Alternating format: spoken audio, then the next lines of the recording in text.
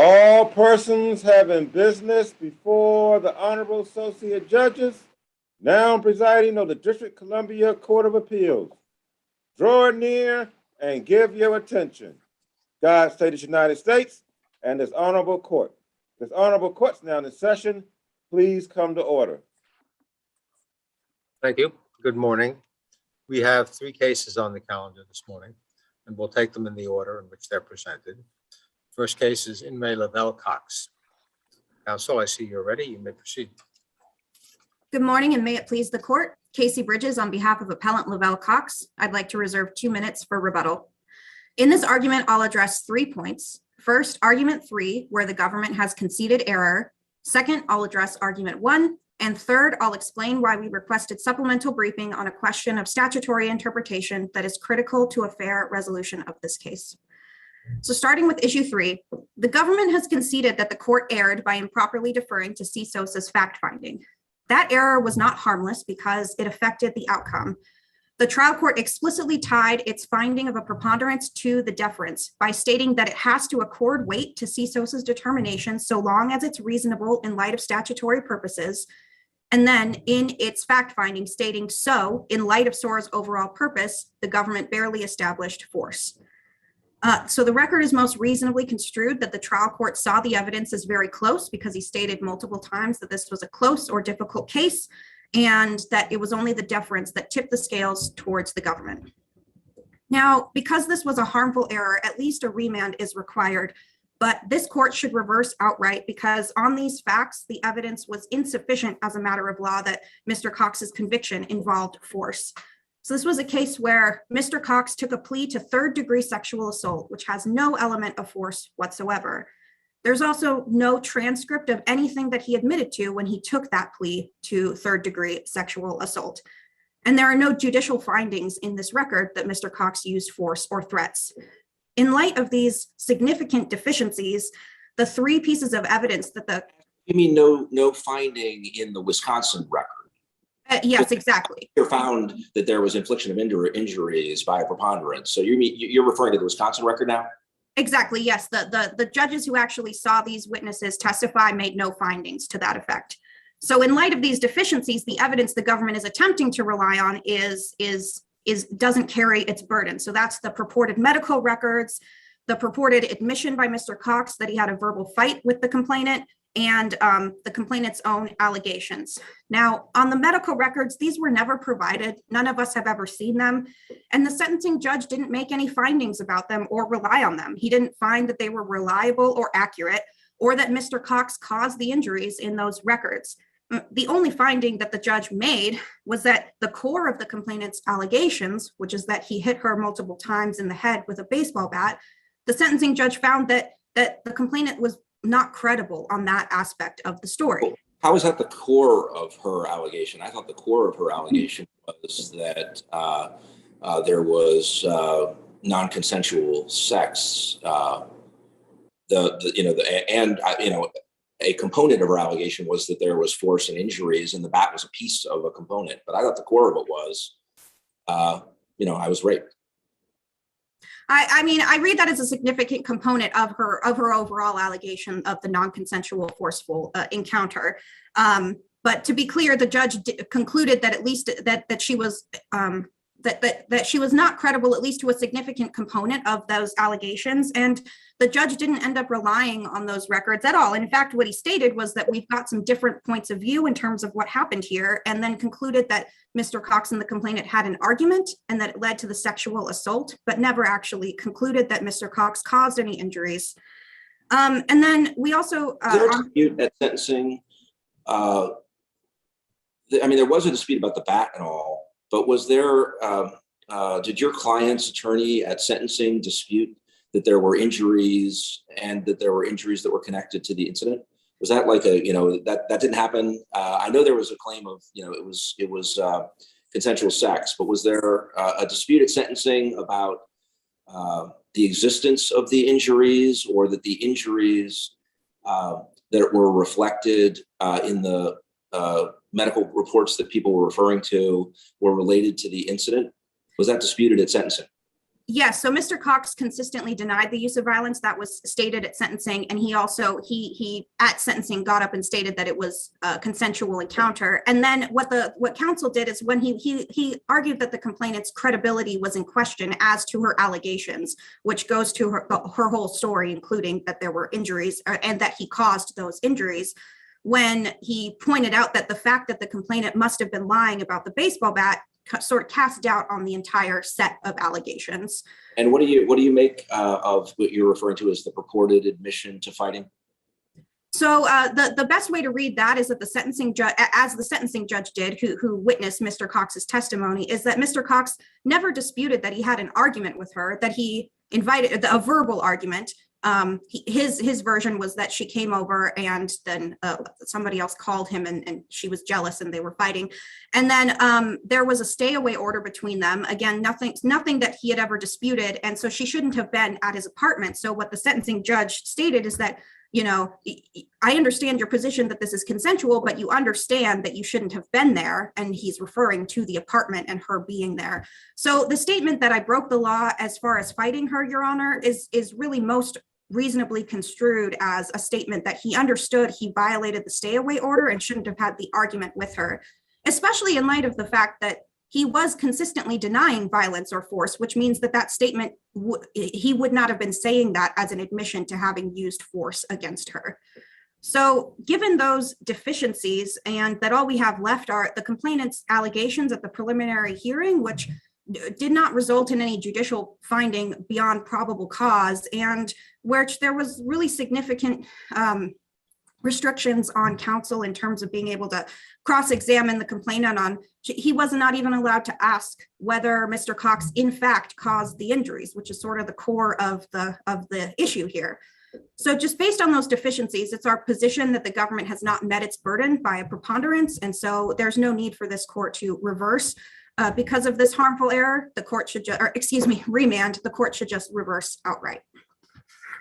Now, turning to argument one, the trial court reversibly erred by violating SORA's 60-day deadline.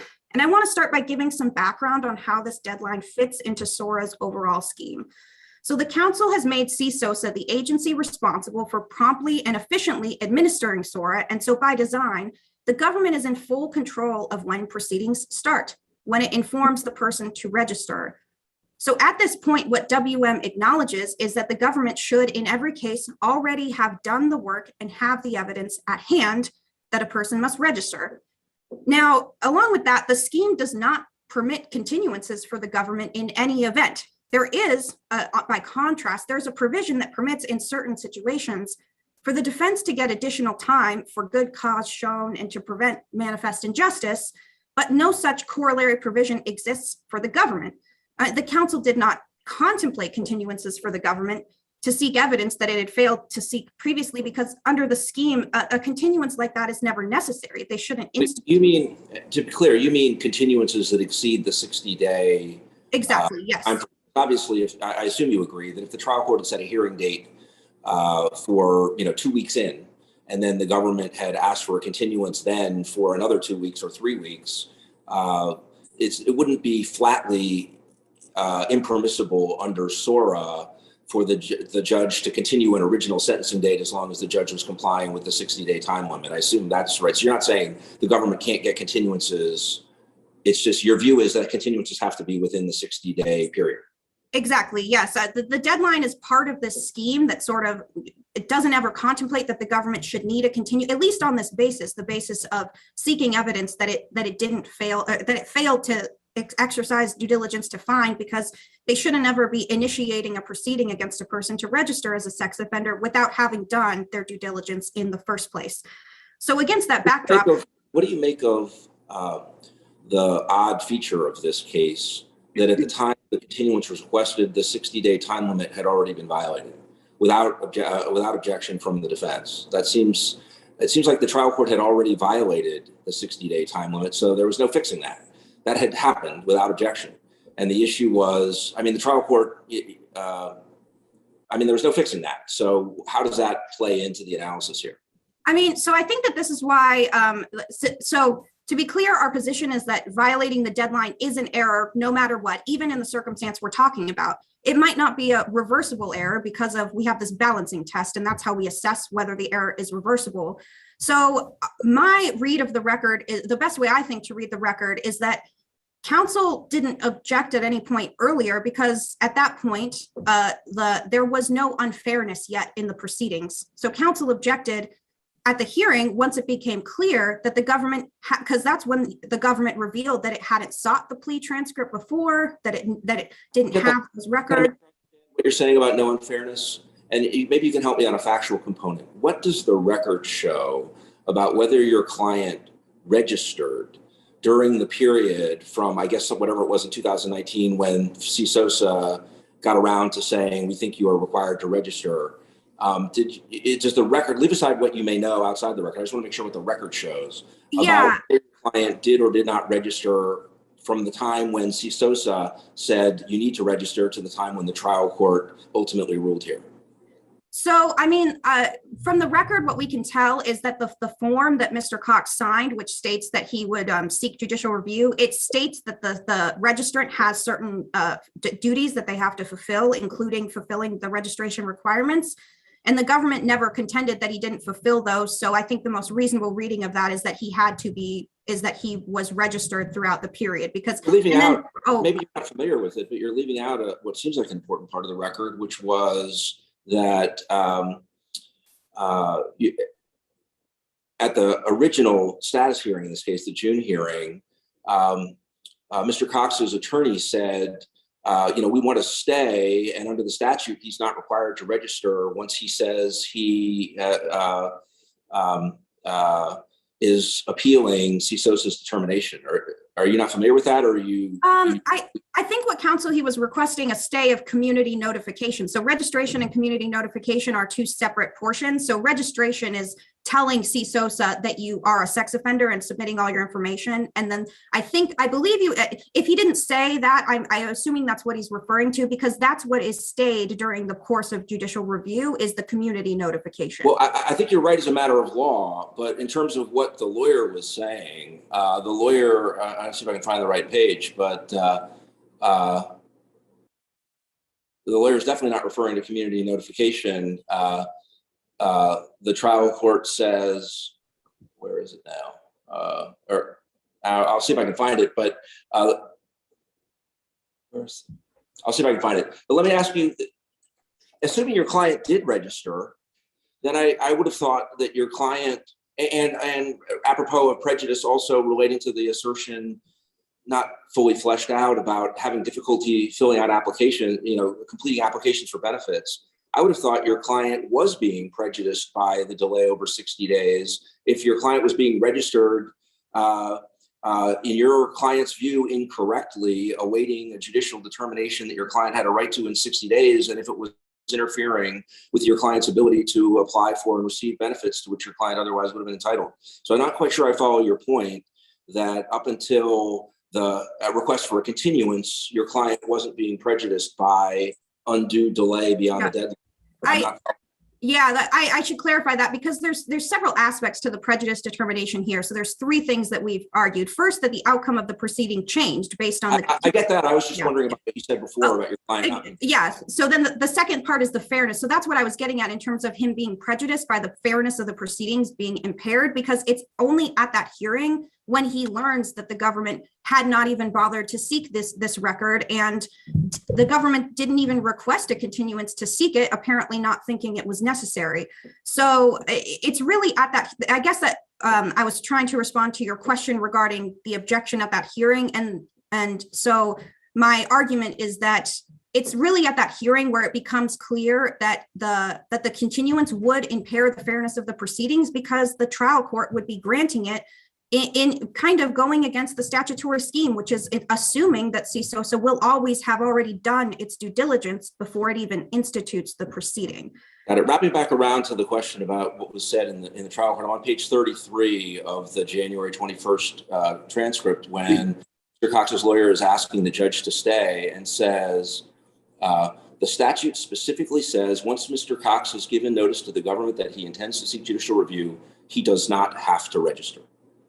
My position is that council just misstated what the law is that you don't have to, it's not community notification, but that you do still have to register. And it does seem apparent from the record.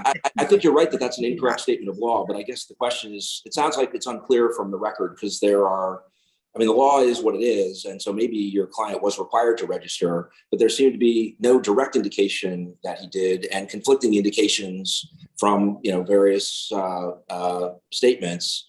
What is a stay? I guess a stay would have helped for community notification. I get that. But in any event, it seems to me it's unclear. But you think it's clear? We should take this case on the assumption or inference that your client did register during the relevant period between the time he was informed by Associated to register and the time of the hearing on June 21st? Right. I don't have the site in front of me, but CSOSA's policy statement states that they take the information from the people and then put it into the registry, and it's like listed as pending until they actually until the judicial review is over. So I think based on that policy, based on the fact that they told him to register, and based on the fact that the government was never arguing that he had failed to do that, I do think that he was registered. But I do want to be clear that the crux of our prejudice argument is that the outcome of the proceeding was changed by the trial court granting the continuance. And so I wanted to make sure to clarify that the most analogous case that this court should be looking at is Montalvo Murillo, because that is a case where the trial court sua sponte granted a continuance that resulted in a directory deadline being violated, which is just exactly what happened in this case. Again, I thought the statutory directive in this case had already been violated. The continuance did not result in the violation. It may have exacerbated it or extended it, but it didn't result in a violation of the deadline, as far as I can understand it. I guess maybe I should rephrase then to in contravention of the deadline. So the continuance was not permitted under the deadline because the deadline had passed. And that may be right or may not be right. So let me just ask you a hypothetical. Imagine that on the day of this extended hearing, the United States had come in and said, we have a witness. We had a witness who we were planning to call. We have the complainant who's going to be here and testify that this involves the use of force and or the infliction of injuries, and therefore, is a life offense under the appropriate analysis. I know you have a remaining issue where you want to take a legal issue with that, but and imagine the United States said, though, Your Honor, that witness has just been in an accident. She's not able to be here. We are assured that she'll be able to be here in 2 days, and we want an extension of time for 2 days.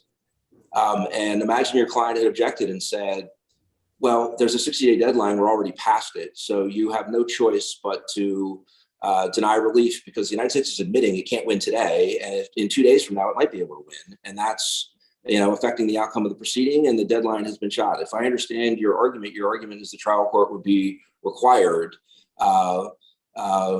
under the prejudice analysis that you're describing to deny relief, to dismiss the matter and say, nope, no SORA registration.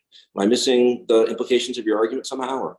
So yes and no. So yes, our position is that it would be a legal error in that circumstance to violate the deadline, but the case would end up being different because that likely would not be a reversible error at that point. Why wouldn't it be if your argument is that for the relevant prejudice here is the change of outcome in the proceeding, and it would have changed the outcome of the proceeding? Because there's several aspects to prejudice. So, because under the test that we've laid out in JBG, there's prejudice and there's the public interest. So the point of when if the government had come in and something outside of its control occurs, it can't bring the evidence in, something like that, then the public interest is not implicated by the deadline versus in this case where it is, because the council has set up a scheme by which the government is supposed to do its due diligence and sort of have the evidence at hand before it institutes the proceeding in the first place. So but just to be clear, if I'm understanding your view, a good trial judge in the hypothetical I gave would say, it might be harmless error if I ruled otherwise, but there's a deadline. It's true it's already blown without objection. And it's true there's a good excuse for the additional 2 days here, but I'm not going to commit harmless error. I'm not supposed to commit error at all. So the correct legal ruling, your view is for a judge to say sorry, and that's just too bad. That's what happens. I guess I shouldn't have blown the deadline. Nobody objected, and there's a good reason in leaving aside that problem, there seems to be a good reason for a 2-day continuance. And, the United States is in arguing that any error would be harmless, but I'm not supposed to commit harmless error. I'm supposed to actually do what the law requires. And the law requires me to dismiss this proceeding. Am I right in understanding that that is the logic of your argument? Yes, that's the logic of our argument. And I want to bring to you a quote from Sutherland, who wrote this treatise on statutory construction to kind of draw to make it more intuitive why what we're saying makes sense, which is that legislatures do not intend for anyone to disregard any written law. So they put the law in the statute, not intending that it would be violated. And in fact, in so doing, explained that they carefully calibrated all of these concerns, such as the government, the individual's interest, the public's interest in public safety. And so, yes, it's a legal error to violate that deadline. And I get the point you're raising. And if the hypothetical were that the judge had set the hearing date for 58 days, and then a problem arose on day 58 that was going to make it impossible for the judge to rule in 3 days, your argument, I could see better. I guess where I'm struggling is when you're relying on cases that involve judges that don't involve situations where the deadline has already passed, and the issue is further extensions past an unobjected to deadline. Do you have any case that takes that form, that addresses the question of, let's say there's a deadline, it's already been missed, there was no objection to it being missed, a problem arises, and the issue is more time or not? Do you have cases that address that scenario and say you have to treat any extension like it's a new violation of the deadline, and therefore you just can't extend? The correct legal analysis is no further extensions, no matter how good. Maybe if you don't understand that and things work out okay, there might be a harmless error analysis, but a good trial judge in something like that just has to say no extensions. We missed the deadline without objection, no extensions. Do you have cases that take that form? Because that seems like the key feature of this case. So I'm just wondering if you have cases that address that feature. No, but to be clear, the government hasn't made this argument. I think that to the extent that there's any sort of argument that because we did not object to the violation earlier, that we've somehow acquiesced to a later violation, I think that that's foreclosed, because I think they've waived that argument. And I think it's also important to take note of what the objection counsel made was, because when counsel objected to further delay. He didn't at that point say, so here's some timing stuff. So we filed the motion on March 13th. So the deadline of 60 days was actually May 13th. The government didn't even file its response until May 20th. So we didn't come in and say, okay, well, the deadline has been violated, so this court shouldn't take into account anything that's come in after the deadline.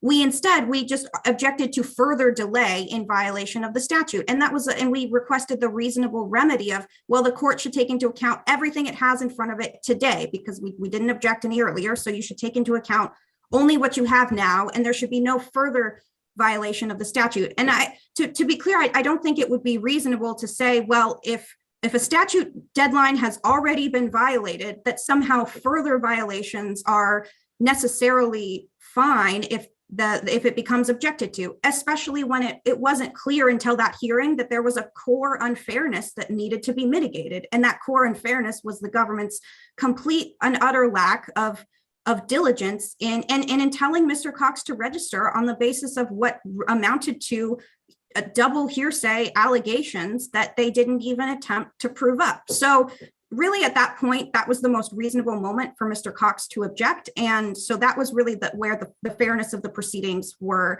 impaired. Bridges, I guess I do find myself puzzled after listening to this colloquy about the legal status of these deadlines.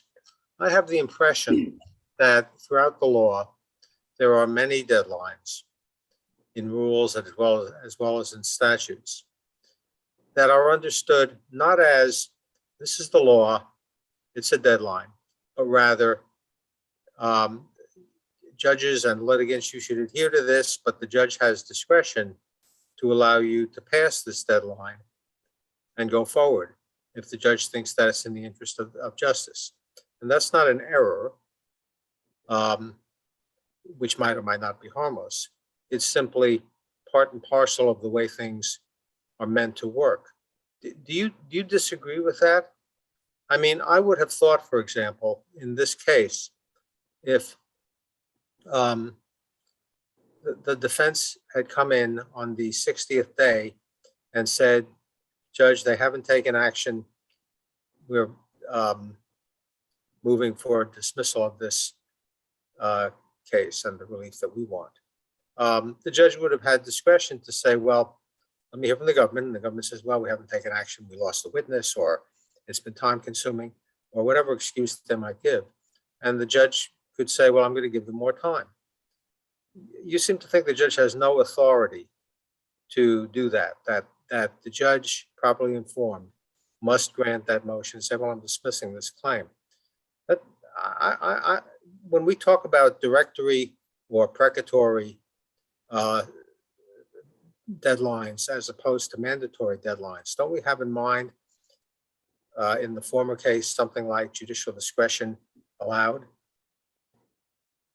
No, I mean, so to be clear, we're not arguing that this is like a mandatory or jurisdictional deadline that like sort of prevented the court from having the authority to hear the case. But no, under SORA, the court doesn't have discretion to violate this deadline. I mean, it's important to note that even though this is a directory deadline, So if the case is going on and, you know, there's a lot of witnesses and it goes past the 60th day and they're in mid-trial, we call a halt and say it's over.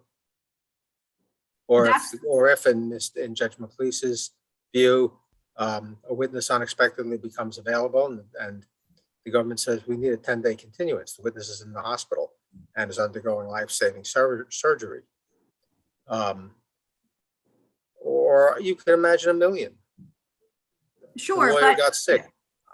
I have a little difficulty thinking that the deadline in this sort of case is mandatory in the sense that you're using it.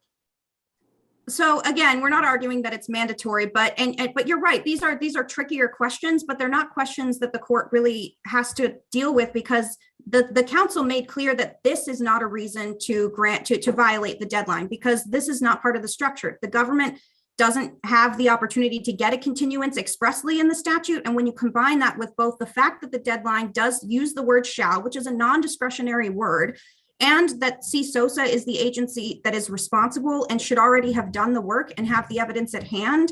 When you take all of that together, the council determined that the public interest is best served by having a strict deadline. And Suppose CSOSA gets up to the 60th day and says, oh, well, we just can't get it done. We told you to register, but and you requested a hearing, we can't get it done. So we'll withdraw it. And we'll get our ducks in the order and reissue it later on. Can that work? That might be different. I mean, there's going to be some res judicata problems if the trial court makes a finding, but given what your hypothetical, I'm not sure they made a finding and maybe he doesn't have to, who knows? I'm not sure exactly how that question would be answered. That would be a more appropriate resolution than let's tell a person to register without having any actual evidence that he should register and then get to the hearing and sort of shrug our shoulders and say, well, the record is what the record is. We didn't actually ask for the plea proceeding transcript. We never asked for any of those things. And I don't know whether it's possible to get it. We're going to have to ask and see. Like those are questions that CSOSA should have already asked and had answered before telling Mr. Cox to register as a sex offender. So Ms. Bridges, it seems to me, it's before it sounded like you were speaking or your conversation with Judge McLeese was about whether or not the judge even had authority to do this. And I think that's what Judge Glickman was asking about. But right now, what you're talking about seems to be more, not so much whether the judge had authority to extend this, but whether the judge abused discretion in giving this additional time in these circumstances where the government basically showed up empty-handed after having had more than enough time to do its job, and where you then say there's this prejudice that flows from it. I mean, is that the argument that you're making? No, our argument is that the trial court doesn't have the discretion to violate it. And this is why I really want to draw the court back to Montalvo Murillo, because that's exactly how the Supreme Court analyzed a deadline that's exactly like this one, a directory deadline, where a continuance was granted. And because the continuance was in violation of the statutory deadline, the court analyzed whether that was harmful error.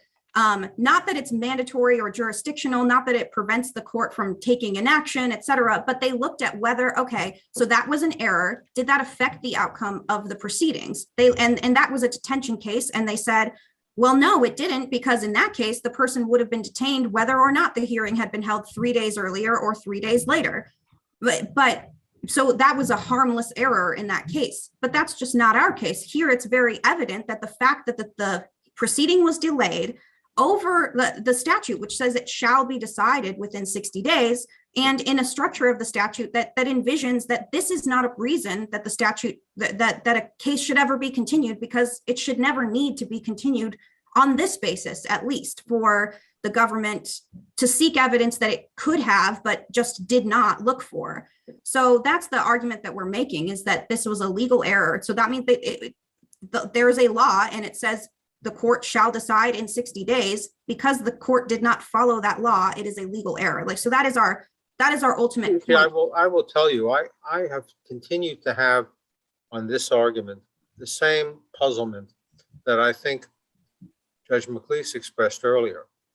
The defense essentially agreed to hold a hearing after 60 days. Having done so, I don't understand how it can continue to invoke the 60-day deadline. It can argue that a continuance was unreasonable for other purposes, sure, but it's agreed that this proceeding can go on past 60 days. And under those circumstances, I think it's hard. It's just hard for me to understand how it can nonetheless resurrect the 60-day deadline as a basis to object to the continuance. Again, the government hasn't made this argument, so I'm not sure that it's appropriate. I'm just telling you what's been difficult for me to understand. Well, I will say, I don't have a case on this, but intuitively, it doesn't make sense to me that a person who fails to object when the deadline at that point hadn't caused any unfairness or any problems to Mr. Cox, but who It certainly did. It certainly did. If he had invoked the deadline and the judge had agreed with your view of the law, he would never have been required to register. Whereas having not invoked the deadline, he allowed the government the chance to, at which they were ultimately successful, to get an order requiring him to register. So I don't, the argument that, well, he had no reason to invoke the deadline doesn't make, I don't understand that. I guess I should have phrased it differently. What I'm really getting at is that there was a core unfairness in this case. And the unfairness was the fact that the government invoked these proceedings without having done its due diligence. And as soon as Mr. Cox found that out and found out that the trial court was actually planning to reward the government for that failure, that's when he objected. And in my view, it makes sense that even if he had failed to object earlier, that his objection to further delay beyond the statutory deadline made perfect sense. And his request for a remedy was perfectly reasonable in light of that he found out about the core unfairness that occurred in this case at that hearing where he made that objection as soon as he found that out. Can I ask you, I know we're way over time, but you did request supplemental briefing on an issue. And I guess my question, others may have other questions, but at least one thing I'm hearing from you about is how the argument that you would like to supplementally brief would be squared with our decision in Re Doe. Yeah, so our position is that SORA it's a conviction-based system, and it defines committed a registration offense as convicted of a registration offense. SD was a case, or in Re Doe, however you say it, it was a case where the person was actually convicted of the element. The critical fact at issue was that it was a minor in that case, and he was convicted in the federal court of enticing a minor, I believe, or something to that effect. So there was a conviction of the critical fact in that case. Versus here, what we're, I mean, the sentence I have in mind is where we said It is clear that CSOSA properly may and often must look beyond the face of the judgment of conviction in another jurisdiction to the underlying offense conduct to determine whether the requirements of subparagraph G are met. Is your point that's dicta, or do you think it's not, or do you have some other response to that language in Rato? I mean, so yes, we do believe that that's dicta, but also I will say, I mean, I think supplemental briefing is needed because we will need to sort of explain what the word conduct means, how that fits into this overall statutory structure, which is a conviction-based structure, and that it doesn't seem to square with the statute that a person could be found, need to register as a sex offender for unconvicted conduct. But again, this is going to require supplemental briefing just because it is, you know, the language in sort of 6E and 8G about substantially similar conduct has to also square with the language in earlier of the definition of committed a registration offense as a conviction. It has to square with the language in 4004 about how the only time that there's dispute resolution is when there's a fact that's not apparent from the disposition, which is, you know, not this case where it is apparent from the disposition that he was not convicted of using force. And I will say, I mean, the reason that that I didn't raise this earlier is because I only found out on Monday that PDS has actually litigated a case like this in Superior Court in front of Judge McKenna, who agreed with our statutory argument. And that was a case where a person had pleaded to first-degree assault in Maryland, which is a non-sexual offense, but there was some like allegations made at the plea proceeding that there was a forcible rape component to it, I think. And he never admitted to that during the plea. So Judge McKenna reversed CSOSA's determination that he had to register based on having committed a substantially similar to a lifetime offense, based on the same argument that we want to make here, which is that it's not really reasonable for CSOSA to go beyond the face of the judgment when it's apparent from the judgment that it's not a conviction for the sexual offense that is the lifetime registration offense. So as soon as I learned that had happened, I filed the motion the next day because it became clear that the statute maybe doesn't allow for what happened here, where a not third-degree sexual assault, which is in Wisconsin, unconsented to sexual intercourse without the person's consent. If he'd been convicted of those elements in DC, he wouldn't have to register as a sex offender because that's not as a lifetime offender. Just to be clear, this argument was made in the trial court and rejected by the trial judge. So it's not like the Judge McKenna's ruling brought to your attention a legal theory that wasn't already front and center for you. Is that fair? A little bit. So trial counsel raised it. It fell a little by the wayside, but then the trial court did rule that under SD, that you have to look to the underlying conduct. And so I think what I realized when I learned about the Judge McKenna ruling is that CSOSA's authority to look to the underlying conduct might be limited depending on what the person was convicted of and like what's apparent from their conviction. And so we really believe that supplemental briefing will be really necessary because we don't think that this is an offense that Mr. Cox should have to register as a lifetime offender for based on the lack of a conviction. So that's really necessary. You've been fairly ready to argue that the government has forfeited some arguments by not making them on appeal. Why is it that you shouldn't be treated as having abandoned or forfeited this argument? I think because this is an argument that's it's a statutory argument. It's not going to require any sort of facts.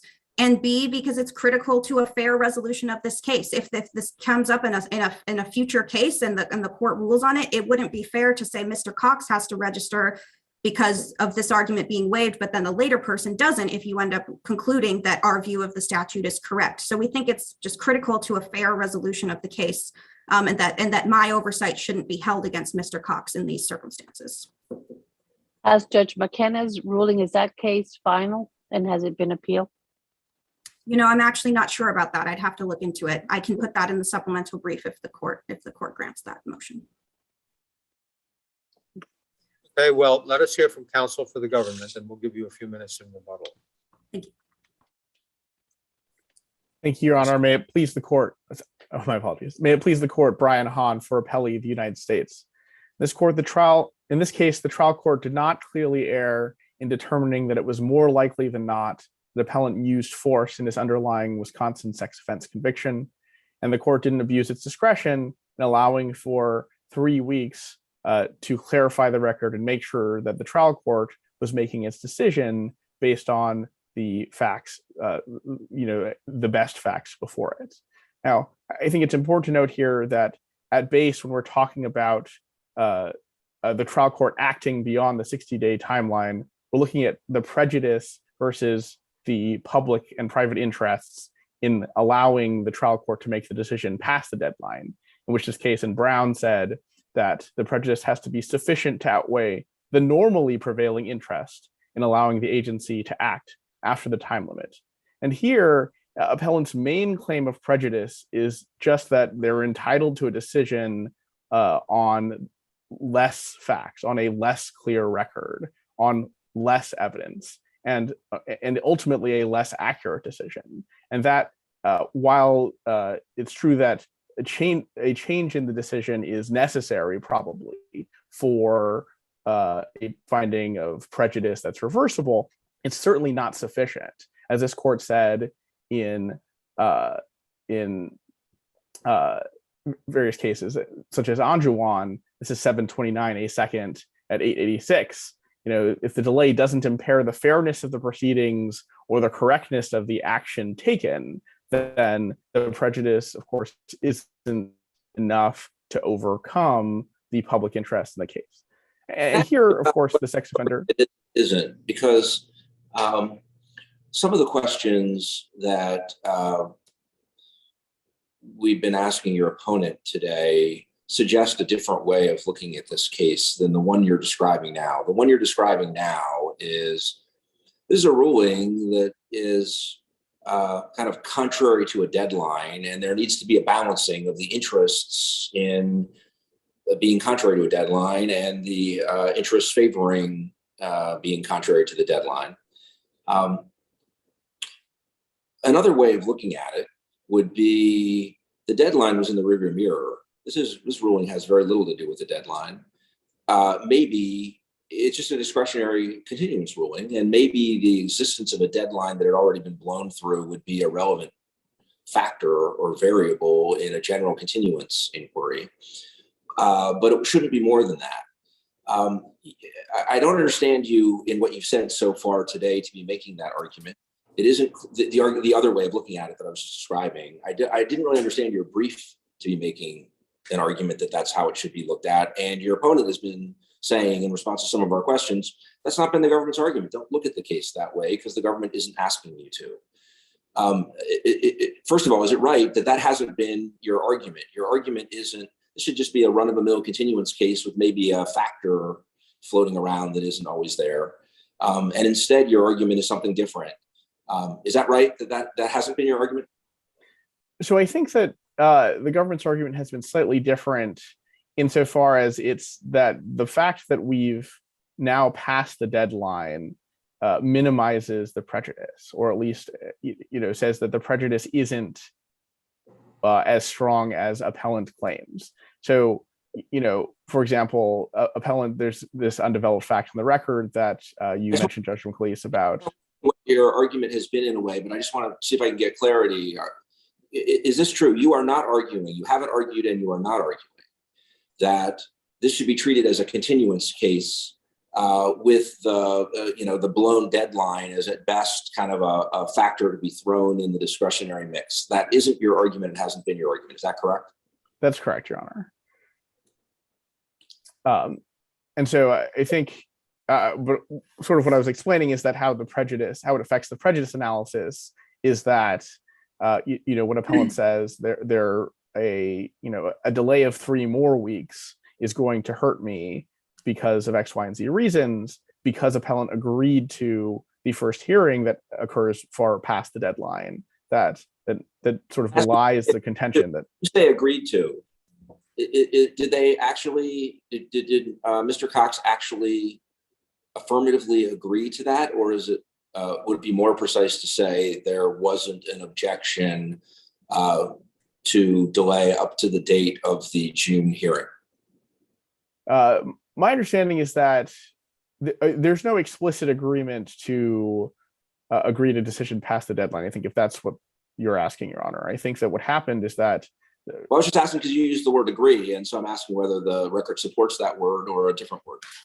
Yeah, so the trial court reaches out and says, and they schedule the hearing, and they schedule the hearing without mentioning the deadline. And I think that in those circumstances where a party agrees to a hearing date that is past a deadline that they throwing me when you know say the about. word agree, are you saying we should infer that there were contacts between Chambers and the parties that resulted in the date being scheduled when it was, or are you referring to something that happened in court? I'm just not quite sure what you're referring to when, again, you start using the word agree. That's where I get a little unsure.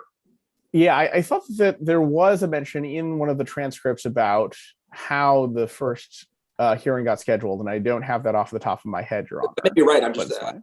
trying to figure out what the record said on that. Yeah, I think that's why I'm using the word agree, is because my memory is that there is some discussion, very brief perhaps, but discussion about, we know we're past the deadline already, but and that got scheduled because the court reached out to the parties, and then we all said that this was a date that was good for everyone. But I don't have that citation off the top of my head, Your Honor. Thank you. But I do think, again, that there is no prejudice here in terms of appellant's ability to contest the evidence that the government brought to in order for the trial court to make its decision. And of course, the public interest on the other side of the ledger in terms of the Sex Offender Registration Act is very strong. It promotes the public safety, and as in In Re WM states, quoting the committee report, it facilitates effective law enforcement. It enables members of the public to take direct measures of a lawful nature for the protection of themselves and their families, and it reduces registered offenders' exposure to temptation to commit more offenses. So there's no question here that the public interest is very strong in this case. And so the trial court properly considered the supplemental information that the government gave and did not clearly err in concluding, of course, that it was more likely than not that appellant used force in this underlying offense. And there's, if we were this as kind of a discretionary continuance ruling, there are certainly a number of features that don't favor the United States. I think you would agree. You would agree that CISOSA was not, there's no indication CISOSA or the U.S. Attorney's Office was diligent in preparing for the hearing. Would you agree with that or disagree with that? I actually would disagree with that, Your Honor. And that's because while the trial court didn't think that the evidence that CISOSA had before it was enough, this court in Re WM at least contemplated that evidence in that vein would be enough. Well, are you saying that the evidence at the original hearing was in fact sufficient? Because I hadn't seen that argument in your brief. Maybe I missed it. I don't know that we made that argument in our brief because that's not what the trial court relied on. So we're arguing that the trial court's decision wasn't, was correct. No, the trial court, of course, said it's an argument you could have made in your brief if you wanted to say, look, PDS's argument is that it changed the outcome of the proceeding, and maybe it did, but just to be clear, it didn't have to. The judge was wrong when the judge said this wasn't enough. It actually was enough. That's a point you could have tried to make, but anyway, you didn't. But your position is that what you actually had at the original hearing was enough. Yeah, so I think there's a difference between saying that the trial court erred as a matter of law, that what we had as a matter of law was enough. But I think that In Re WM contemplates that it's enough, because in that case, there was one defendant named WB who, what the government's evidence there was that they proffered a police report from, I think, the 1970s is when his offense was. And then there was a circuit case that just described, quote, unpleasant details and, quote, a shocking assault on a 13-year-old. And under those circumstances, and WB, in fact, submitted an affidavit claiming that he didn't use force in that underlying conviction. And this court said that the outcome, remanding it because there was a improper standard used, the outcome may depend on WB's credibility if the trial judge finds the government's evidence sufficient to establish that WB's offense did involve the use of force. This is 851 a second at 455 to 56. And so the court there didn't say that evidence was insufficient as a matter of law for the trial court to conclude that force was used. It said that, well, we've got that evidence, and then we've also got this affidavit from WB. So maybe now there's a credibility contest between the two that needs to be resolved by live testimony. And So- I see that you, I take your argument about diligence and its presence or absence. Another typical continuance factor when someone is seeking a continuance to get additional information is the degree of assurance that there will be important information obtained if a continuance is granted. Would you agree that the government's showing there was not very strong because the prosecutor acknowledged, well, I don't even know if we can get a transcript. We've had some difficulty getting police reports, and I don't know if we can get a transcript. Yeah, I think at the very least there was the government assured the court that it could figure out if there was anything to obtain very quickly. And I think that when you talk about the court's exercise of discretion and whether or not to grant the continuance, the court could say, all right, we'll give you some time to figure out if you can find this. And if you can, that's good. And maybe the continuance is shorter because of that. But that I don't think that it is an abuse of discretion for the trial court to say, even if you're not completely sure that this exists, you cannot make efforts to go and obtain. It's a fair bit understating it to say that the government said, well, we're not completely sure. I think that, a fairer description of what the government said is we have no way to know one way or another. We can try to find out. That's right. A fairer description, I think. Would you agree? That's fair. And I agree that the government did not know whether or not a plea transcript existed. And it, in fact, did not exist. And that's what we found out. But we were able to obtain other information from the Milwaukee County District Attorney's Office. And that's the information that were provided to the court in the short time of 3 weeks. And again, we're talking about the prejudice to the defendant during these 3 weeks. There is no evidence in the record, at least from my reading, that there was any imposition on him beyond that had already happened. Well, So I thought there were two. Do you have a view about what the record shows about whether Mr. Cox was registered from the period between after CISOSA said you were required to register and up to the date of the June hearing? I think the record's very unclear, Your Honor. I take your point that his appellant's counsel, at least during the hearing, seemed to think that he didn't have to register. And then there's the notification from CISOSA that tells him that here's the registration information that you need to provide, and here are dates by which you need to provide them. And so there's sort of unclear in the record whether or not he did in fact do that. And of course, there was no enforcement mechanism against him saying, you didn't do that in that time period. I do think that even if he was required to give his information immediately to CISOSA, and the 3 week period of delay didn't change what he had already been prejudiced, that he had already had to do that. And also that because it ends up that he did have to register for life, that actually isn't prejudice to him during this period of time, because he in fact did have to register. So there is also at the hearing to the idea that the possible requirement to register hanging over his head was interfering with his efforts to obtain benefits such as veterans benefits. Right. And that's not developed, as you pointed out, Your Honor. And so we have no idea what that prejudice is, if it even exists. And again, the appellant agrees to more than a 60-day time period in which the trial court is to make its decision in the first instance. And so I think that discounts his argument that he's very prejudiced by this extra 3 weeks. We've already blown past.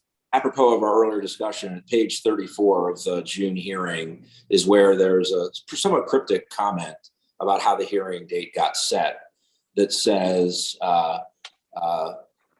I know the court chambers had reached out to both parties and specifically requested about a month whenever this date was set, and then it kind of trails off into other comments. So I find it, I guess it's a little unclear to me exactly whether that was a month after the completion of briefing or what that month refers to is a little opaque to me. But I can see, at least why you're suggesting that there may have been some kind of an inference of acquiescence in a hearing date scheduled after the 60-day deadline. So I wanted to wrap around and acknowledge that.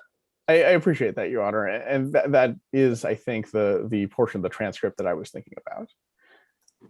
Mr. Hahn, yes, Your Honor. How would your argument be different? Would it be different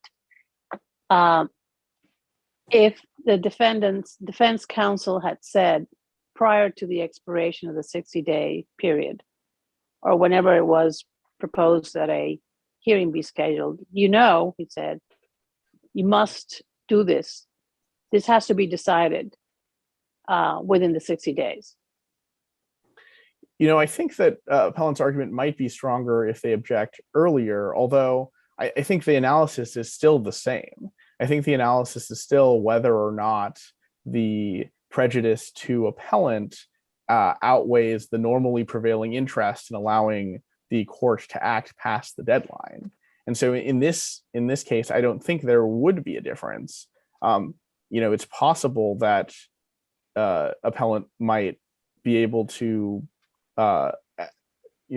provide more on the record about prejudice, but absent that, I think that an earlier objection doesn't actually matter to this analysis. And that's because, the DC Council, in fact, did enact a 60-day deadline, but it's, been long held in this court that a deadline without consequences in the statute is directory rather than mandatory, and establishing this test as to how it is adjudicated once a agency or the court passes that deadline. And so the council did not put in a consequence for violating the 60-day deadline. It didn't say the court must decide it by the 60-day deadline and it cannot hear any other evidence or any other argument after that. It didn't say that after the 60-day deadline has passed, the motion must be decided in favor of the petitioner. It is just a directory deadline, and the trial court can decide the case past that deadline, as assuming that the prejudice to the losing party doesn't outweigh the public interests there. So to get back But to if it had question- been a year, for example, delay past the 60 days, right? Does that make a difference? I mean, does it still come down to prejudice, or are you going to say, well, since he had to register as a lifetime, since he still had a lifetime registration requirement, there's really no harm? I think it does come down to prejudice, Your Honor, and in cases like this where there is a lifetime registration requirement, I think there is less harm in having someone register because they had to, and then have a court later down the line say, okay, that was the correct decision. And so the imposition upon the petitioner in that case is exactly the same as if they had not challenged the correct decision is in the end is the same no matter what. Your argument is that if on the June hearing, make it even worse. Imagine that there was a hearing set for 45 days after the appeal was noted. And imagine on that day, the United States comes in and says, Judge, we haven't done anything to get ready for this hearing. We have no intention of doing anything to get ready for this hearing for 2 years. So grant us a 2-year continuance. And the judge says, sure, it's a directory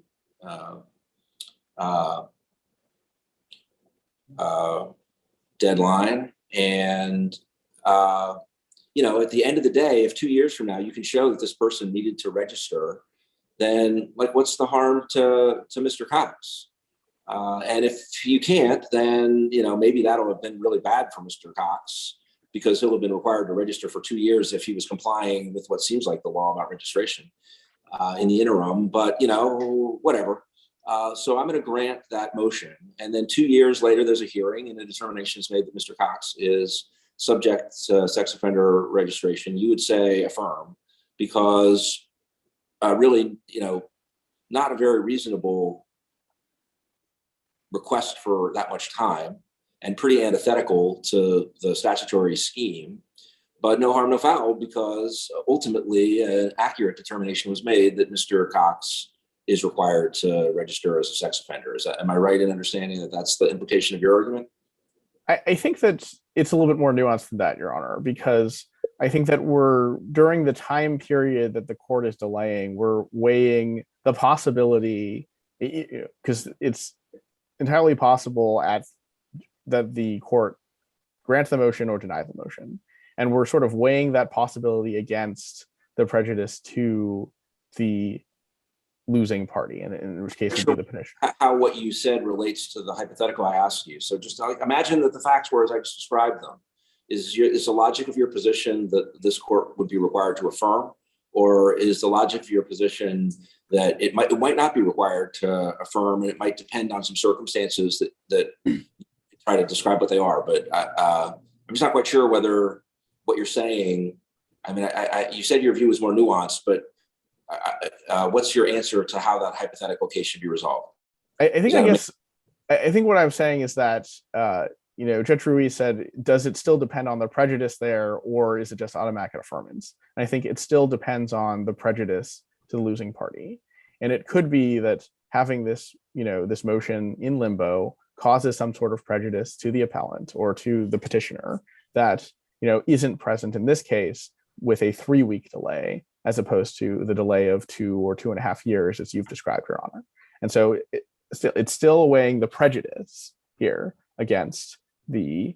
So your view would be it depends, and if hypothetical Mr. Cox in that hypothetical case could come in and say, here's why waiting 2 years was bad for me, that's independent of it's a ridiculous ruling and should have been done a lot earlier, and the government wasn't ready, and all the kinds of things that are being said here. It would have to be some other kind of prejudice. Not quite sure what it would be, but if there were some other kind of prejudice distinct from all of that, it's possible that reversal would be warranted. That's your point? So for example, he could say, I didn't know what the government's evidence was going to be for some reason, and then he says, well, you know what? I wanted to call the complainant as a witness, but because the trial court waited 2 years to hold a hearing on this, she has either, passed away or, has become, incommunicado or something like that. And then he says, well, I've been prejudiced in my ability to contest the government's evidence here. The fairness of the proceeding has been compromised. Got it. Can I ask, there are at least 2 other agenda items. One of them is we haven't discussed the error that you conceded and its implications for how this appeal should be handled. It's fair, is it, to say that you concede that the trial court was incorrect to say that the trial court owed CISOSA deference in deciding the issue the trial court decided? Is that fair, or is that not fair? So I think that it is error for a trial court to afford CISOSA deference when it makes the decision, the factual decision, when it comes to registration. I think that the trial court didn't do that in this case. So the trial court didn't do it, or did you argue that it was harmless? I believe that we argued that the trial court didn't do it because, the trial court says, I think I have to owe deference to CISOSA, but then, immediately after that says, but CISOSA's got the burden, and doesn't mention that deference in its sort of conclusion when it talks about why it's making its decision. And I think it's, in context, the court doesn't defer to CISOSA because the evidence that CISOSA had before it, which is the evidence initially that was presented to the trial court said, if I had considered only that evidence, it wouldn't have been enough. And so I think that in context, it's fairly clear that the trial court didn't actually defer to CISOSA. And what the trial court says in its conclusion here, and that's on page 31 of the July 31st transcript, is that it is making its decision in light of SORA's overall purpose. But of course, in INRI SD, this court has said, there needs to be a broad construction of what a registrable offense from an out of jurisdiction offense is to effectuate the goals of the legislation. And so thinking about that isn't an error. Question of what you'd argued, I didn't really catch the nuance that I guess you're floating now, but your brief on page 34 refers to an error in the trial court's reasoning. So I take it that I understand you to have conceded the trial court in rendering this ruling gave some reasons, and one of its reasons, one of the things it said as it was explaining what it was doing, was legally incorrect. Is what I just said, is that a fair description of what you conceded, or are you saying you don't think even that happened? So I don't think that the trial court used that deference in its decision. I think the trial court made an incorrect statement of law. I find that a little hard to parse from the brief that says the error in the trial court's reasoning. Well, But I understand your argument that, okay, there was a mistake in the judge's explanation of the judge's ruling, but it wasn't load bearing because, but anyway, so I didn't quite catch the nuance that you're presenting now, but leaving that aside, the trial court thought it was a very close case, understandably, and said that repeatedly. And then the trial court also said, I think twice, I owe deference to CISOSA. In a way, I mean, the trial court didn't suggest. To which the government agreed. Yeah, well, right. It was an argument I think, that they were making, but I think the defense counsel also agreed, but Right. No, everybody agreed. yeah. Right. But I mean, why should we assume the trial court statements about that were like surplus verbiage rather than I'm explaining my ruling? Here's a thing I'm saying. I mean, it's a pretty natural inference at minimum that the judge was saying that because the judge thought it was important to explain the judge's resolution of what the judge thought was a close issue. Otherwise, the judge is just wasting people's time saying, oh, by the way, it's not relevant to what I'm doing, but I'm going to mention twice that I owe deference to CISOSA. That seems not a natural inference. I mean, I think we might wish that judges talked more or less depending on how well it turns out for us. But again, I do think that the trial court says that the evidence that was in front of CISOSA, at least, and says that that wasn't enough. And so it's hard for me to imagine how the trial court is saying, CISOSA, I'm going to owe deference to their decision, but I don't think that they made the right one. So, I think the court, states this incorrect legal proposition. I don't think that it plays a role in the court's ultimate determination. I do think that, if the court thinks that the trial court did in fact defer to CISOSA and that it did make a difference, then the proper remedy is remand for the trial court to not make that error. And am I right that with respect to supplemental briefing, you've deferred to I know you indicated, well, it was represented that you deferred to the court. Do you continue to defer to the court, or do you wish to express any view on the request for supplemental briefing? Yeah, I think we will continue to defer to the court. I would say that a couple things. I think that first, this court could choose to not entertain the argument because it wasn't made in opening briefs. I also think that the argument is in contravention to both In Re SD and In Re WM. In Re SD in the sense that that case clearly holds that the trial court has to go past the face of the conviction to look at the underlying conduct based on the wording in the statute of what a out of jurisdiction registrable offense is. And it contravenes In Re WM in the sense that In Re WM sets the standard at a preponderance of the evidence instead of a beyond a reasonable doubt, because it's a civil regime and not a criminal conviction that we're talking about here. And in particular, I think it confuses proof that is needed for a criminal conviction with proof in a civil regime that a criminal conviction has occurred. And so, in the SORA context, we need proof that a criminal conviction happened. That doesn't mean that means we need to prove by a preponderance of the evidence that the conviction occurred, not that we have to sort of go back through and prove every element of the underlying offense. And the situation comes up, for example, if you're trying to impeach somebody based on a prior criminal conviction, you don't have to prove beyond a reasonable doubt that they have committed the elements of the offense that you're trying to impeach them with. You only have to prove by a preponderance of the evidence that they in fact had that conviction in order to impeach them with it. Sort of a normal evidentiary standard there. And so I think that even if the court entertains the new claim, that it's clearly in contravention of two precedents of this court. I just did want to briefly say, I think that the trial court didn't clearly err in relying on the three pieces of evidence that it did to conclude that it was more likely than not that force was used. AH's preliminary hearing testimony, the admission by the defendant at the sentencing hearing, and the description of the medical records as analyzed by the trial court or the sentencing court in the Wisconsin case. And for those reasons, if there are no further questions, we ask that the court affirm the judgment of the Superior Court. Thank you. Ms. Bridges, we'll give you a few minutes in rebuttal. Thank you.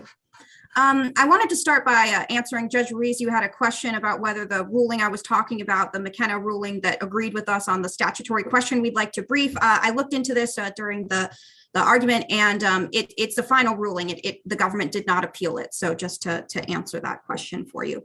And second, I just want to address this timing issue, this sort of the conception of if a person hasn't objected by day 60, then on day 61, they kind of can't object further, or that's somehow a problem. And I think that's not exactly reasonable. I mean, what that would mean is essentially if a person fails to object on day 60, that the court could then delay decision for years, even I don't think that's what we were saying. I think the objection can always be made that a continuance or a delay is unduly prejudicial. But the objection, but it just is, it can't simply be tied to the notion that, well, there's been a violation of the 60-day rule, and therefore any further continuance is an egregious aggravation of that violation that automatically requires relief. Absolutely. I'm coming around to the view, after hearing the discussion, that it's not quite right to say that any departure, or if you want to use the word violation, that any violation of a non-mandatory deadline, whether you call it directory or purgatory or whatever, is automatically an error.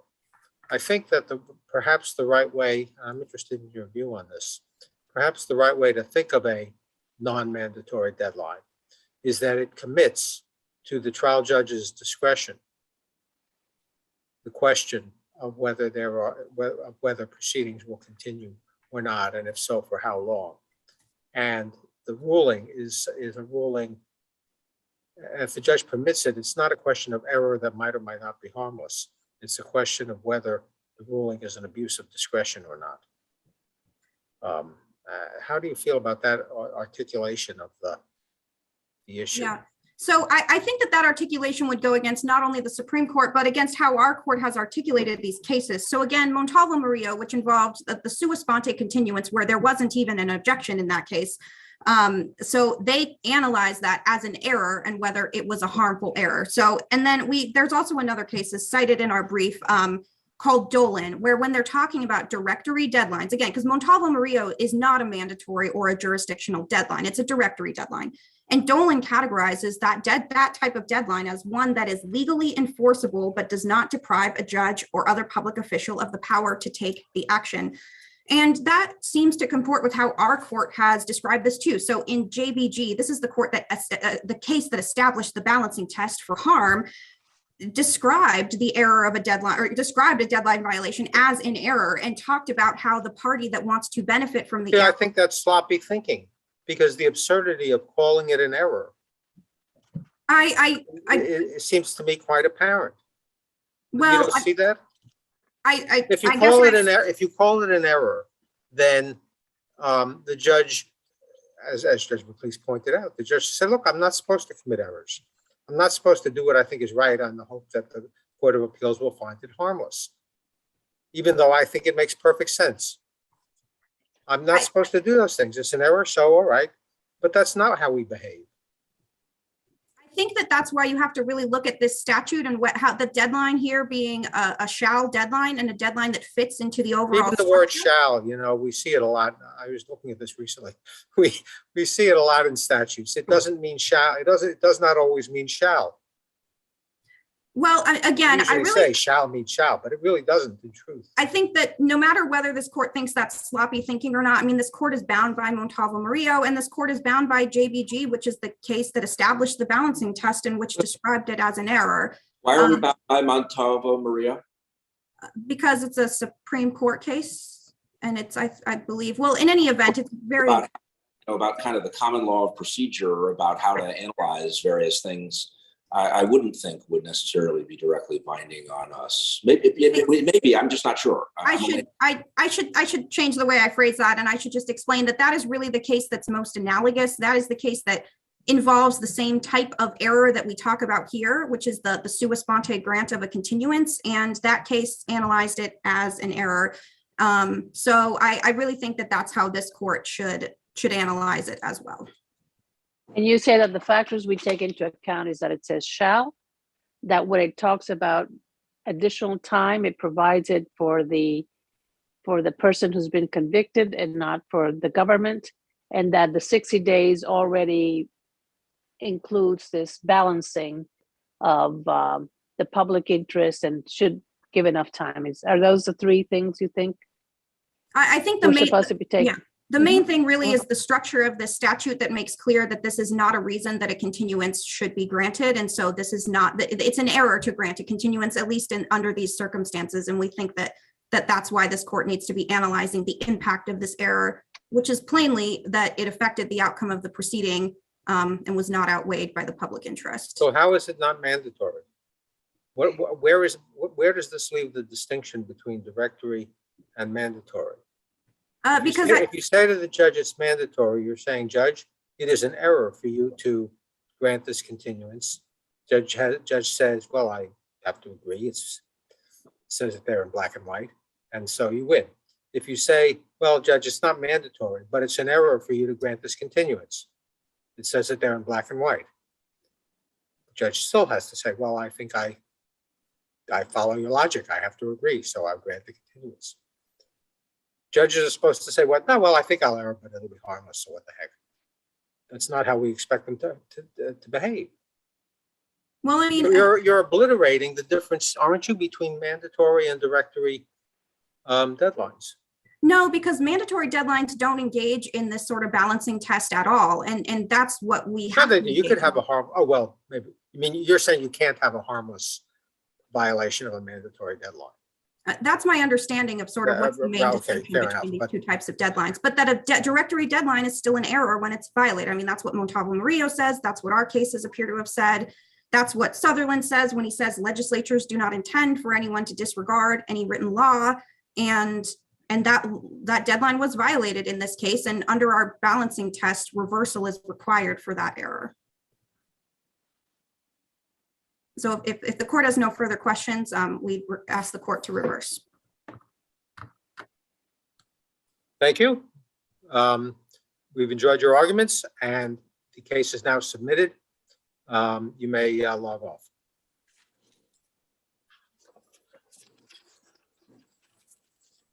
We'll call the second case on the calendar.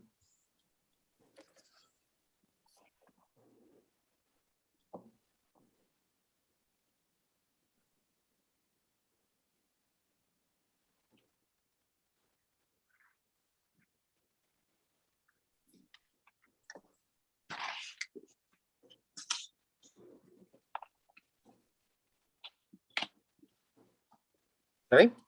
We'll call the case of Hawanda Smith versus Children's National Medical Center. Counsel, you may proceed.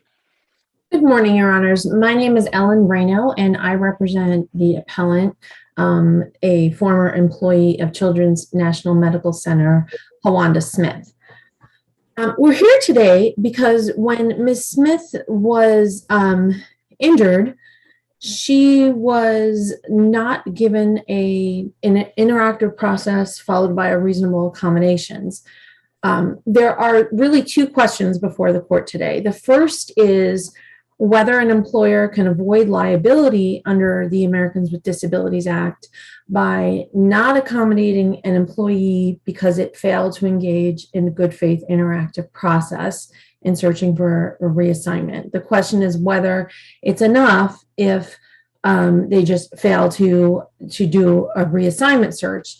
And I believe the answer can be found in the case of Sparrow versus DC Office of Human Rights, where the court said that a failure to engage in a good faith interactive process required reversal of the finding by the Office of Human Rights. The second I did question. not get excuse me, Ms. Bernard, I did not catch the name of the case you cited. Sure, it's Sparrow versus the District of Columbia Office of Human Rights. No And citation? sure, it can be found at 74 A 3rd 698. Thank you. Okay, and in Sparrow, So I want to make sure I understand your argument, because it sounded like you were saying that a failure to engage in the interactive process by itself would be enough to support a claim. Is that your position? I believe that is what this court said in the Sparrow case. So let me ask you a hypothetical then to make sure I understand. Sure. So imagine that I am an employee and I suffer, a terrible injury, and I say to my employer, I want you to try to engage in an interactive process. And my employer says, interactive, what? I have no interest in engaging in any interactive process. And I file a lawsuit and I say, there was no reasonable accommodation because there was no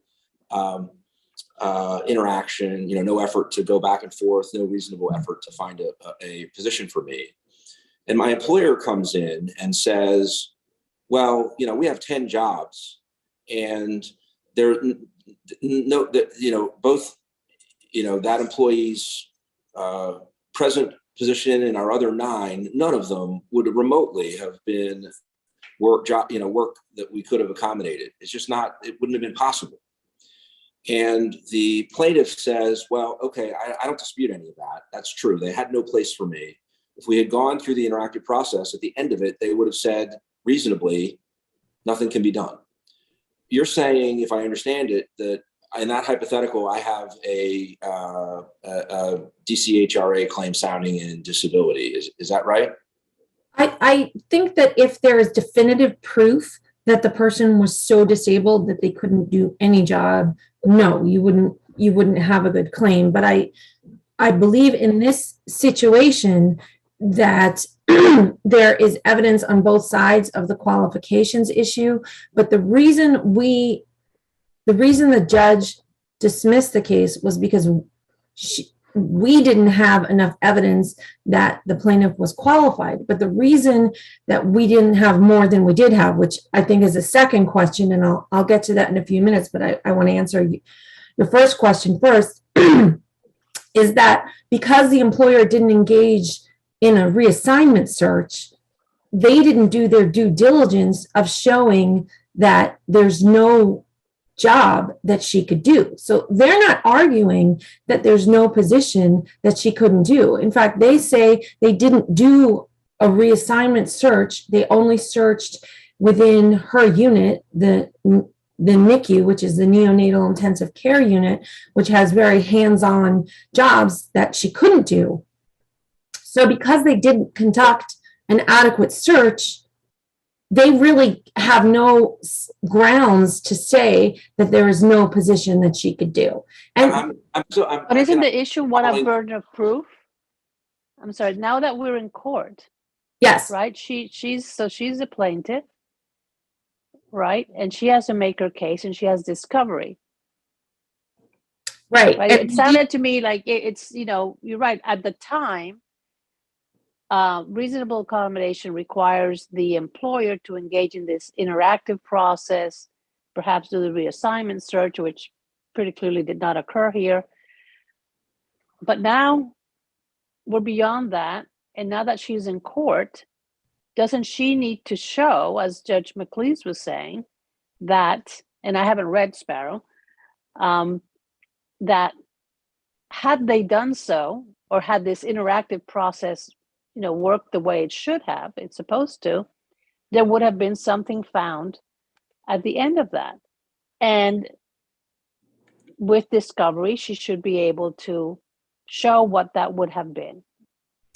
I think I want to answer your question two ways, because in the hypothetical situation, I think that the decision in Sparrow says that the fact that they don't engage in the interactive process in good faith to start with is enough. But on the facts of this case, we were able to identify two positions that she met the minimum qualifications for. One was the hospitality associate position, which is the person who takes the orders from patients for food. The Children's National Medical says she didn't meet the preferred qualifications for that job, but I think the law only requires her to meet minimum qualifications. So I thought their argument was a little different. They claim that the 1 year food service requirement was a requirement. And that's a question about how to interpret the job description, which seems a little unclear about it. But they're arguing that that was a requirement, not preferred. At least that's what I understand the argument to be. Do you understand it to be different? Yes, I understand that they are ignoring the word in their own job description that says it's a preference to have the 1 year. Well, I don't think it quite says that. What it said is, if I'm looking at the right place, it's on page 437 of the record. Right. It says minimum work experience 1 year. Then it has a heading that says specific requirements and preferences. And then it says at least 1 year of related healthcare food service experience with emphasis in patient feeding. And right. So it doesn't say whether one could debate whether it says what it means about whether what is listed after the heading is a requirement or a preference. I don't know that it's 100% clear. It says specific requirements and preferences, doesn't expressly say which one of the two. It seems to imply there are going to be more than one. There's only one, doesn't say which kind it is, but it does say the word at least. Now, again, at least could be a preference, maybe, although it sounds a little bit more requirement-y. But I mean, I thought you were just suggesting it says that it's a preference, and I guess to me that's at best unclear. Well, I at summary judgment, when the question is unclear, we get the reasonable inference in our favor. Perhaps, or are you acknowledging it's unclear and saying, well, but unclear is good enough for summary judgment? I think if it were a hard and fast requirement, it would have been included in minimum work experience. If it were. It is included in minimum work experience. That's the bold heading. And then it says 1 year without saying more. And then it says specific requirements and preferences. So it is in minimum work experience. Okay. Your Honor, there are other times when the defendant, when the Children's National Medical Center made it quite clear what was a requirement.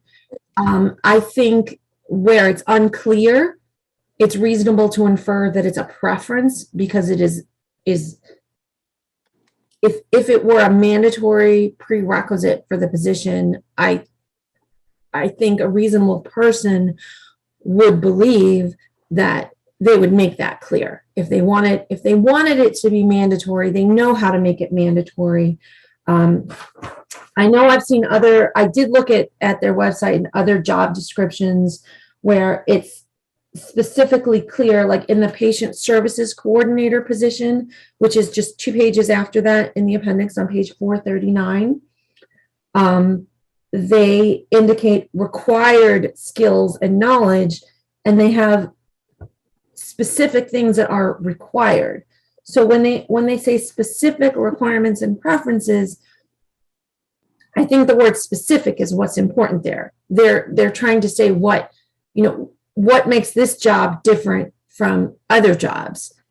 And whether she could do the minimum essential functions of the job, I think is a question of fact, given this job description and given the testimony about what a hospitality associate does and Ms. Smith's experience both with patients and working with people and working at Children's National Medical Center for 34 years and only having positive reviews of her performance, I think is enough for a jury to infer that she could answer the phone and take orders for food. It's not, it's just a high school diploma or GED is what's the minimum education, and the minimum experience is 1 year. So I think it would, well, sure, a reasonable jury could conclude that she didn't have all the preferred qualifications. I think a reasonable jury could also conclude that she met the minimum qualifications. Add to that the fact that they did not consider her for this position because they did not engage in a good faith reassignment search.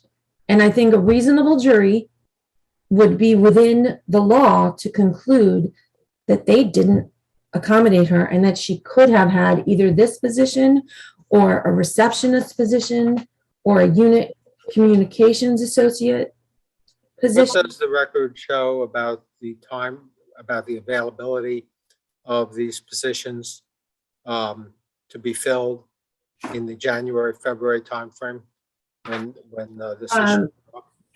Well, we have a list that's in the 500s, and these positions were available and were filled around the same time that she was looking for a position. And the defendant does not contend that they weren't vacant. They admit that they didn't do a The search. defendant contends that Ms. Smith did not identify, has not identified any position for which, any available position for which she is qualified. And that's why I'm asking you what the record shows about the availability of the positions that you're Okay, I will find it in just a second. The hospitality associate position I know is in their document production as available, but they contend she wasn't qualified. They don't contend that it wasn't available. Well, available, what does the record say about available when? I think that's Judge. Okay, in the appendix on page 489, there are 6 hospitality associate positions that were filled in late 2014, early 2015. And she was fired shortly after that. And there was one that was available between March 31st and June 12th of 2015. And she was terminated in April of 2015. So it was available, and it was filled after she was terminated. Now, she was terminated, as I understand it, after she gave notice in February that she was applying for disability insurance compensation, which you apply for if you don't have a job. And she had apparently decided that she wasn't going to be continuing to look for a job at the hospital. How does that factor in here? She didn't decide to apply for disability until they told her that they wouldn't accommodate her with another position. She thought that it was their obligation to do an I assignment. don't remember, actually, when did they tell, when and how did they tell her they would not accommodate her? They told her that they had no light duty available for her. In the, I can't remember the initials now, the neonatal intensive care unit, NICU. Yes, but But they didn't, I'm not aware that they said they would not accommodate her elsewhere in the hospital. I was under the impression, correct me if I'm wrong, that they asked her to provide further information. They gave her a form to have her doctor fill out to provide further information as to the nature of her disabilities and the nature of the kind of work she could do. And she did not submit that. that is correct that she did not submit that, but they had already told her that they had no light duty work available. Did they tell her they had no light duty work available in the entire hospital?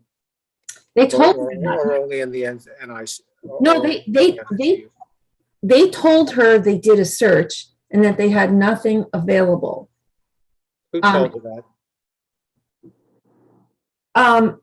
I know they told the EEOC that they did a search and she wasn't qualified for any open jobs. They also said that in their interrogatory answers. They also said that at the first round of depositions. It wasn't until the second round of depositions that they said the reason that they didn't reassign her was because she didn't return the medical form. Well, no, but I thought the question was, if to the extent the issue is the timing of what she knew when she applied for disability, I thought you were suggesting that she had been told, not like later the employer's position in litigation was something, but that she had been told before she applied for disability, we can't accommodate you anywhere in the hospital. And I just wasn't sure whether you can point us to a place where that was said to her at a point before she applied for disability, or whether it's unclear that that was said to her before she applied for disability. In an email on appendix page 194,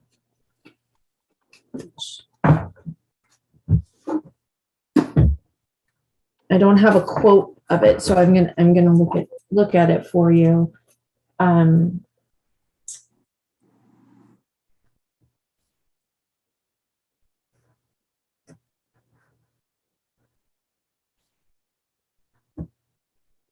In January of 2015, they're telling, well, no, this is not to her. I'm sorry. She sends an email. I can see what you're referring to. She sends an email saying that when she was trying to get cleared, she was told she couldn't get cleared because of a restriction for light duty and use of a walker, and was told to fill out a form. And then there's some other emails that don't seem sent back to her that are internal about how to respond to the email that she had sent, is what I see on that page. But I believe there were conversations where she was told that they had nothing for her. can I ask you, I just want to make sure you said there are two positions where there was a genuine dispute of fact about whether your client was qualified, and therefore that a reasonable accommodation effort might well have borne fruit. And one of them is the Hospitality Association. Is the other the Unit Communications Associate job, or which is the unit Communications Associate job, which they say she couldn't have. Be clear, that's the second that you're relying on. Yes, that's the second. Yes. Yeah, but I want to make sure. And that's where I that one seems to have unambiguously a requirement of basic word proficiency. And your opponent says in her deposition, and this is I guess page 35 or 36 of his deposition, or her deposition might be 57 of the appendix, I'm not sure. She was asked, have you taken any computer training? No. Do you know Microsoft Word? No. Do you know Microsoft Office? No. WordPerfect? No. Any word processing software? No. Excel spreadsheets? No. Spreadsheet software? No. PowerPoint? No. Any knowledge of software and how to use software? Not really. And their argument is, given those acknowledgments in her deposition, there's not no reasonable fact finder could find her qualified for a position that has as unambiguously mandatory requirement basic MS Word skills and computer knowledge and proficiency. That is true, Your Honor. That is a much tougher case for her to prove, but I still think a reasonable jury could understand if she explains she was answering the question of whether she had training in MS Word. I started this job a year ago. I did not know MS Word because I worked in other computer software programs. It's really, if you know how to use a computer, you can learn how to use MS Word in an hour. Kids today are using different kinds of software, but if you try to go into what the kids are doing in school, it's very similar to MS Word. And the evidence is that Ms. Smith was able to use a computer. She owned a laptop for at least the past 10 years. She applies for jobs online. She was previously trained in court reporting. She's not computer illiterate. She's able to use a computer. And I think she was. That this wasn't a reasonable job requirement. But I mean, again, her answer, the question that she was asked in her deposition was not her first question was, have you taken any computer training? No. The next question, do you know Microsoft Word? No. So her answer wasn't limited to training. And if she's required to have basic Word to be eligible for the position, it seems like she admitted she didn't have that. I take your point that it might not be that hard to get it, and maybe that shouldn't have been a job requirement. But that's a tougher set of issues to spin out that I hadn't really understood had been fully developed in this record. I'm not quite sure the law or the facts about all that, well, they were saying it was a requirement, but it wasn't a reasonable requirement, and therefore they should have accommodated me. I hadn't really understood that to be the argument. Well, the question is not whether she meets all the requirements. The question really is, can she perform the essential functions of the job?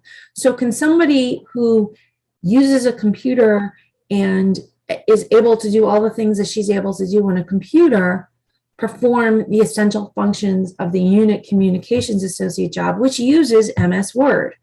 I think, I would like to pursue this because my question goes to what you just said, yes or no, which is, what is the obligation to reasonably accommodate? What exactly does it require? We talked about you're supposed to do some kind of a search, but does it also mean that an employer should be trying to make things work for this employee and do, for example, what you were suggesting, that looking at the hospitality associate position, for example, which seems closer perhaps to what she had been doing before, where she meets the minimum work experience requirement, that then in looking at the specific requirements and preferences part, which has at least 1 year of related healthcare, food service experience with emphasis in patient feeding, they should have said, is the hospital supposed to, as part of a reasonable accommodation, to say, we actually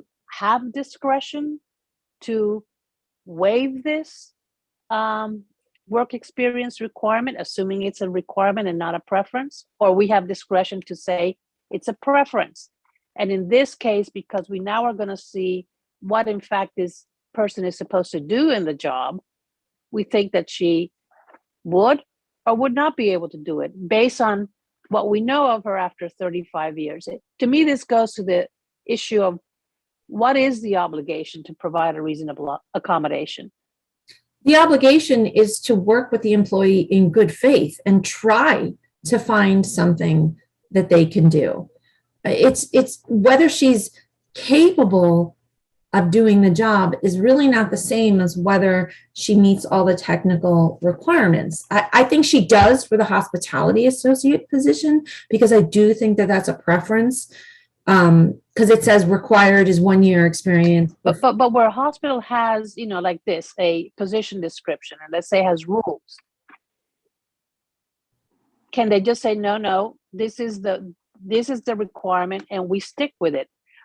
Was there any is there anything in the record? Was anybody ever deposed and asked at HR or any place else whether there is give in these requirements, whether there is authorization at some level or other within the hospital to kind of look behind, which is what you're suggesting, looking behind some of these requirements and looking more at the substance of the job, of the actual tasks of the job, and trying to see whether her experience and qualifications would allow her to do it regardless of, not regardless completely, but, you know, even if it means tweaking or waiving or somehow interpreting some of what's on paper in a way that's more favorable to her. And the law is clear that she doesn't have to apply and compete.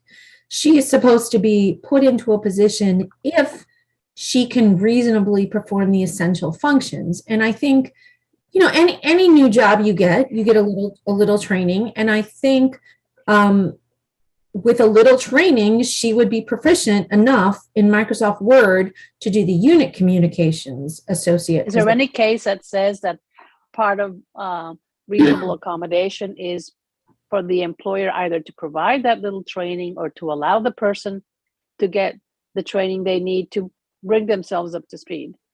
For example, had she said, I don't know Word, but if you give me a week, I'll know Word. I mean, we don't know that because we didn't have really the interactive, right? Right. And that's why I think, you know, the hypothetical I was asked before about a failure to engage in an interactive process by itself, does that always mean that the plaintiff can go to a jury? I don't think it does, but I think she should get a little more leeway in proving her qualifications when there wasn't an interactive process, because nobody said to her, nobody asked her, well, do you think you could do this job? This is what it entails. Here, let's look at what you have to do in Microsoft Word. Do you think you can do it? You know, you can take this little online course for 2 hours and learn Microsoft Word. You could do it on your own. This gets to I guess the good faith. The employer's supposed to engage in the interactive process in good faith. Right, and that's really what Sparrow says. In Sparrow, they don't even get to really whether you know, the details of the qualification requirements. They really just say, you know, you didn't engage in an interactive process. We're kicking it back to the Office of Human Rights. And I think that this idea that focusing on the unit communications associate job, assume for a moment, I know you dispute this, but assume for a moment that the deposition testimony means that no reasonable fact finder could find that your client met the description of the requirements of that job as written on paper. You are, I think, advancing a legal theory today that I'm not sure I fully zeroed in on in the briefs, but which is that's not really the inquiry. It may well be that an employer is required to accommodate, to let people work at jobs who don't have the employer's stated qualifications for those jobs, if those qualifications really aren't necessary, you know, there's not a sufficient business reason for them, they could be adjusted. And so they're not really, you know, they're requirements, but they don't need to be. And I guess I have two questions about that. One is, was that theory presented to the trial court that even if facially your client was not qualified for this job, that's not the inquiry, and really the obligation was to go beyond the written requirements to the reasonably necessary basic functions of the job? Was that theory laid out to the trial court? Because I don't remember so much. It was, because the statute itself says that the definition of a qualified individual with a disability is someone who can perform the essential functions of the position. The issue is who defines the essential functions. I mean, if I'm the employer and I say, I have a position here, it's essential functions. I've said what they are. Can a court look behind that and say, well, yeah, employer, you say they're essential, but they're not really essential. You could do this job with somebody who, didn't have, if I have a job that says, I'm not going to let you be, perform a particular function unless you can lift 25 pounds. Can the plaintiff come in and say, well, I didn't meet that requirement, I couldn't, but I can actually, let's have the court decide whether 20 pounds would have been enough. I could have done that. I just don't know. I just want to make sure that argument was made to the trial court in your view, because I don't remember glomming onto it. And so I'm interested in whether it was made. I'm really not sure. I didn't. And then the other question I have is this idea that, well, maybe she didn't know word on the day of the deposition, but, it could have been learned very quickly.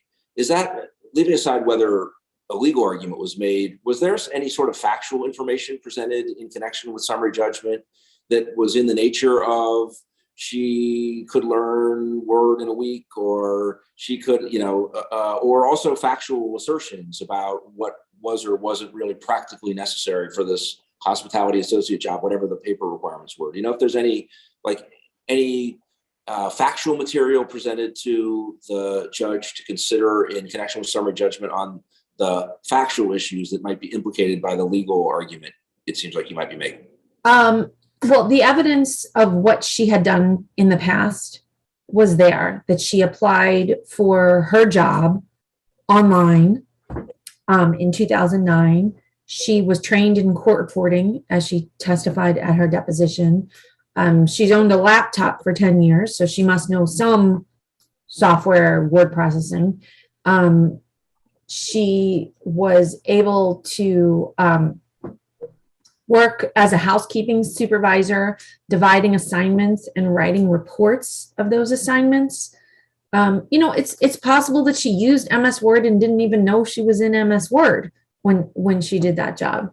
I think, as far as whether the argument was made to the trial court, the statute itself says that if you can perform the essential functions with or without a reasonable accommodation, then you meet the definition of a qualified individual with a disability. Now, could the record have been fleshed out more? We generally don't ask questions of our own clients in depositions. Could we have, submitted something more detailed in a statement? Sure, but hindsight is 2020. What we have on the record here is that she asked for a reassignment. They didn't do a full search for a reassignment. The court in Sparrow says that that's enough to send the case back to the Office of Human Rights to get a better record on that question. The circuit courts are also very clear that an employer has an obligation to look for appropriate job vacancies. We're not in the best position to look at these job vacancies and determine what she is and what she isn't qualified for. That's why it's the employer. Ms. Renaud, could I interrupt you because, if I may, because I'm comparing what you are saying with what the trial judge wrote in his decision. And the trial judge agreed with basically everything you are saying. But he is saying, nonetheless, he granted the motion, the hospital's motion for summary judgment, because he found that Ms. Smith had not carried her burden of providing admissible evidence that CNMC had any specific vacant positions for which Ms. Smith was qualified and that she could perform despite her disability.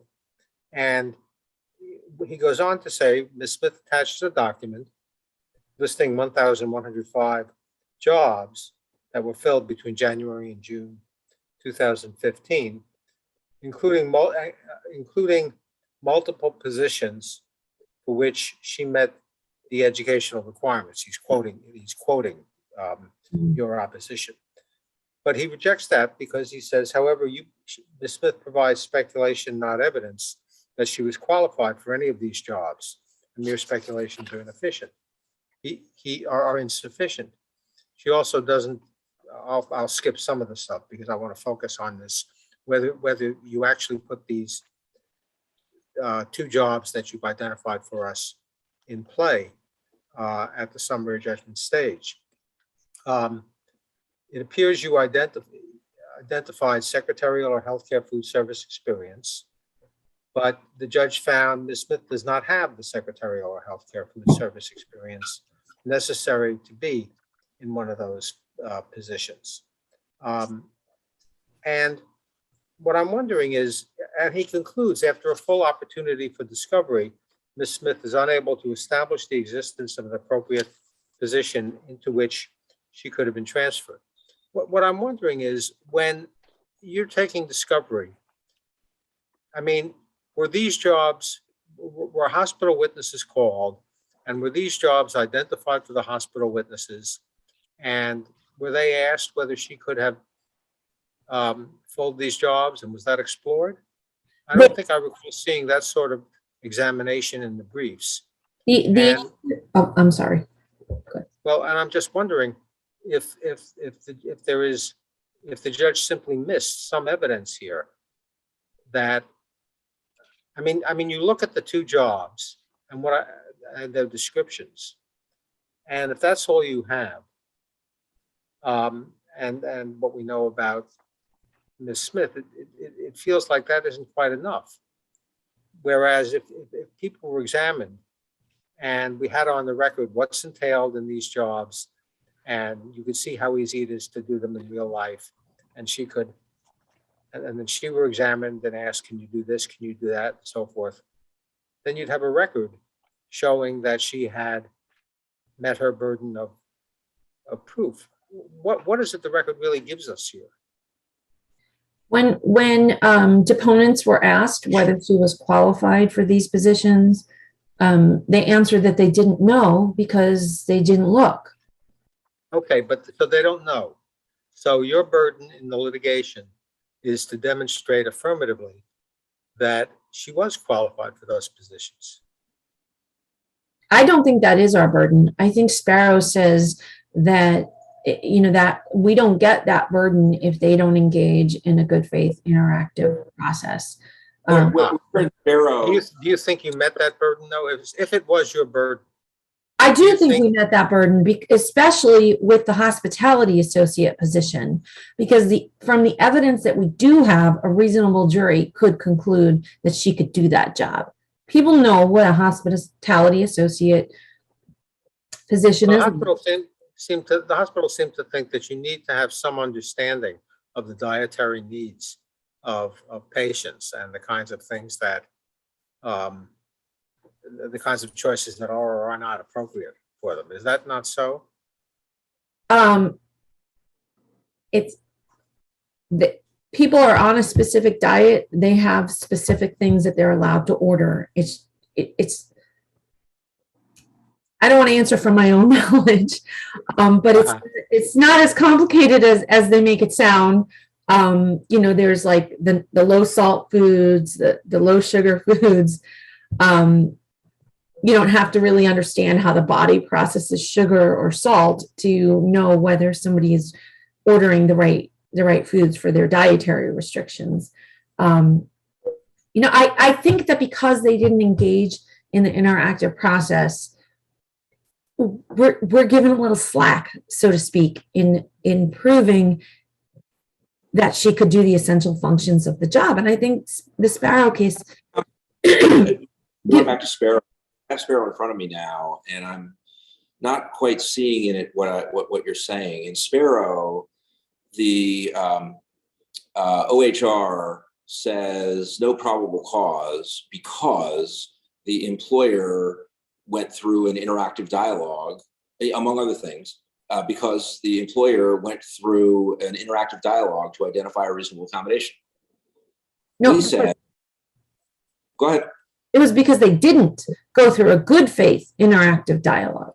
No. What OHR said was What OHR said, okay. the employer went through a good faith, an interactive dialogue to identify a reasonable accommodation. That was part of OHR's reasoning in saying no probable cause. The claimant came to this court and said, well, that's not a good ruling. And we said, you're right, claimant. We don't agree that the employer went through a reasonable interactive dialogue. So we're sending it back to OHR to figure out whether there was or wasn't probable cause, because it gave a reason that wasn't a good reason. I don't see anything in that that suggests that it's like a freestanding way of establishing a claim, or that it shifts burdens of proof in litigation. If the employer doesn't engage in an interactive dialogue to generate a reasonable accommodation. So I'm not quite seeing in Sparrow what I think you are arguing we would find there, but so I want to give you a chance to address that and point me to what I might be missing. If you read Sparrow, as you're saying, you read it, then employees are left really at the mercy of the courts and required to hire attorneys to prove that they're able to do the essential functions of a job, when the statutes are designed so that lay people can bring these cases to the EEOC, to the OHR. And I think your reading of Sparrow really obliterates the employer's obligation to go through the interactive process.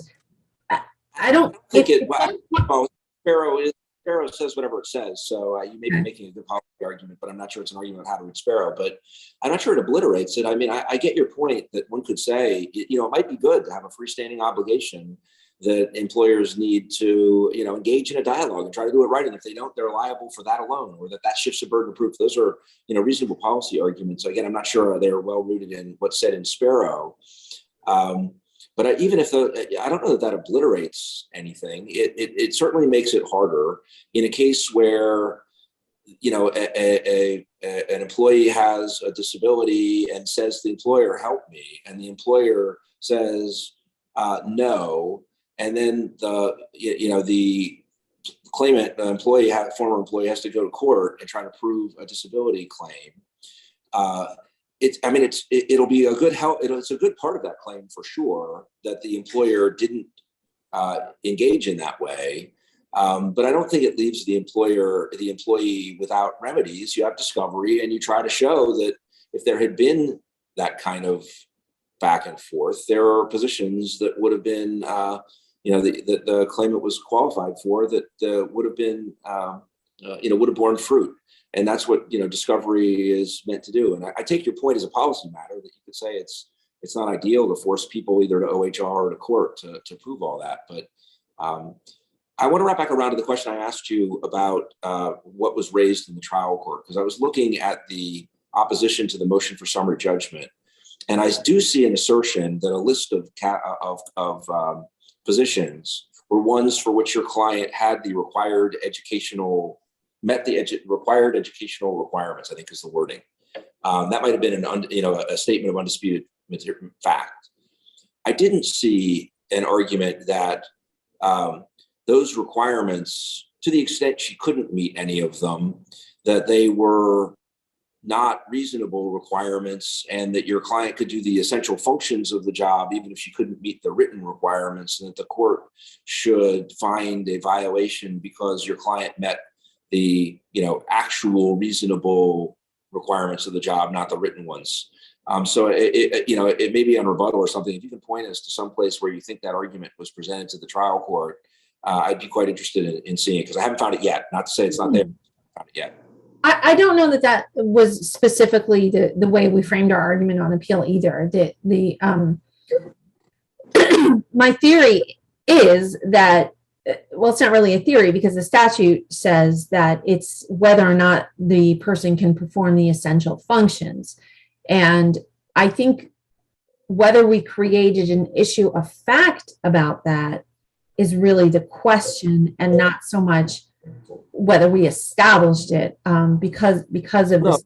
One of the questions is whether the word essential in that statutory language means the ones that the employer has listed, or whether there's a judicial authority to look behind those and see, yeah, what really is necessary for the work that the employer needs. And I don't know the answer to that legal question, but I wasn't sure that anybody had teed it up for us, either in the trial court, teed it up for the trial court or the trial court, or as you're suggesting here, and teed it up for us as a distinct legal issue in this court. I don't know the answer to the question, because I haven't looked into it, because I wasn't aware it was a topic that was on our homework. A lot of time looking at that question, and I don't, the closest I could come is that courts are saying you don't have to be the most qualified applicant. And to me, that's sort of analogous to saying you don't need to meet the preferences listed in the job description. You just have to be able to do it a little bit. Like, imagine this was already the person's job and they became disabled while they're on the job, and it made it difficult for them to use Microsoft Word. Well, wouldn't the employer be required as a reasonable accommodation to give them just a little bit retraining on Microsoft Word, and to get them back up to speed in the job that they already have? So the question is whether you're minimally or meet the essential qualifications, I think is a lower threshold than what the court was looking for and what the defendant is looking for here. I think just creating an issue of fact about whether or not she can do what's required of the job. I mean, for the first position, she does meet all the requirements. Arguably, a reasonable jury could find that for the hospitality associate position, she meets all the prerequisites. For the unit communications associate position, I think our job is a little bit harder, but I do think that a reasonable jury could think you could teach somebody Microsoft Word, I mean, in an hour, or a couple hours, or she could do it. She could have learned it herself. She didn't have to apply for the job, so she didn't have to prove that she could do Microsoft Word. I did want to go back to one of the questions that you had earlier about her being told that there was no light duty work. She was told that in February 2015, and that was why she applied for disability. And it's at appendix page 379. She received a letter from the Children's National Medical Center saying that there is no light duty for which Ms. Smith is suitable or qualified. And so that was the impetus of her applying for disability benefits. I think that there was a question earlier about whether they couldn't keep her on because she applied, but the facts show that things. Who is that letter from, by the way? I'm sorry? Who is that letter from? That letter is from Tara Taylor, who is the director of the neonatal and pediatric intensive care nursing. Yeah, it's a little ambiguous as to whether that is CNMC has no position or whether the NICU has no position. It's just a little, I'm not sure this is what the significance of that ambiguity is, but to me, it's a little ambiguous whether that's for the hospital as a whole or only for the NICU or NICU. Let us hear from from counsel for the hospital, and Ms. Renaud will give you a few minutes in rebuttal. Okay, thank you very much. Thank you and good morning. May it please the court. My name is Jeff Johnson and I represent the appellee in this matter, Children's National Medical Center, who I'll refer to as Children's National during today's oral argument. I have in the room with me my co-counsel as well, Craig Long, who's not on camera but is present today for today's oral argument. As the court has pointed out thus far, this case is really about one issue. It's about Ms. Smith's failure to provide admissible evidence that she was a qualified individual with a disability such that Children's National could continue to employ her in any capacity whatsoever. Now, Ms. Smith's counsel has mentioned that Sparrow is dispositive of this case. That's not at all the case. Sparrow explicitly stated that failure to engage in the interactive process is not a per se violation of the statute. Contrary to Sparrow, this court in Hunt v. DC And the citation for that case is 66 Atlantic 3rd, 987. The court there explicitly noted that a plaintiff in a failure to accommodate case where reassignment is sought must come forward with, quote, must demonstrate the existence at or around the time when accommodation was sought of an existing vacant positions to which she could have been reassigned and for which she was qualified. The court squarely addressed this issue in Hunt, and it said that an employer who fails to engage in an interactive process doesn't violate the statute. It merely risks the fact that a job for which the employee was qualified could be discovered in litigation. But once we get to litigation, the plaintiff has the burden with the tools of discovery to uncover positions that they're qualified for. Now, the court had some questions about what does it mean to be qualified? Well, the EEOC's regulations explicitly state as much, and Ms. Smith recognized those regulations in her summary judgment briefing. At 29 CFR 1630.2 sub M, the regulations note that being qualified means that an employee has the requisite skill, experience, education, and other job-related requirements for the position. Thus, according to Hunt, regardless of what happened with the interactive process, it was the plaintiff's burden to come forward with admissible evidence at the time she sought an accommodation that there was an open vacant position for which she was qualified.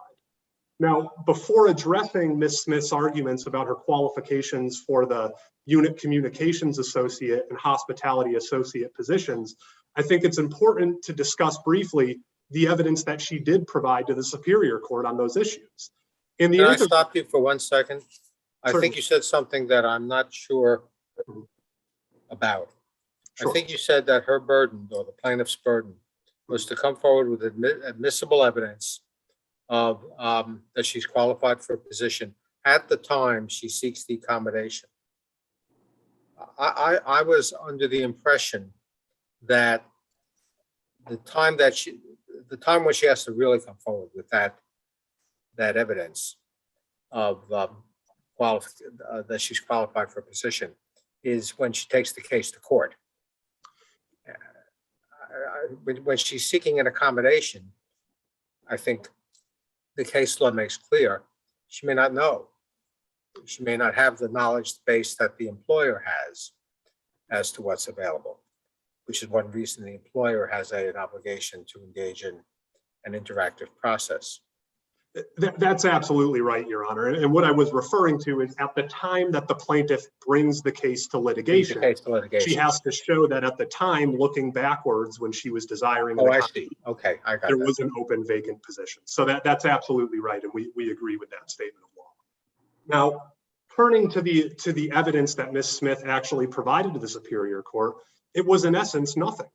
She provided a single sentence to the Superior Court along with a stack of 1,105 job postings. And what she said was, quote, plaintiff met the educational requirements for several of these positions, including administrative assistant, hospitality associate, patient services coordinator, and unit communications associate. She didn't provide any evidence of her skills to perform those jobs. She didn't provide any evidence of her work experience to perform those jobs. She didn't make any of the arguments that she makes for the very first time on appeal, that her use of a computer to do things other than Microsoft Word is indicative of the fact that she had the Microsoft Word skills required for these positions. Leaving aside for a minute the question of vacancies and just focusing on requirements and qualifications, what was lacking in what was in the record for her to say that she met the minimum requirements for hospitality associate? So, Your Honor, the hospitality associate position, as you pointed out, has under it the heading specific requirements and preferences. It's not specific requirements or preferences. It's not merely preferred work experience. It's required work experience. No, I don't think that's reasonable. Something can't be both a requirement and a preference if you mean only a preference. It's got to be one, if the options are a requirement and something that's not a requirement, but instead is a preference, a single thing can't be both of those things. Would you agree? Your Honor, I think a job or a qualification can be both required and preferred. I mean, required is a floor at which the employee has to meet, and a preference are things that could, be certainly sought after by the employer. But Your theory is that what specific requirements and preferences mean is we're going to now list things that all of which are both required and preferred. Your Honor, that's our interpretation of the job description, and I think. Well, let me say that seems to me, strained at best. It seems much more likely that you would find that in a lot of the job descriptions, and in some of them it would have 7 things that followed, and some of them would be identified as requirements, and some of them would be identified as preferred. But why would anybody say, here is a thing that's required? Oh, by the way, we also prefer it. And now we're going to list only things that are both required and preferred. They're all required, but by the way, we're also letting you know that we prefer the things you require. I mean, that makes no sense. Why would you need to tell anybody you prefer the thing that you already told them you require? Your Honor, maybe the job description was duplicative and referring to something as both a requirement and a preference, but this court in Hunt. Well, I'm suggesting it's not reasonably read that way. I'm suggesting it's reasonably read as unclear, that it is going to list, here's a list of, I mean, if I have a list of, specific advantages and disadvantages, I don't think that, and I list something, I list one thing, I don't think I'm implying it's both an advantage and a disadvantage. I think I'm implying that I was going to list some things that some of which would be in the first category, some of which would be in the second. And if I don't tell you which it is, then I've just been ambiguous, is what I think. It seems to me that the reading you're suggesting is, strained as a matter of language and strained as a matter of logic. So I'm having a hard time thinking that you'd be entitled to summary judgment on it. Your Honor, our reading is also dependent on the fact that the job description uses the term minimum work experience. It's not just specific requirements and preferences. It's clearly stated as a minimum.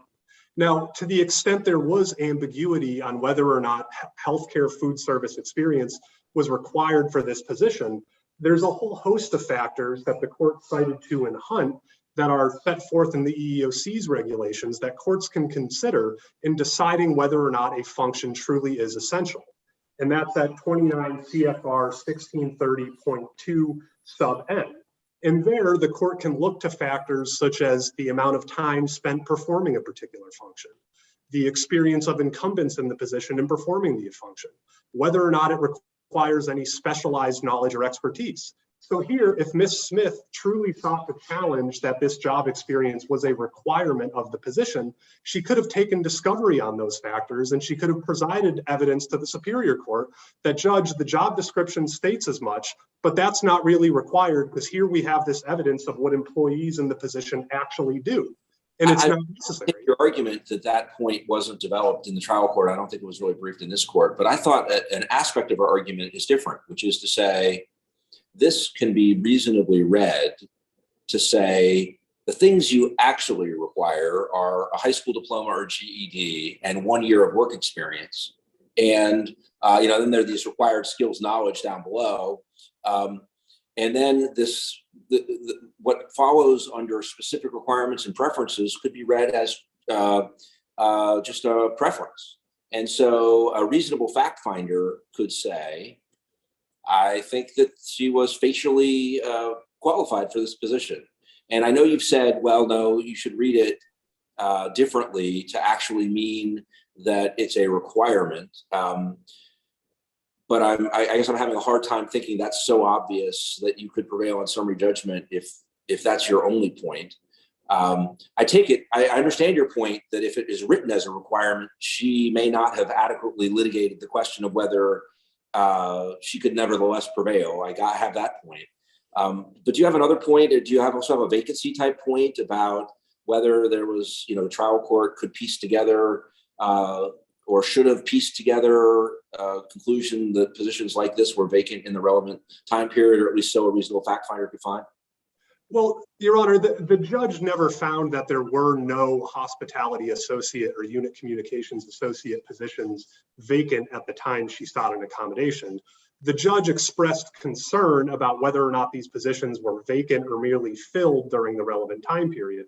But the judge went on to point out that the plaintiff provided speculation, not evidence, that she was qualified for these vacant positions. And it's important to note that it wasn't the defendant's burden to prove or come forward with evidence that she wasn't qualified for these positions. It was the plaintiff's burden, and that's according to Hunt. And just to be clear, with respect to this position, the only answer, I asked you a question, which is what was lacking in the materials that the trial court had in front of it at the time it granted summary judgment with respect to her qualifications for this, to minimum qualifications for this position. And am I right that the only thing you identify is, if it is a requirement, the 1 year of related healthcare food service experience with emphasis in patient feeding? No, Your Honor, and I'm sorry, I may have misunderstood your question. There's also, under the heading required skills and knowledge, the position requires knowledge of general nutrition, ability to interpret special dietary needs into food items per the reference manual, ability to accurately measure portions of special products. There was a complete absence of any admissible evidence on any of those points. Again, Ms. Smith simply provided a single sentence to the Superior Court that she met the educational requirements. But the only requirement for this position wasn't just having a GED. And as revealed by the EEOC's regulations, there are other things necessary to be considered a qualified individual with a disability. And Ms. Smith didn't have that and can't now read the requirements out of a job description that she didn't have, based only on speculation that, well, it would be easy enough for someone to obtain those skills or they could be trained in. The employer's entitled to decide what the minimum qualifications are for the position are. And there are ways to undermine that with admissible evidence that Ms. Smith just entirely failed to explore. And that was the record that was confronted by the Superior Court in granting summary judgment. Now, I'd like to touch briefly on the unit communications associate position as well, given that Ms. Smith has argued that she's qualified for that position. And in essence, Ms. Smith, again, simply ignores the required Microsoft Word skills and says, well, a reasonable juror could infer that I had those skills because I had used a computer to do things other than Microsoft Word, which is, go on social media or send an email. Now, that's not Microsoft Word, and as pointed out by the court, any ambiguity on that fact was resolved when Ms. Smith stated unequivocally during deposition that she didn't know Microsoft Word or a whole host of other computer programs. And Children's National, in moving for summary judgment, stated as much in its brief, and Ms. Smith never disputed that fact in her opposing statement of facts. She never disputed it in the body of her brief, and the Superior Court was justified in treating that fact as disputed in ruling on the motion for summary judgment. Now, perhaps recognizing that she doesn't have the required job experience or skills for these positions, she also asked that the court should simply ignore them because they were somehow, not high skilled or low level positions that she could have learned. But there's no admissible evidence on that point. I mean, you heard counsel speculate a little bit about, well, it would be easy enough to learn Microsoft Word and, she could figure out what food patients were ordering and, enter the stuff into the system. There's nothing in the record to support that argument. It's just speculation based on what plaintiff thinks the jobs may entail. She didn't develop any evidence to that effect. Now, she cites to the District of DC's decision in Alston, the Washington Metropolitan Transit, to argue that the court should disregard what's stated in the job descriptions because they're not high-level positions. But Alston actually stands for the contrary conclusion. And in that case, the District of DC found a material factual dispute to defeat the plaintiff's motion for summary judgment, not the defendant's, in a case where a reasonable accommodation of reassignment was requested and denied. And in that case, the court found a material factual dispute because it was unclear whether or not the plaintiff satisfied the requirements in the job description. And in that case, the plaintiff also came forward with evidence from both a vocational expert and a 30B6 deposition testimony of the defendant to support the fact that she was qualified. Here, contrary to Alston, we're dealing with a defendant's motion for summary judgment, and there's absolutely no evidence in the record of the plaintiff's qualifications that would have allowed the Superior Court to say, well, a reasonable finder of fact. Mr. Johnson, if I may interrupt you there, you say that there's no evidence in the record. Now, are her 35 years experience working at Children's National Medical Center and what she was doing during all of that time, part of the record in this case? Part of the knowledge base, let's put it this way, that Children's should have had in its mind in deciding whether or not she was qualified. So Is that something we take into account and that the Superior Court should have taken into account? Your Honor, it's something that the Superior Court could have taken into account had those job duties been at all relevant to the positions that she was seeking. But the patient service aide position that she held more or less required manual labor. It required her delivering various items to the nursing unit and that type of thing, whereas the positions she was seeking reassignment to were in essence desk jobs or clerical positions. So it wasn't as if she was already working in one clerical position and was seeking reassignment to another, where the court could have considered, well, she had worked on a computer and used Microsoft Word for X amount of years, so we can infer Well, based on that. I'm focused more on the hospitality associate position because, you know, ability to translate written instructions into accurate patient meals. Knowledge of general nutrition, that's pretty basic, you know. Ability to interpret special dietary needs into food items per reference manual. So there's a reference manual that tells you how to do this. Ability to actually measure portions of special products. Ability to perform basic information, technology, data entry, and print functions. I mean, it does all sound quite basic, and I'm just wondering to what extent there could have been. You're saying that most of what she did before was completely like physical manual labor, moving carts around, taking things from one place to another? Yes, Your Honor. It was more or less, and the record shows this, was making sure that the nursing unit was adequately stocked with various, medical items and things that the nurses may have used. And so it was asking her to. But presumably that requires knowing what they need. Maybe there's a chart someplace, and then she has to look and see what's there, and then fill in with what's required. I mean, it's not just being a messenger, is it? Well, Your Honor, and I think that's part of the problem, though, as you mentioned, presumably it would require these things. Again, there was nothing in the record below where plaintiff ever tried to make that connection. The skills I obtained as a patient service aide qualified me to perform this UCA position or the hospitality associate position. So in order for the Superior Court to make that leap, it would have had to simply speculate that, well, she had worked in a hospital for 35 years. Maybe she had obtained some skills in that position that could have been of use as a hospitality associate. There was simply no evidence in the record to support that inference. That We had the job description for what she had, the PSA position in the record. I thought we did, and now I'm not seeing it.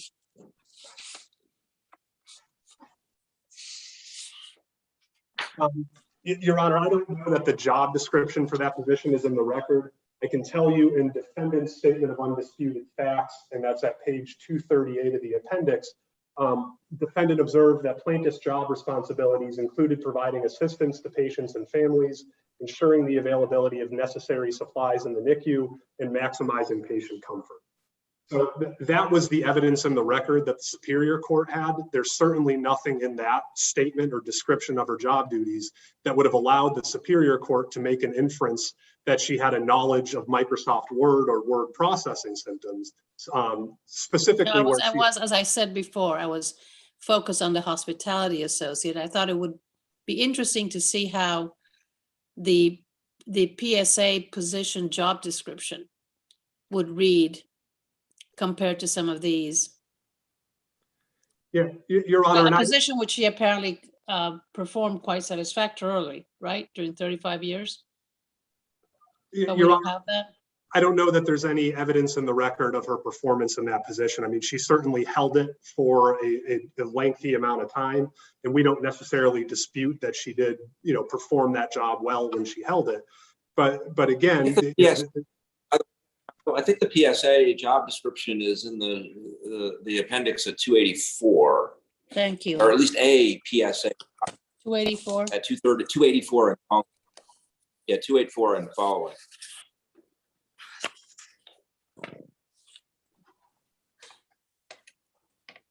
P5831 default.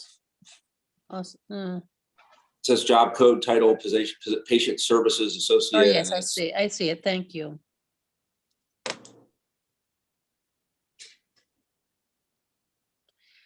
Interesting. Experience required, 1 year experience in nutrition, environmental or nursing services required.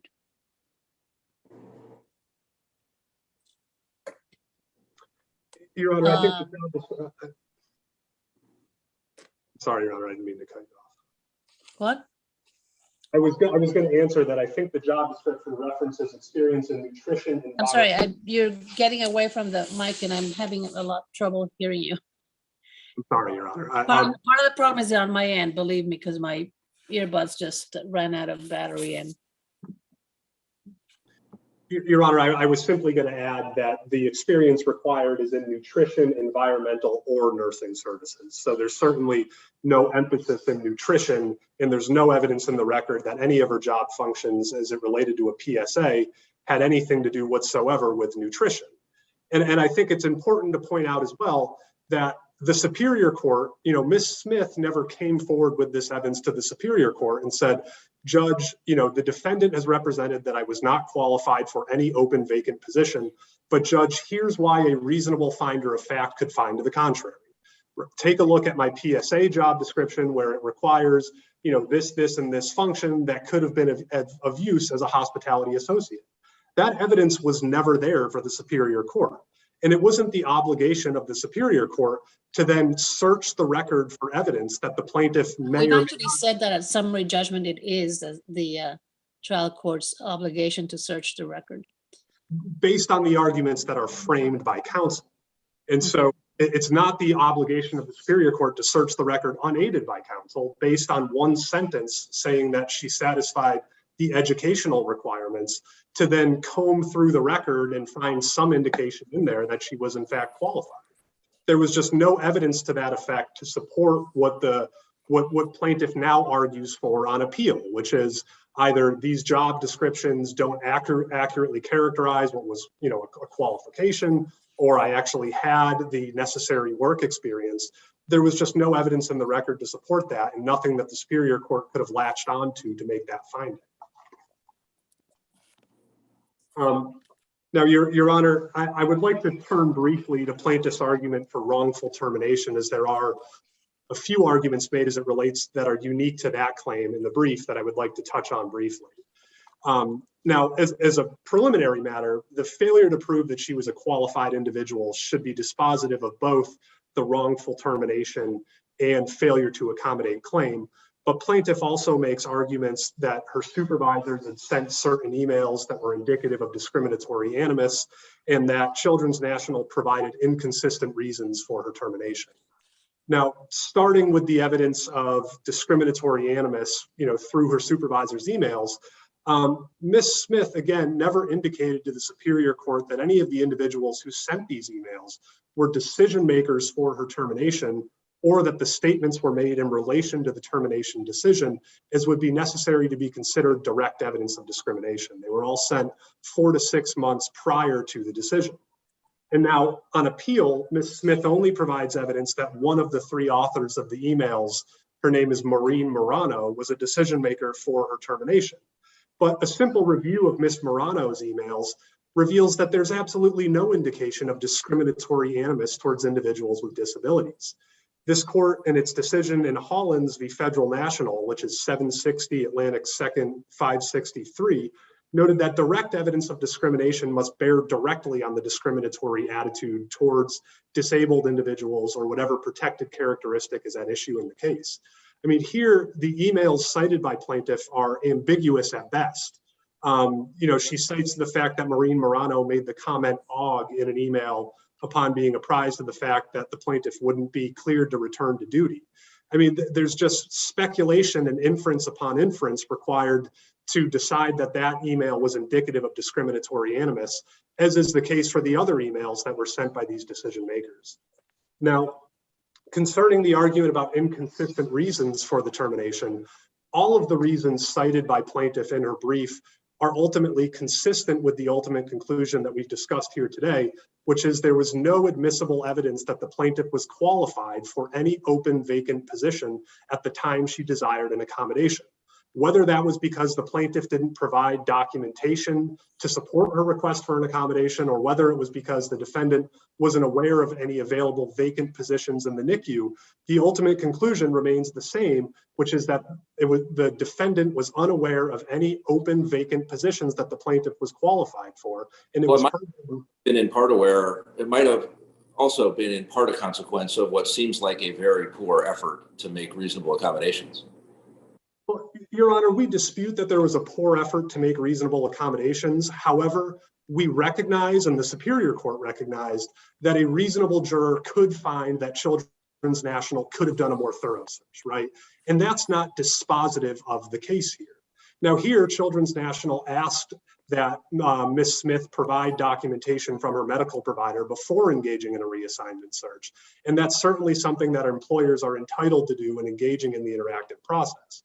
But as noted by the court in Hunt, even if there was a breakdown in the interactive process, it's the burden of the plaintiff, who has the benefit of discovery and litigation, to come forward and say, you know, Judge, look, here's a position that I was qualified for that I would have been reassigned to if there was a more thorough reassignment search. And that evidence was completely lacking in the case at bar. And that's the evidence that the Superior Court relied upon in granting summary judgment. And for those reasons, the defendant would respectfully request that the court affirm the Superior Court ruling, unless there are any further questions from the panel. You. Ms. Bernard, we'll give you a few minutes for rebuttal. Thank you. I do want to point out that the job description that's on page 284, it starts on page 284. On page 3 of that job description, which is page, I'm sorry, but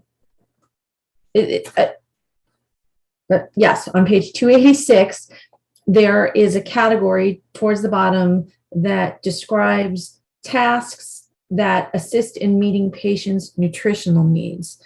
These are not high-level duties, but add to the fact that the requirement or preference for the hospitality associate position was to have 1 year of food and nutritional experience. I think a reasonable jury could conclude that her work as a patient services associate did meet that preference or requirement, whichever the jury decides it is. Based on that, there's also, I did want to add that at the trial court level, at the Superior Court, the defendant did not argue that Ms. Smith didn't meet the required skills and knowledge section. The argument was that she didn't have the specific requirement and preference of 1 year of related healthcare food service experience. And so we didn't counter that argument below because it wasn't made below. And with regard to the claim of discriminatory termination, in addition to the derogatory statements that were made, the unwillingness to want to accommodate her, we have some pretty seriously shifting explanations for the failure to find her a position. In the letter to the EEOC, they claim they did a search, and that's at Appendix 376. In the interrogatory answers, they say they looked and they couldn't find any open and available positions. Then during the first round of depositions, the witnesses testified that she was terminated because she was not medically able to perform her job as a PSA, but the witness did not know whether or not a search was conducted throughout the hospital. In the second round of depositions in July of 2018 was the first time that anybody from CNMC said anything about, well, we didn't do the search because she didn't return a form. So even So I think that there is reasonable inferences there that they failed to conduct a search and that they gave disingenuous, shifting, inconsistent reasons, and from that a jury can infer pretext. Also, there is case law that says that if an employer has given a legitimate non-discriminatory reason, if they've proffered a reason, you don't need to go back to the prima facie case.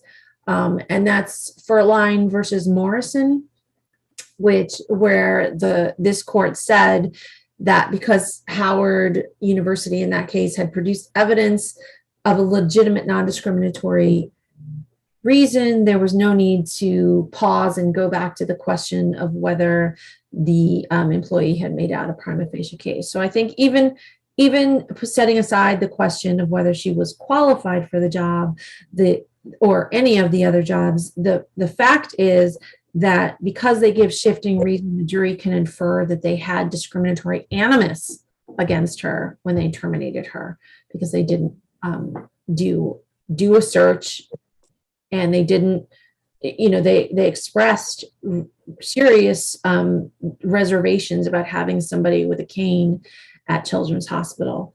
And if you don't have any further questions, I will close and ask that you reverse on both claims of disability discrimination. Thank you very much. Counsel, thank you both.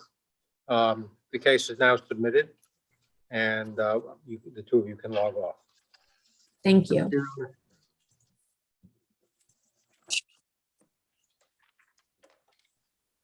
We will now call the third case, Jane Doe versus OPO Hotel Manager. Counsel, thank you.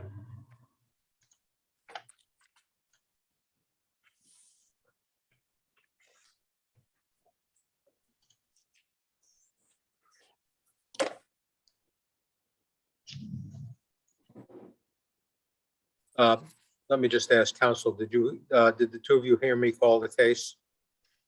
Did you run? I just heard the second half, so. Well, we've called the case of Doe versus OPO Hotel Manager, and counsel, you may proceed.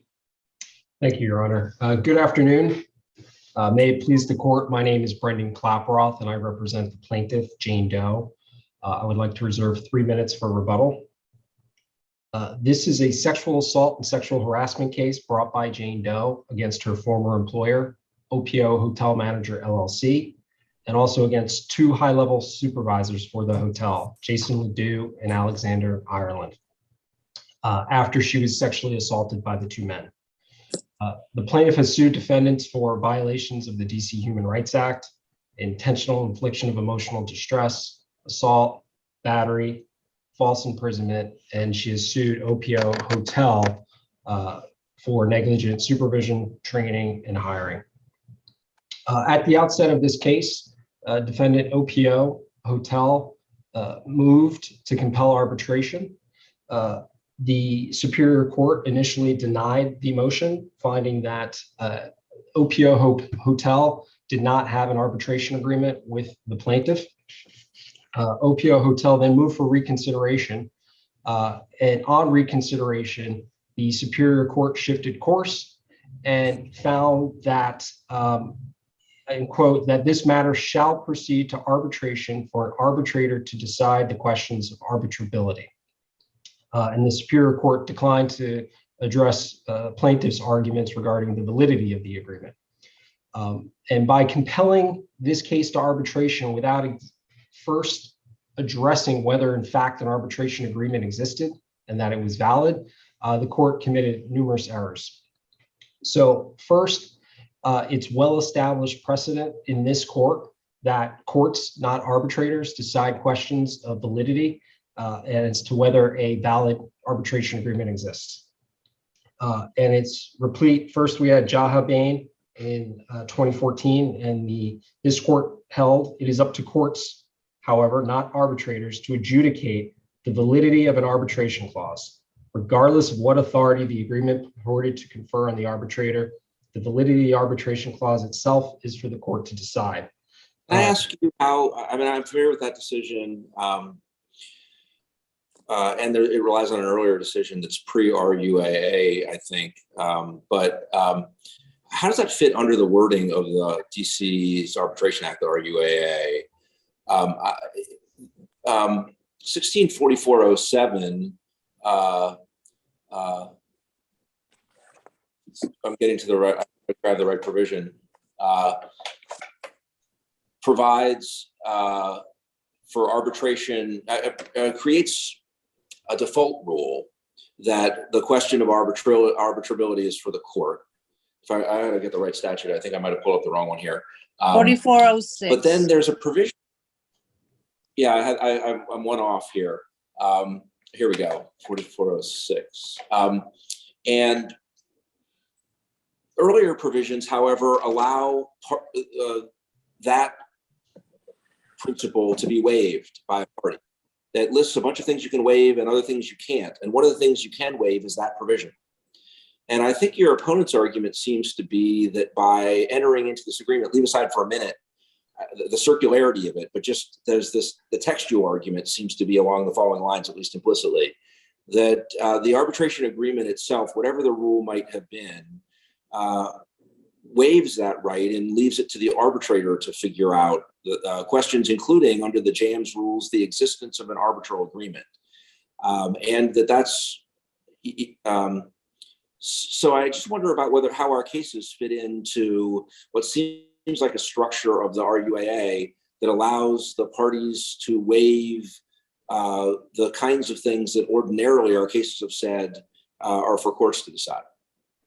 So I don't think the RUAA changes much or disturbs the precedent here because, as Your Honor indicated, it's a circular reasoning. Like, a party cannot waive something unless there's an actual agreement constituting a waiver, right? So it's why then you have that threshold issue as to whether an agreement even exists before someone can be forced into to arbitrate any claims or disputes. Because there has to be first an existence of an agreement before you can be forced in front of an arbitrator. So I think it's just. Could I interrupt you for a second? Why are we talking about the RUAA or RUAA? We're under the Federal Arbitration Act in this case.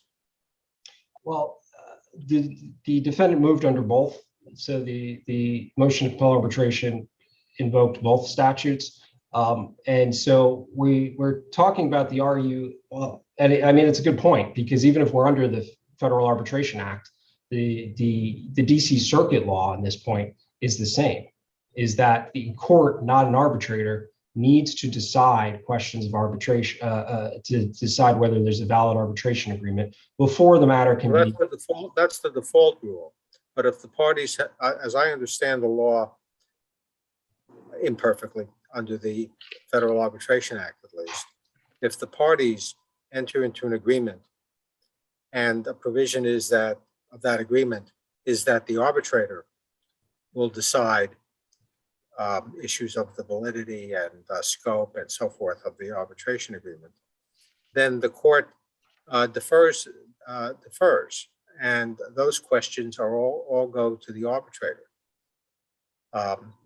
There's no dispute here that Ms. Stowe entered into an arbitration agreement. There's a dispute as to whether OPO is a party to it, but it sounds to me like once it's conceded that she entered into an arbitration agreement with a provision that provides for issues of scope, validity, and so forth to be decided by the arbitrator under the APA, that's what has to be done. So the DC. Am I wrong about my understanding of the law? Yes, the DC Circuit in 2020 in the Camara decision, and then again in 2021 in the Gin decision, makes it very clear that it's the courts, and it is the Gin decision was written by then Judge Garland, who makes it very clear, though, that this gateway issue of whether a valid agreement exists is for the court to decide. Even if the party purports to waive that? Yes, because you can't waive it unless there's a valid agreement. Well, So- I understand the logic of your point. I'm Yeah. just asking, that's what the decision that you're relying on also says is, yeah, it's true that a party tried to waive it, but it makes no sense to waive that because unless there's an agreement, there's no valid waiver. And therefore, is that all in the opinion, or is that the opinion says ordinarily it's for the court or it's for the court, and then it's your reasoning about, well, the efforts to waive that are unavailing? So my memory is that you don't get to the delegation provision, which is what we're No, talking about. It's clear. My question is about what the DC Circuit opinion addressed. So from my memory, is just Judge Garland did not specifically talk about a delegation clause in that case. I think the Camara case may have. Got it. Can I ask you? I want to. Judge Glickman asked a question that is one of the many things that puzzled me about this case. So I want to tee it up and see what your reaction is. The arbitration document here has law about what provisions it will operate under. That's clause H or paragraph H, and it says the agreement is governed by and enforceable under the FAA and the applicable arbitration act in the state in which the company is located. So it seems to say that this arbitration is governed both by the FAA and by the DC RUAA. Do you agree that it is governed by both, or that's what it seems to say, or? So that is what it seems to say, and it does say. And so yes, it is governed by both. Yes, and there's really no inconsistency, or the laws are not in conflict. Well, there's we haven't gotten to jurisdiction yet. And that's they're quite on the issue of jurisdiction, and whether there's an inconsistency between them, I guess, is a complex question about what you mean by the word inconsistency. But they provide for different. They are diametrically opposed to what they provide where they apply to whether you can get interlocutory appellate review of an order compelling arbitration. So I wouldn't say they're diametrically opposed. The FAA allows interlocutory review of the denial of a motion to compel arbitration, where the RUAA allows interlocutory review of a motion in order granting or denying a motion to compel arbitration. So the Volt case from the Supreme Court tells us that we're not dealing with field preemption here. We're dealing with, there has to be a direct conflict between the two statutes in order for state law to be preempted. Here, there is no direct conflict. The FAA does not say we ban or prohibit. Again, I'm a little puzzled. I don't even know if preemption is a possible piece of the picture, but there is possibly an antecedent piece of the picture, which is which procedural rules should apply. The regulation, the arbitration document says both the FAA and the RUAA should apply. And so, even if the FAA wouldn't preempt the RUAA, if it is what applies otherwise, don't we first have to figure out whether it's the FAA or the RUAA that applies with respect to the availability of interlocutory review? I think there's an answer to that question, but I just think they seem like they're distinct questions about, first, which does the arbitration agreement make applicable? It seems to make both, and if they're inconsistent, that's very puzzling. And then there would be a question of, well, does the FAA preempt the other? But even if the FAA wouldn't preempt the RUAA, if it was what does apply, it seems to me there's an antecedent question of whether the RUAA applies here or whether instead the FAA's jurisdictional provision applies. It's an interesting point, Your Honor, and it may even touch upon the Erie Doctrine, which I'm disinclined to delve into at this point. But I think it potentially does. So I think there are answers to it, but it's just nobody's really teed that up in those terms. And so I don't think that, at least very clearly, that there's kind of this antecedent question of whose law of interlocutory review does the agreement say should govern? That's just an issue that's been puzzling me that I'm not sure I know the answer to. And so my impression is, and I think law, whether you talk about Landgraf case or the Erie Doctrine, for matters of procedure, it's the court where the forum that we're in that controls. Would the parties by agreement say, with respect to the procedures, I mean, I assume you would agree. Well, I don't know. What's the answer to if an agreement says this arbitration, that's contemplated by the agreement is going to take place in the courts, the local courts of the District of Columbia, and it will be governed, substantively by whatever body of law is specified. And of course, we understand that generally the procedures of the forum would apply, but the parties agree that there will be no interlocutory review of an order compelling arbitration.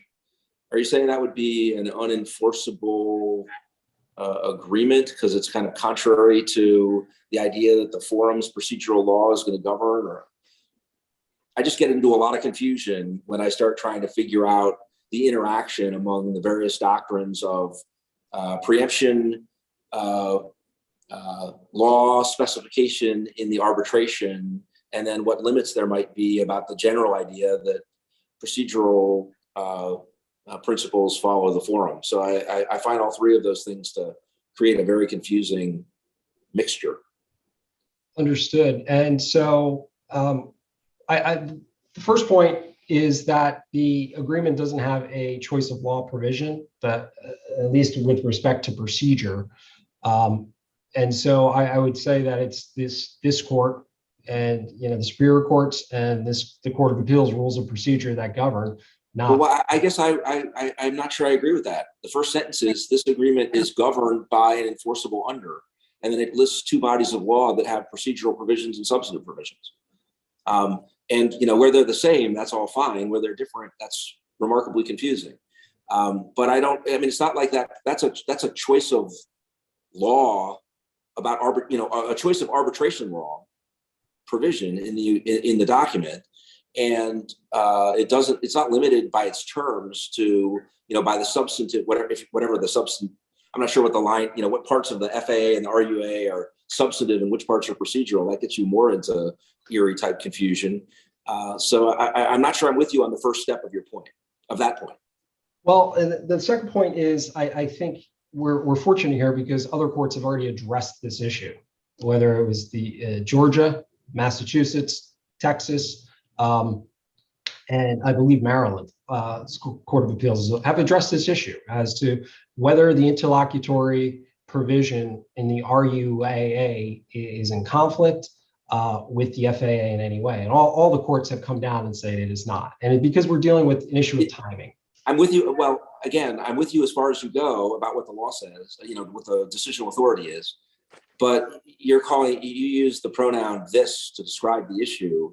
And the preemption issue is only a part of it. It seems to me there's a question of did the parties purport to agree to, a set of procedures that might have been different, so that it's not a preemption issue. It's to interpret the agreement about what law it's trying to apply and what it can apply. But I take your point. If it's purely a preemption issue, I take your point that as far as the parties have identified, the courts that have addressed that have found that local arbitration acts that permit interlocutory review of orders compelling arbitration are not preempted by the FAA. Some of them take the view that, the FAA doesn't apply to them, so there's an applicability / preemption set of questions that are slightly different potentially. But I'm with you on your assertion what the decisional authority is on that. I'm still, again, flummoxed by a possible antecedent question of did the parties purport to have the FAA's procedural provisions apply here. And I don't think, I think because the agreement says both apply, I think the default should be the forum that we're in. Rules of procedure would apply which is consistent with case law generally. So, the next issue is, well, there is no agreement. So when the motion to compel was first filed, defendant OPO took the position that it was a party to the agreement. when the plaintiff pointed out that, well, no, it's actually not. The agreement is between Trump International Hotel and the plaintiff. And Trump International Hotel is a registered trade name with a completely separate company, Trump Old Post Office LLC. The defendant shifted its position and then turned to these principles of third-party beneficiary and equitable estoppel. The first point is that these arguments were waived because they were raised for the first time in a reply.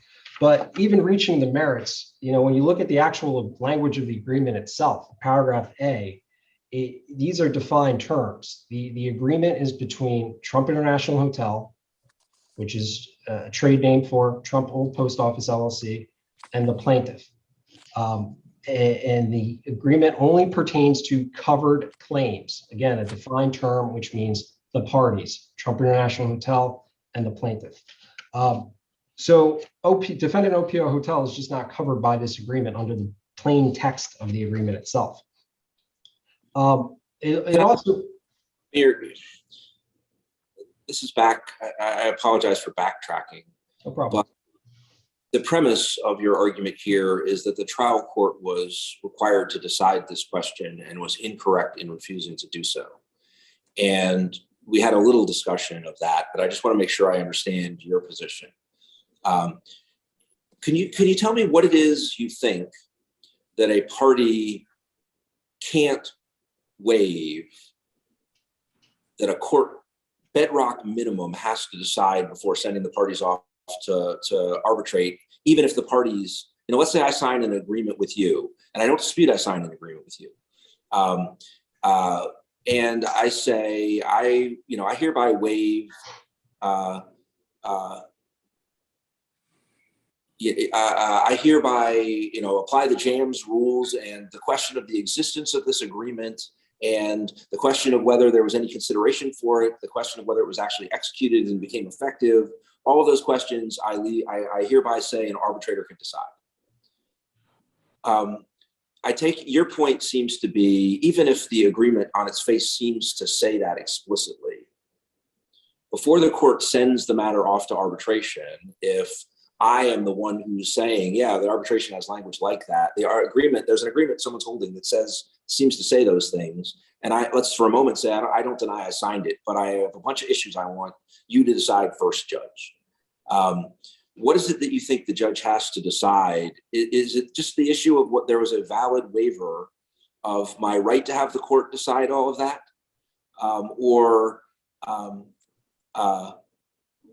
What do you think is the bedrock minimum that no matter what the parties are trying to waive, the court has to decide before sending a matter off to arbitration?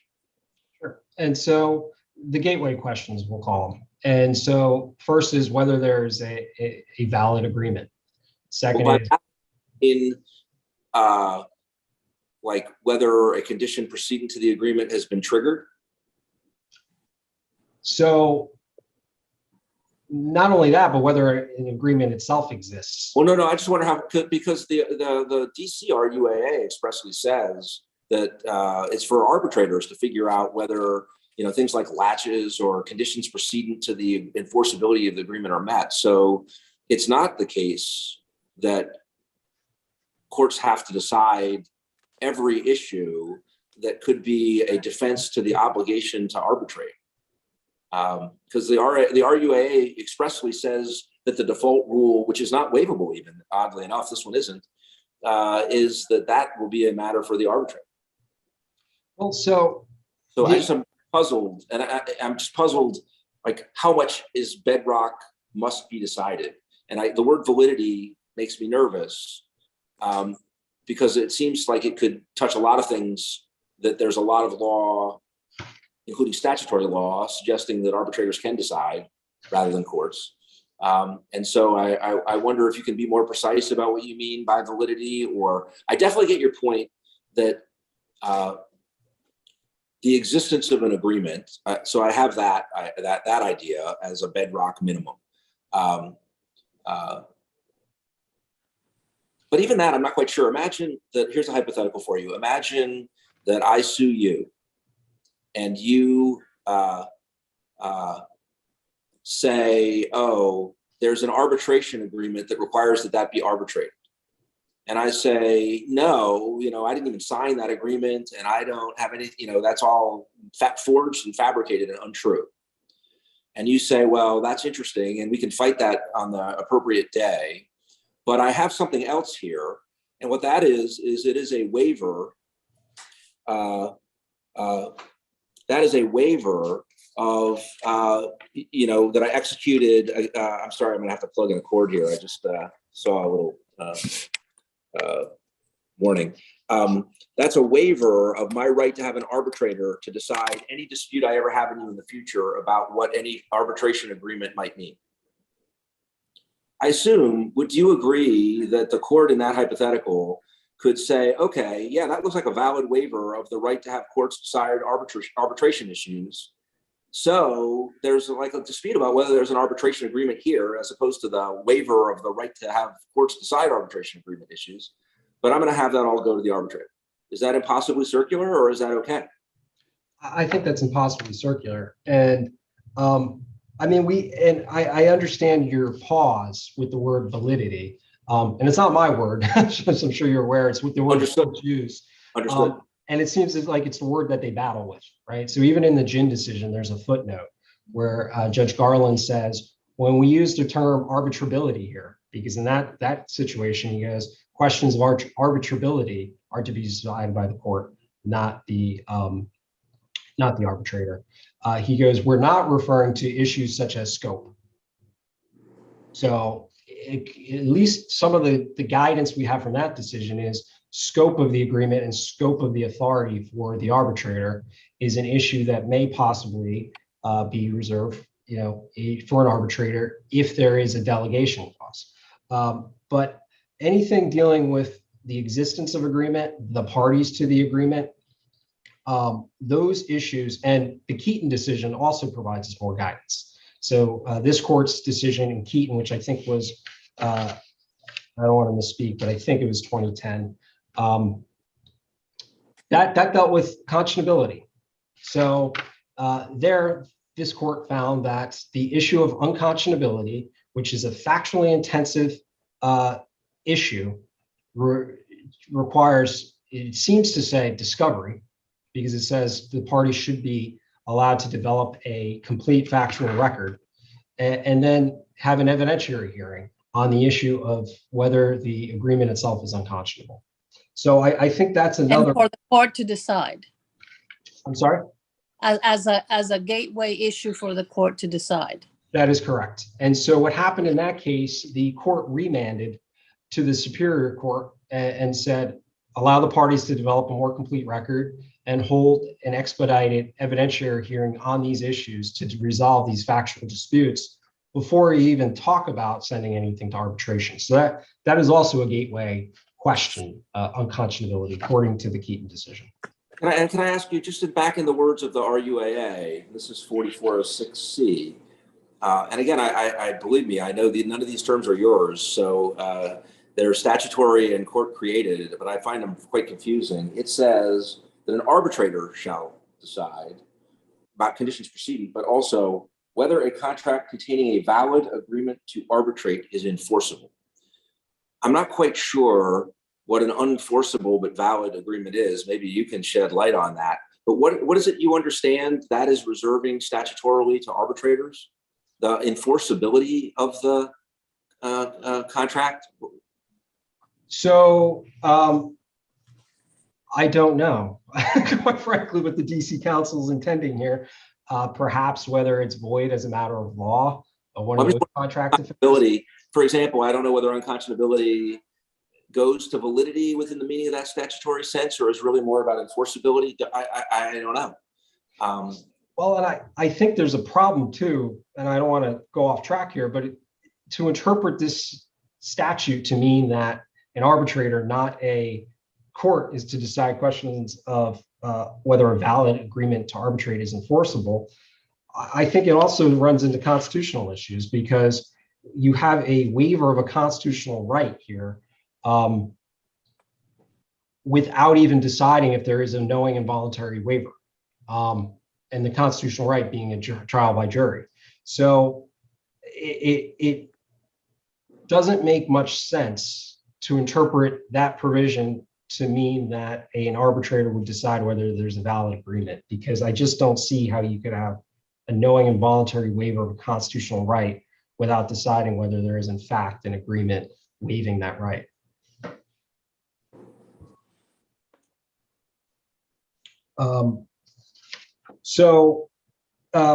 I derailed you. You had gotten further, through the case, and I apologize for pulling you backwards, but putting you back where you were. I think you were arguing that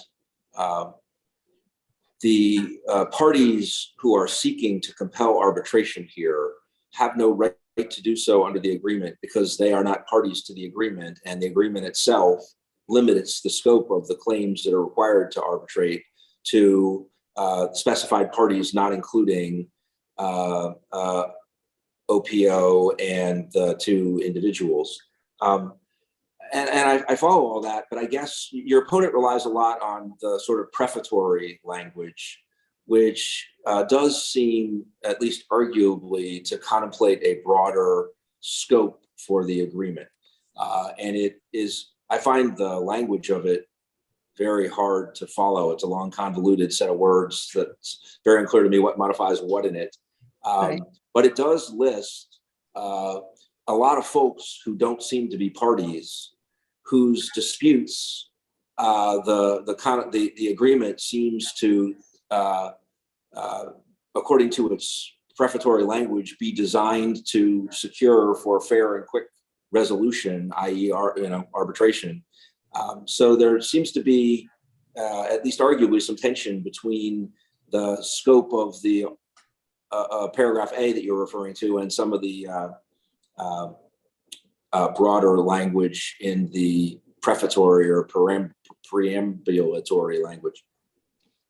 Yes, that's right. And that's where the only place those terms that the defendants are relying upon, alleged agent and affiliate, are located in the recitals or the preambulatory language. So there's a couple points here. Paragraph A, dealing with the actual arbitration agreement, is self-contained. All the terms are defined. Company is defined, employee is defined, and covered claims are defined as disputes between the parties. So this is a clear, self-contained paragraph without any ambiguity as to who it pertains to.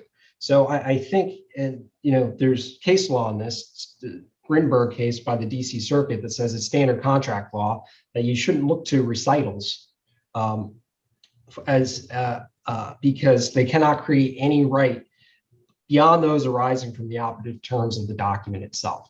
So the preamble, we shouldn't even look to that to try to expand the definition or the rights afforded to the parties under the agreement, just because it's recital language that's, quite frankly, very, very confusing. I'm not really sure what it pertains to. It is very confusing, and I was trying to see whether there was some way to make sense of it, consonant with what the operative provision says about, that defines the parties and says that a covered claim is a claim, dispute, or controversy between the parties. And even that prefatory language starts by talking about the parties to this agreement and any dispute that may arise in the context of their employment relationship, which, of course, the problem is that, as far as we know, there wasn't one right here. But I mean, that whole thing, it's kind of ungrammatical, but I'm wondering whether what would make sense is in that third line where it says, with the company and or against any employee, officer, alleged agent,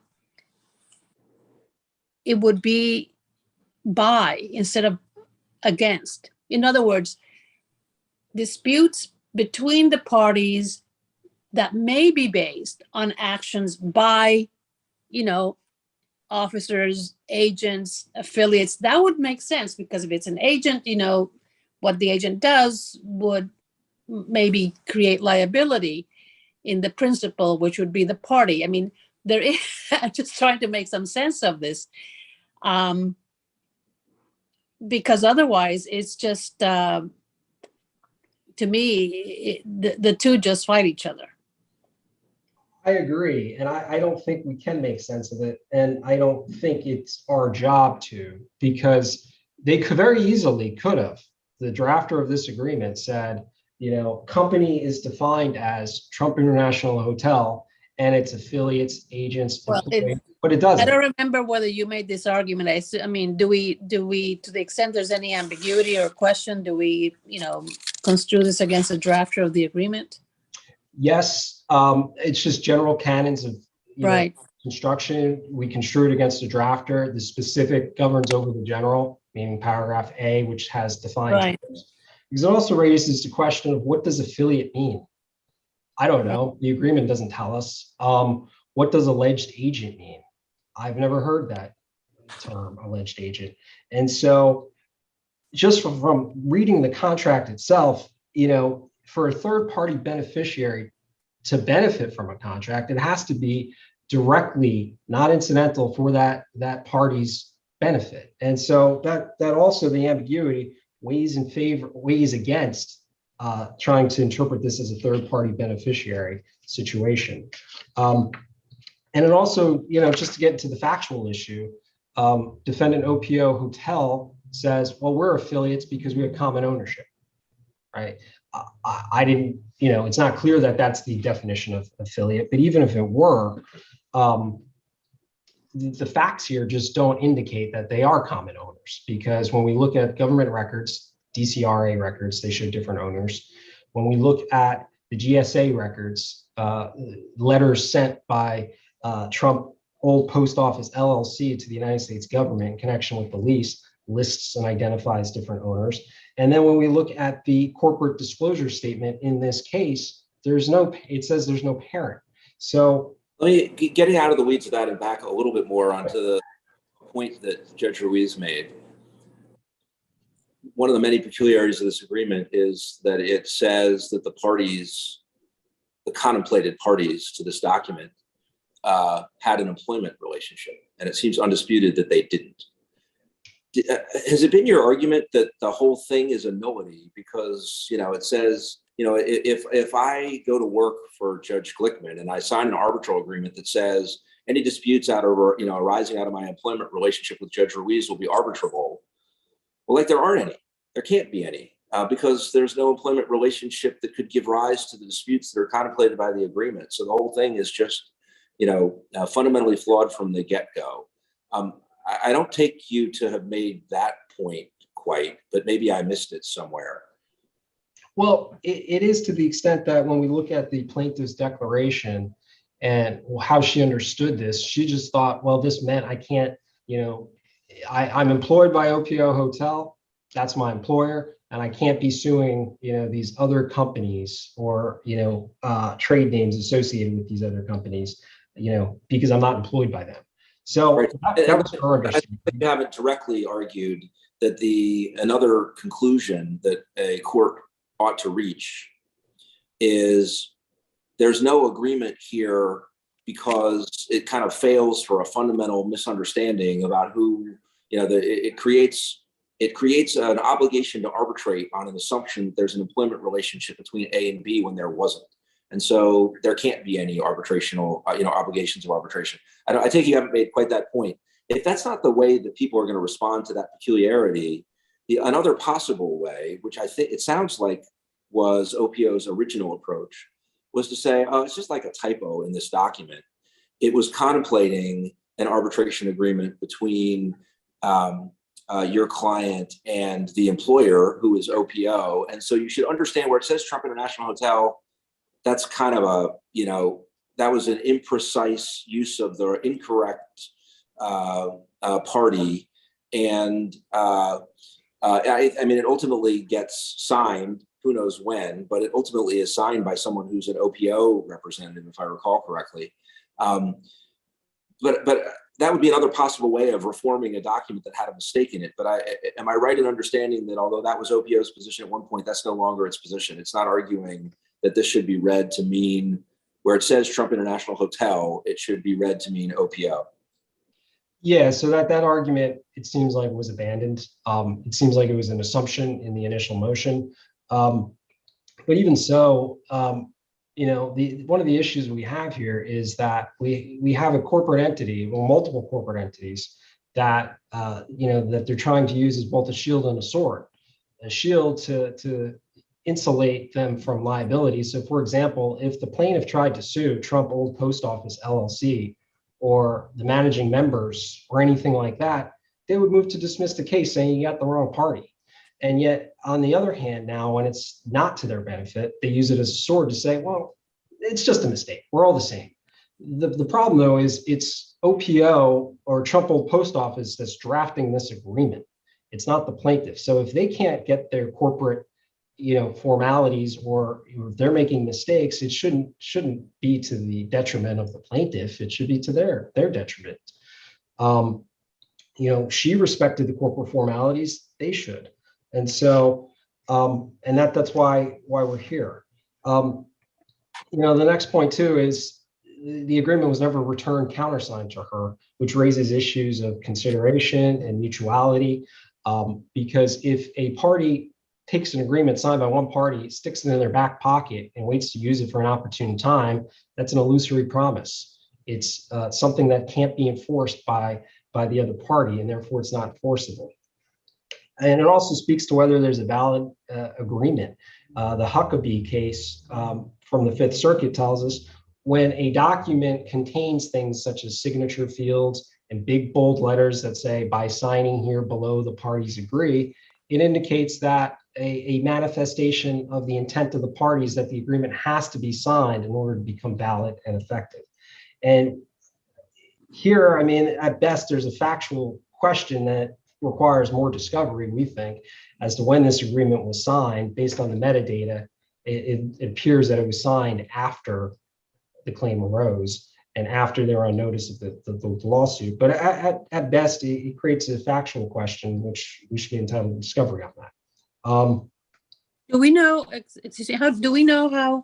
how Ms. Doe returned her signed copy to OPO? I just trying to think if it's in her declaration. My memory, though, is that it was emailed. Emailed? Yes. Just to briefly touch upon the issue of estoppel, there's no Court of Appeals cases on this doctrine. The defendants point to federal cases. And so the articulation of the doctrine by this Court of Appeals, the defendant doesn't even try to satisfy that standard, which is a party raising equitable estoppel must show that he, one, changed his position prejudicially, two, in reasonable reliance on a false representation or concealment of material fact, which the party to be estopped made with knowledge of the true facts and intent to induce the other to act. And that's just not the situation here or anything like that. And just the final point too on the federal cases interpreting the estoppel doctrine. What they look at is whether the claim can exist independent of the contract at issue. So like in the Riley case, we have a payday loan that they're bringing a class action to sue under, saying it violates the DC usury law. And so the courts, there's like, you can't sue under this agreement that forms the basis of your claim and then try to carve out this little provision that's in it that's not beneficial to you. Same is true in the Fox case, where the plaintiff is suing and forms its claims based on the terms of an offer letter that then says, which contain an arbitration agreement, and just says, but the arbitration agreement shouldn't apply, but everything else should. So they're stopped, and that makes sense. Whereas here, the plaintiff's not making any position like that. She's not suing to enforce the terms of the arbitration agreement. Her offer letter, which is a fully integrated agreement and signed, doesn't contain an arbitration agreement, and she's also not suing under it. So it's really not an issue. The next point is courts from across the country have found that claims of sexual assault and sexual harassment are beyond the scope of arbitration agreements. And it's more of a policy position because courts have found that the notion that someone could voluntarily and knowingly agree to arbitrate a sexual assault when they sign up for a job is just, it's outrageous and like an unbelievable outcome.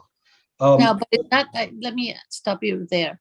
Is that an issue that goes to the interpretation of the scope of the arbitration agreement? Nobody, like you said, nobody in their right mind would have really agreed to this. Is it kind of a large public policy argument that goes to almost like enforceability? We will never, ever,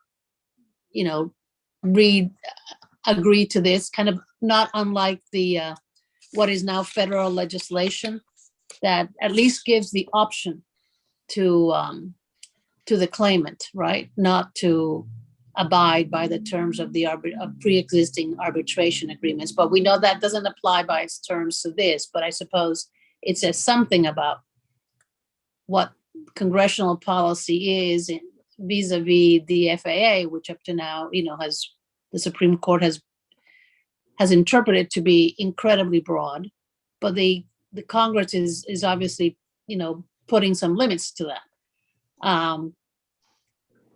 And then it also seems to form part of the unconscionability argument.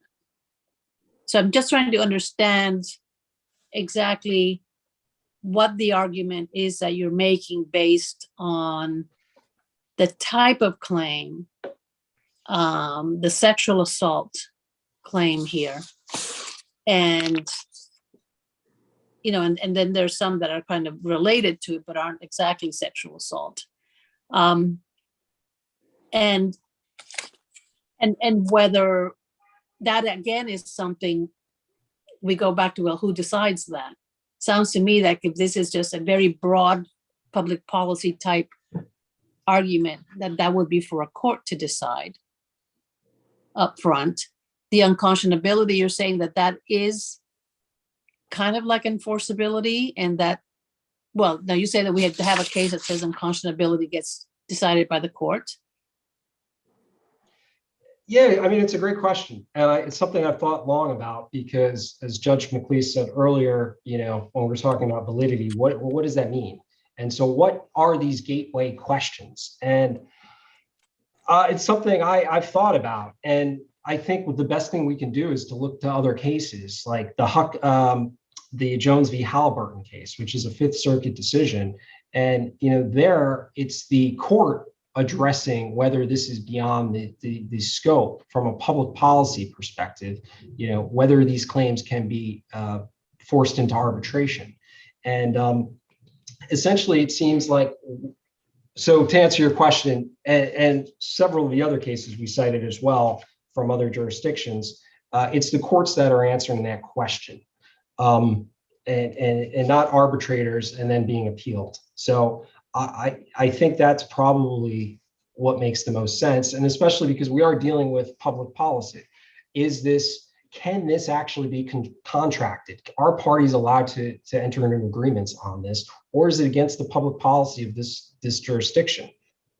And well, they are, well, in terms of, I don't know when you say public policy, I don't know whether you're speaking about DC public policy, in which case we probably would wait to see what our legislature has to say about it. But we know that in terms of kind of national public policy, right? They haven't said that you can't agree to arbitrate this. They said that you're not necessarily bound by an agreement to arbitrate which you have entered into, right? Yes. So, and the difference there is whether you can be forced to arbitrate, right? Right. So, and that's why it's the Ending Forced Arbitration Act of Sexual Assaults, et cetera. So it's whether the employee is going to be forced into arbitration, whether there's an agreement or not. And, amazingly, a bipartisan Congress has said, no, an employee can't be forced to do that. 56 attorney generals has said, wrote to Congress saying, this is against, there are societal ills that come with this, and we need legislation to prevent that. And that's exactly what Congress did in a bipartisan fashion. So as far as what the policy is, and from a public policy standpoint, I can't think of any clearer expression than having a congressional statute and a committee report speak to that. And so, but to answer your second question is, it does pertain to both a scope issue as to whether this can be a valid provision in an agreement, and then it also goes to unconscionability, whether this shocks the judicial conscience. And it should, because we have a situation where individuals, men and women who are victims of sexual harassment and sexual assault across this country can no longer be forced into arbitration. And yet we find ourselves with, some claims that may still be allowed to arbitrate. It just seems completely inconsistent. And if we look at the committee report itself, on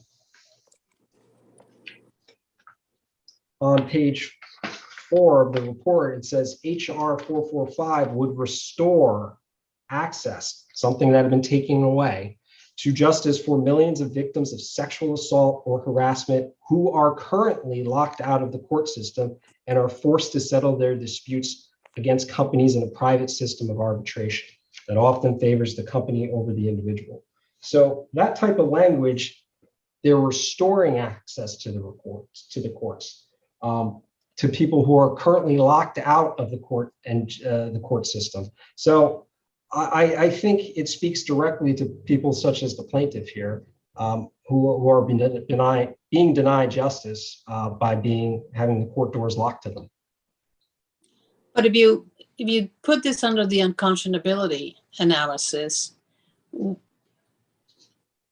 what you've been arguing so far is that what we'll call the substantive part of that analysis. But what about the procedural aspect, given that, she was sent this? I understand it was a big stack of documents. It was kind of a take it or leave it. But courts seem to have been quite, one could use the word harsh there to say, look, you can always leave it, right? Leave the job on the table. Yes, and fortunately, this court has addressed a similar issue in the consumer context in the Andrew case. So as far as these contracts of adhesion, take it or leave it, which we know this is because the declaration by Mr. Damelencourt says that she had no choice but to sign this. So these types of contracts of adhesion, I don't want to say always, but just about always satisfies procedural unconscionability. And in the Andrew case, the court went as far as to say, not only that, but it also satisfies, you can get an interlocutory appeal for contracts of adhesion in the consumer context, because this amounts to an injunction.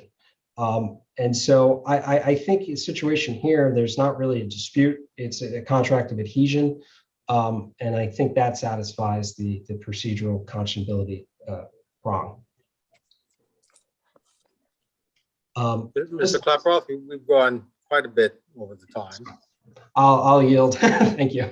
I think we ought to give your opponent the chance to speak to us too. Thank you. And we'll give you a few minutes in rebuttal. Thank you.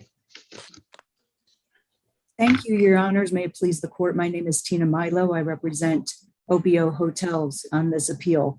And I fully anticipate that you have a lot of questions for me, but what I'd like to start with is the jurisdictional issue. I understand there's some question about the arbitration agreement, but if you look at paragraph 8, the heading is Federal Arbitration Act, period. And yes, it goes on to say this agreement is governed by and enforceable under the Federal Arbitration Act and the applicable Arbitration Act in the state in which the company is located. But that doesn't have to be contradictory. The Federal Arbitration Act controls and the state law to the extent it is consistent with the federal law. What we have here is an express agreement that the FAA would apply. That is not only the express rule among the parties, it's the rule that was set down by the Supreme Court that employment agreements are controlled by the FAA. What is happening here is that appellant is trying to cherry pick provisions to get the result that she's looking for. But I quite get, can you say what you mean? So the FAA, it has provisions that say, the district court judge shall do X and the district court judge shall do Y. So do Right. you think the agreement requires that any lawsuit be brought in federal district court? No, and the courts have said it doesn't matter which courthouse it's brought in. That law will apply. There are plenty of times that a superior court will apply federal law. So it is no different in this case. The FAA applies. And if there's any conflict with state law, it preempts. And No, that's but what the we have. FAA itself, I'm sorry, No Ismail, but you're right. Let's assume, as you say, the FAA applies. So we look at the language of the FAA and it speaks in terms of US district courts. Right. It does, but that would be applied in the state court if that's what the parties choose to apply. If you were to take your argument as to DC procedure, DC procedural law would be the law that controls normal appellate procedure. The RUAA is substantive law. So if you look at DC law, you need a final judgment to be appealable. This is not a final judgment. The circuit court has not issued a final judgment. They sent the issue for arbitration. They set a status hearing for 7 months down the road. The parties could come back to enforce the agreement, to modify the agreement. The arbitrator may find certain claims not arbitrable. So that in that case, it would go back to the circuit, to the superior court. So what we have here is We need to get back to your view is the right way of reading the arbitral agreement is that it says that the FAA applies and maybe interstitially, there might be some residual for the RUAA, the local arbitration provision, to fill in details maybe. I don't know what you think that is, but let's say that's right. So let's go to the provision of the FAA about interlocutory appeal. And what it says about interlocutory appeal is, except as provided in 1292B of Title 28, which is about the jurisdiction of federal courts, not the superior court or this court. You can't take an appeal from an interlocutory order directing arbitration to proceed under Section 4 of this title. Well, Section 4 of this title tells you about arbitrations that are in district court. And so it just isn't so obvious to me that those provisions, those procedural provisions apply because they are by their terms applicable in a judicial system that isn't ours. And a different way of reading the arbitral agreement is to say, like if, somebody brought a federal, someone ends up bringing a federal lawsuit, then the procedural provisions of the Federal Arbitration Act will govern that. Whereas if someone brings an arbitration act in state court, then the procedural provisions of that, of the state court, the DC court here, DC local court here, will govern. That seems like a much more natural interpretation of that language in the arbitral agreement. I would respectfully disagree. I think what the parties intended here were the provisions of the FAA to apply. Well, if they picked a very strange way of saying it, because instead of saying the provisions of the FAA will apply, they said the provisions of both will apply. So they can't have meant only that the provisions of the FAA would apply. Well, Your Honor, I don't disagree that it could have been drafted in a better way. We can always write in a more clear manner, but the heading of the paragraph says Federal Arbitration Act. It doesn't say choice of law. It doesn't say Federal Arbitration Act and state law provisions. It sets the intent of the party clearly, Federal Arbitration Act. Generally, the title of a provision is a variant of the preamble topic, but generally you determine, it's relevant to how to interpret a provision, but the title is not operative. The operative language is language that couldn't be clearer in that both are contemplated. It says enforceable under A and B. So correct. It couldn't be clearer that it means both. And the title mentioning only one of them, I don't think would be very good grounds to say, well, ignore the applicable Arbitration Act in the state. It's, a lot of the language about why you don't give a ton of weight to titles is because they're usually shorthands. And so, the operative language seems to say both. And so assume for a moment that work from the premise for a moment that both apply. What would be wrong, assuming that we interpret this agreement to say both apply? What would be wrong with saying, right, the FAA's procedural provisions apply to federal actions that implicate them, and the RUAA, the DC RUAA's procedural provisions apply to lawsuits that are subject to them? Well, what would be that would raise a separate preemption question. I understand there's a later preemption question, but just in terms of what law should be applying in terms of the intent of the parties, why isn't that the most natural reading?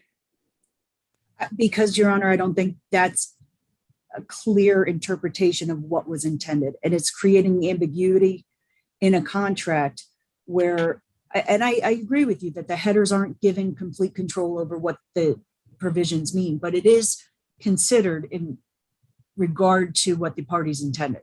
So But what do Judge- we Judge do with the McLeese is- language that refers to and the applicable arbitration act in the state in which the company is located? Do we just completely erase that out of the agreement? no, I think the and implies that they have to be consistent with each other. It would say, or if it was allowed to be opposed. So I think you can read them together, but there's a preemption requirement so that the FAA would preempt where there's conflict. And here, one statute says you could take an appeal from an order granting a stay and compelling arbitration, and one says you cannot. The federal law says you cannot, and in that case, there's preemption. But you're suggesting that the two should be harmonized if possible. Correct. Okay. But Judge And- McLeese's approach to the interpretation raised a problem if the issues being arbitrated involve both federal and state law claims, or federal and DC law claims. I think it would, because then you have questions of which substantive law is going to apply, and it's just going to And for create that more matter, chaos. which procedural law would. Absolutely, absolutely. And I think the laws are And you clear. couldn't do both in the same case, or it would be You very odd anyway. Exactly. It would just be making matters even more complicated than they need to be. And the fact that we're here shows that they're already complicated enough. And, just so that, with that being said, I think this matter should be dismissed for lack of jurisdiction under the FAA. Can I ask But you a under- question about whether, do Of course. you agree that the question of our interlocutory appeal jurisdiction is for us? Or do you think that really this proceeding shouldn't, what we should say is arbitrators are going to be decided, we're intermeddling in something that really arbitrators should be figuring out. And we shouldn't even get into whether we have interlocutory appeal. The antecedent question is whether all of this is for arbitrators. And the reason I ask that is because you rely on the JAMS rules about what the scope is that the parties have conferred on arbitrators. And the JAMS rules say that jurisdictional questions are for the arbitrator. And so I would have thought that the logic of your argument is, here's a court trying to decide a jurisdictional issue arising out of this dispute. What are you doing that, court? The parties agreed that everything is for the arbitrator. So appellate court, you should dismiss, not because you lack jurisdiction, maybe you do, maybe you don't, on interlocutory appeal FAA grounds, but instead on the ground that we shouldn't be deciding any of this because the JAMS rules say that the arbitrator is going to decide any jurisdictional issue that needs to be decided in connection with all this. I think that's a great alternative argument, but I think we'd be here with appellant saying, well, there's no agreement to begin with, and we'd be right back before the review I begin with. think that's correct. You actually think that we shouldn't be deciding that. You haven't made that argument, so you're probably not in front of us. But the logic of your argument about the JAMS rules is we shouldn't even be figuring out whether we have appellate jurisdiction to review that order. We should be saying that's all part of the arbitrator's responsibility because there is people have proffered a piece of paper that is called an arbitral, that is alleged to be an arbitral agreement, and everything else that follows is for the arbitrator. Yeah, and that's a good segue into the next argument, which is if the initial burden upon the court, the superior court, is to determine was there offer, acceptance, and intent to be bound with the arbitration agreement. The cases cited by opposing counsel when the validity is at stake is when there's an argument as to the validity of the arbitration clause. The agreement, the court cases all say arbitration clause. The agreement itself, that's when you get into the validity arguments of who's the right party, unconscionability. You can waive that, which the parties did in this case. That's what the JAM arbitrators can decide. Well, I don't understand. Know what the parties waived in this case. Nobody's made a ruling about what the parties waived in this case. Well, I think that goes to the rules of JAMS. So Well, no, when saying that, how do you understand the trial court's ruling? What did the The way trial court decide? I'd be happy to start there because I think that the Superior Court judge got it right. What he decided was once he reconsidered and saw all the arguments before him, he saw there was an offer made Wait, to You think Ms. Doe. the trial court said there is an offer here? That's part of the trial court's reasoning. When they presented Ms. Doe with the arbitration agreement. I'm just That asking is- you reasoning. Can you say what the trial court said is what the trial court's legal conclusions are explicitly before it's matter off to the arbitrator? Yes, so let me pull up the order because the court put in an 8-page order in which he went through all the arguments. And what he said was, well, he recited everybody's arguments. And what he said was that an offer was made, that the parties, that Ms. Doe reviewed it. It was taken overnight. I'm sorry, which page, which are you on the last page of the order now? It was on the last page. Oh, here we go. I mean, I thought all of it was in a single paragraph that's on the last page of the order that says the court Right. finds that the Right. matter of arbitry, proceed to, for the arbitrator to decide. Say it's a jams rule. So in A163 and A164, I'm sorry? in the appendix 163 and 164, the court, it lays out what's ordered and what's denied. But the whole 8 pages preceding that lays out the basis for those decisions. I don't think we can look at one page at the exclusion of the other 7. Well, but let's just first focus, I get you, fine, but show me where, just point me to the specific pages where you think the trial court reached legal conclusions before Well, it sent he arbitration. says on A163, the court finds that this matter shall proceed to arbitration for an arbitrator to decide questions of arbitrability, and then cites the JAMS rule. JAMS rule paragraphs 11B, disputes over the validity, interpretation, or scope of the agreement. I have it in front of me. I don't think, Okay, I got all that, but so the trial court says, and that's the paragraph where I saw like stated reasoning, and it is, there's this JAMS rule, and it says that a bunch of things are for arbitrators. And then it says some of plaintiff's claims have a particular form. And then it says, we're going to grant a motion to compel arbitration. I didn't see the trial court say, and then it said about the individuals, well, it'll be efficient to have them arbitrate as well.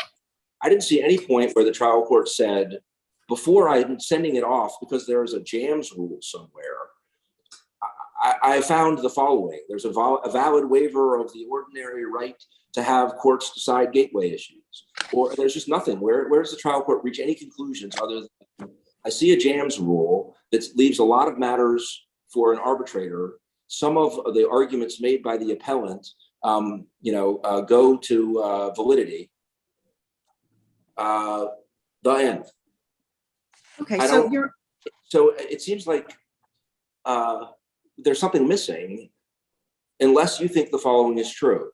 I mean, imagine that I sue you and you say, no, you have to go to arbitration, and you file a motion to for arbitration, and you produce a document that has JAMS rules in it. And you allege, when we get to the arbitrator, I'm going to be able to prove, or I mean, make it, I'm going to be able to prove that there's an agreement and that it, waived all sorts of things and it's enforceable. And all you need to know, Judge, is I'm alleging that there is an arbitration agreement, not necessarily between me and the plaintiff. I'm just telling you that, all the rest is for the arbitrator. I'm showing you a JAMS rule, and I'm showing you that some of the arguments being raised by my opponent would fall within that JAMS rule. Would that be enough to get you to arbitration, or do you think the trial court would have to say, well, no, like, let's say I say, I don't know, I've never met, this is a slip and fall tort case. I never met this person before, and I had signed no arbitration agreement. You would say, no, trial judge sends all that off to arbitration because there's just an allegation that there is an agreement that entitles the arbitrator to decide issues? Or what does the trial court, in your view, at minimum have to decide before it sends a matter off to arbitration? I think the minimum the court has to decide is that there's an offer for an arbitration agreement, that she accepted it and intended to be bound. Where is that? What- Where are the findings on that in the trial court's order?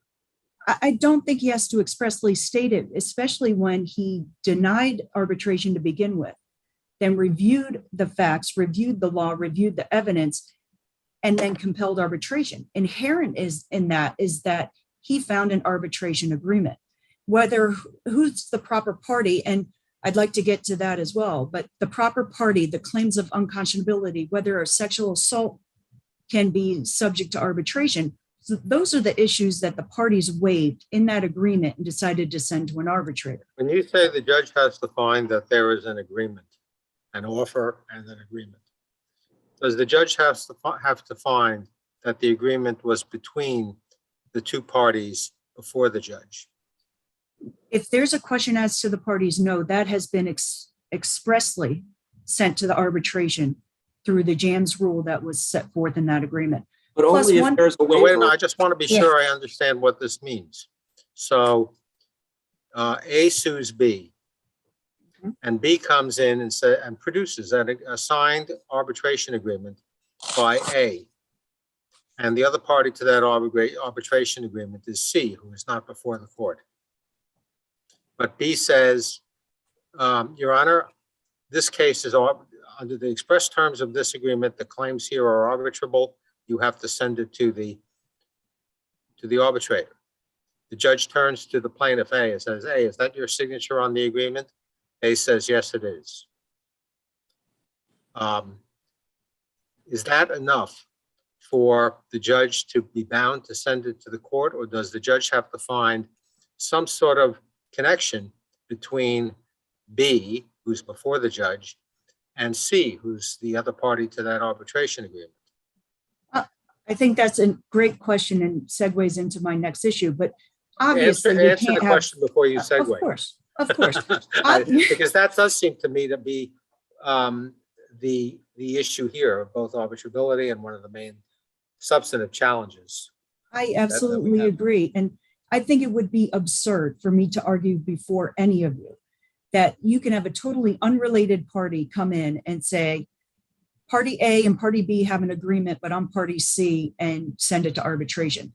That's not what the trial court had here. We need to look at the appendix and what he had before him. Her offer letter was sent from Trump International Hotels. The offer letter says, "Congratulations, we're decided to welcome you to our team at Trump International Hotel, Washington, D.C." The offer letter was signed by the OPO manager.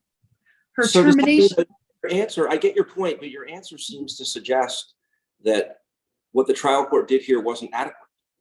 Because you're saying, well, it might have been a problem if really there isn't any connection between the individuals and OPO and the actual signatory, the actual other parties specified in the arbitration agreement, then maybe the judge shouldn't have been sending things off to the arbitrator.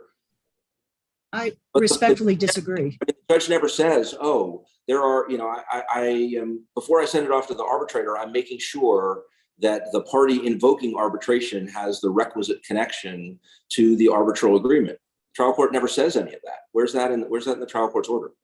It's in the order in that he ordered arbitration, because had he not found some nexus, right? And that's what was considered No, on I the motion mean, for reconsideration and in the You reply. infer that the trial judge must have been thinking about the law as you understand it. But I mean, the trial court might have not understood the point that we're discussing. And so the trial court might have thought that it was enough, that it just says, there's the party seeking arbitration is showing that the plaintiff signed a document that said, JAMS, under JAMS rules, the arbitrator decides everything. The trial court might have thought that was enough. That's the way the order reads. I wouldn't be very comfortable inferring that the trial court made an implicit finding of some kind of requisite relationship, whatever that might be. I mean, I don't know what kind of relationship is good enough. I mean, if in Judge Glickman's hypothetical, B and C are brother and sister, so they're not entirely unrelated, they're biologically related. Is that enough? So, I mean, if there's an implicit finding about the requisite relationship, what is the requisite relationship before that can be invoked? Your Honor, you have to look at the order as a whole. The judge does go through and talk about the arguments made for affiliation. The judge does go through and talk about what was in the record before him and what arguments have been made. So there May I has. interrupt you? Let me explain why I found myself discomforted, if that's the word, by the trial judge's order here. He recites in the order each party's contentions, but he makes no findings. He essentially makes no explicit findings of any point in issue. The question that is so as a result, we have a question, well, what findings does the judge have to make? Let's assume for the sake of simplicity, every finding that's necessary must be explicit so that we can put it out on the table. I understand the notions about sometimes you can read into findings, things that are implicit, but let's just say, what is it exactly that the judge has to find? Clearly, one thing the judge has to find, and must be found by a judge, not by the arbitrator, is that the plaintiff is a signatory to this agreement, is a party to this agreement. Forget the word signatory, is a party to this agreement. Because we actually have a case on that subject where the district came in and said, we don't have to go arbitrate because we did not sign this agreement. Okay. So what's unclear is how far that goes or how much else the judge has to find. The judge has to find that it's an arbitration agreement. The judge clearly, the agreement has to be being invoked by the defendant. That seems clear. But what, if anything, does the judge have to find about the defendant's relationship to the agreement? You could say at some point, somebody's got to find that the defendant is either a party or a third-party beneficiary of the agreement. Maybe there's another category I'm leaving out, I forget. But you would think that that would be something somebody eventually has to find. Does the judge have to find it? Or can the judge say, well, this defendant, I don't know who that defendant is, but you sued him and he's brought in this agreement and you signed it. So that's enough to send it to the arbitrator to decide whether the defendant is a party to that agreement. Seems a little odd, but it's not, after some of the case law I've read, it's not inconceivable. So I would like to know, what do you think if he had put it explicitly, the trial judge here had to find? Because the order is very deficient, frankly. The order is deficient because he doesn't find anything. All he does is recite the claims of each party. And then he says, all right, I find this is going to arbitration. That does not help us, okay? So now tell us what you think a judge presented with the situation has to find at a minimum in order to grant the motion to compel arbitration. I'd be happy to. So we've already established offer acceptance, intent to be bound, but intent to be bound to what? In this case, Ms. Doe agreed to arbitrate issues arising out of her employment relationship, which is the entire basis of her claims against OPO. So who's the employer? Is it OPO? Is it Trump International? Is it OPO acting as an agent of Trump International? Are they acting as co-employers? Those are issues for the arbitrator to decide. The court in the Superior Court judge has found that there's an arbitration agreement that covers employment matters. Can I go back? You said three things, and you said them quickly in response to Judge Glickman's question. I want to make sure I understand them. Sure. So you're saying that the trial judge was required to find here before sending this matter off to arbitration, and maybe you think the trial court did it implicitly, but the trial court was required to find offer, acceptance, and Intent to be bound. Intent to be bound. So on acceptance, your opponent's argument is that she signed an agreement and sent it off and never got a signed version back. That the agreement says that, when the parties sign, the agreement will kind of kick in, and that there's reason to believe that the agreement was never signed until after this lawsuit was initiated, and that's too late.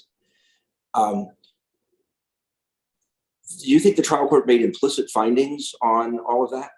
I don't think he had to, because in our jurisdiction, you don't need a counter signature for it to be binding. I understand what it expressly said, but we have cases where you have individuals signing acknowledgement forms. So the trial court maybe then could have implicitly found, don't care that it wasn't signed, but there was a valid contract. Right. There was offer and acceptance. Court made an implicit finding that there was a valid arbitration. Valid is an imprecise term. That there was acceptance, acceptance by OPO or Trump International or somebody that gave rise to that created a contract. Do you think the trial court made implicit findings on that? And if so, where in the order would you point us to?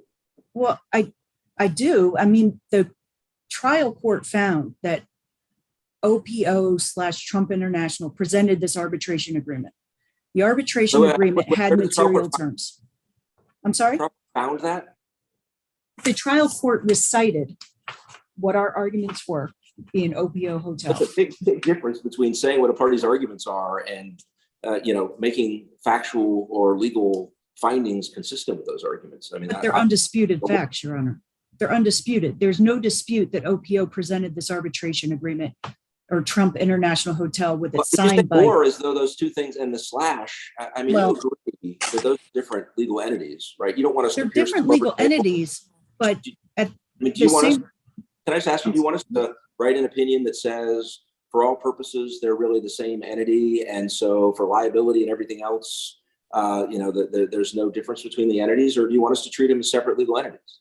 I think you have to present with the facts that are in front of you. And when plaintiff or appellant in this case has an offer letter from Trump International Hotel that is given the terms of employment and OPO hotel manager signing it, that OPO is stepping into the shoes of the Trump International Hotel for the purposes of this agreement. The agreement was to arbitrate And employment you think the trial claims. court made findings on all of that implicitly? I think you're getting caught up in what findings are and what are undisputed facts. The undisputed facts are that, I mean, the offer letter speaks for itself. It was signed by an OPO manager. It comes from Trump International Hotel letterhead. Her termination letter was the same way. Right. So- And so that shows that both of those, the other somewhat undisputed facts seem to say they're different legal entities. I assume you don't dispute that they're different legal entities? I don't dispute that they're different. Right. It seems to me it's not really an undisputed fact. What it is evidence. It's evidence that there is a connection of some kind, which is not spelled out, between OPO and Trump International. And I suppose that would support some kind of finding of fact, but it's not a very, I don't think there's much you can go with it, frankly. If you see what I mean. Yeah, I mean, the evidence. I is would have before- thought, had I not been boring myself with reading arbitration cases, I would have thought that the judge would have to find that either that the defendant here is a party to the agreement or is a third party beneficiary of the agreement. I'm not so sure that the judge does have to find those things, frankly, to order it to arbitration. The law here has me somewhat uncertain, but that's why we're pressing you and making your life difficult to try to get clear as to what the judge's responsibility is in deciding whether to grant a motion to compel arbitration. Usually there's no problem. The contract is clear and it's clear who it's between and what it is. And there's generally no dispute about, whether the parties signed it, and there's generally often there might be a dispute about whether the claim is a covered claim. But here and so those cases are sort of easy, but here it's very unclear and the judge found nothing. I mean, it makes me wonder whether we should, assuming we have jurisdiction to do anything, we should remand to instruct the judge as to what we want. But that's what we seem to be hung up on. Let's go at this from a different angle. Let's assume we have this agreement that says what it says. What is the argument that this agreement covers claims against OPO when the agreement by its terms seems to only cover claims against Trump International Hotel? Again, Your Honor, and a great question, but you have to read the agreement in its entirety. And I don't think that the initial paragraph is simply a preamble. It's an initial paragraph to the agreement. And it specifically incorporates any claims, and this goes to Mr. Ledoux, Mr. Ireland, as well as OPO Hotel. It involves employment issues against any employee and or against any employee, officer, alleged agent, director, affiliate, etc. Now, counsel would have the issue right on affiliate. I don't even think we need to get to that and what trusts own what portion. There's no doubt the evidence before the trial court was that OPO Hotel, it was acting as an agent for Trump International Hotel. Can I ask you a question about that? Yes. Let's assume that's true. I think there is evidence to support that. But I don't recall the plaintiff alleging that OPO was an agent of Trump International. It's a funny locution, and one way of reading that is that if you have a suit against Trump Hotel for things that an alleged agent did, even if there's a dispute about whether that was in fact an agent of the hotel, that's going to go to arbitration. But here, that's not what we have. We have a suit against OPO. Now, Trump Hotel may allege that OPO is an agent of Trump Hotel, but it's funny to think that Trump's allegation, Trump Hotel's allegation, that OPO is an agent of the hotel is what's meant there. Do you think it is? I think what is intended here is that Ms. Doe was an employee and not an uneducated one. She's a highly intelligent individual brought in at a senior management level. She was brought into the Trump International Hotel team. They made that very clear. The actual entity employing her. I'll assume that. It's all, Trump's name is everywhere. The hotel is everywhere. This is one component of the team, as it were. Right. And so. But she's not suing Trump Hotel. Right. But she's suing the entity that was acting at Trump Hotel's direction to employ her. And the arbitration agreement is to resolve issues relating to her employment. So the only interpretation of an employment arbitration agreement with Trump International Hotel would be that it would incorporate the actual physical entity of who employed her. Otherwise, this agreement would have no meaning. Well, it would have meaning. It just wouldn't have as much meaning as it might have. And can I ask you another question? So the individuals, they are employees of They were employees of OPO. Correct. So they were under the same. How do they fit even into the prefatory language? Because it doesn't. I mean, they are an employee of an alleged agent or affiliate, but they are not an employee of Trump International Hotel, and it doesn't say an employee of an alleged agent. Or, that you can't mix and match these and telescope them. So you have an officer of an employee of an alleged agent of a director of an affiliate. You need to fit into one of these categories, not in any mixed and matched combination. So how do they even arguably fit? They're not employees of Trump International Hotel. But they are apparent agents of Trump International Hotel. This was the manager of Trump International Hotel. Alleged Yes, agent? alleged agent of Trump International Hotel. Alleged by whom? They could have alleged to anybody. I mean, we're talking about the hotel manager here. So he was the manager of Trump International Hotel. A third party could perceive him as an alleged agent of Trump International Hotel. For him not to fall within this agreement. Operative language, it's the alleged agent as operative language, expanding the scope of people who can invoke the arbitration clause. I mean, seems quite remarkable in the sense that imagine that while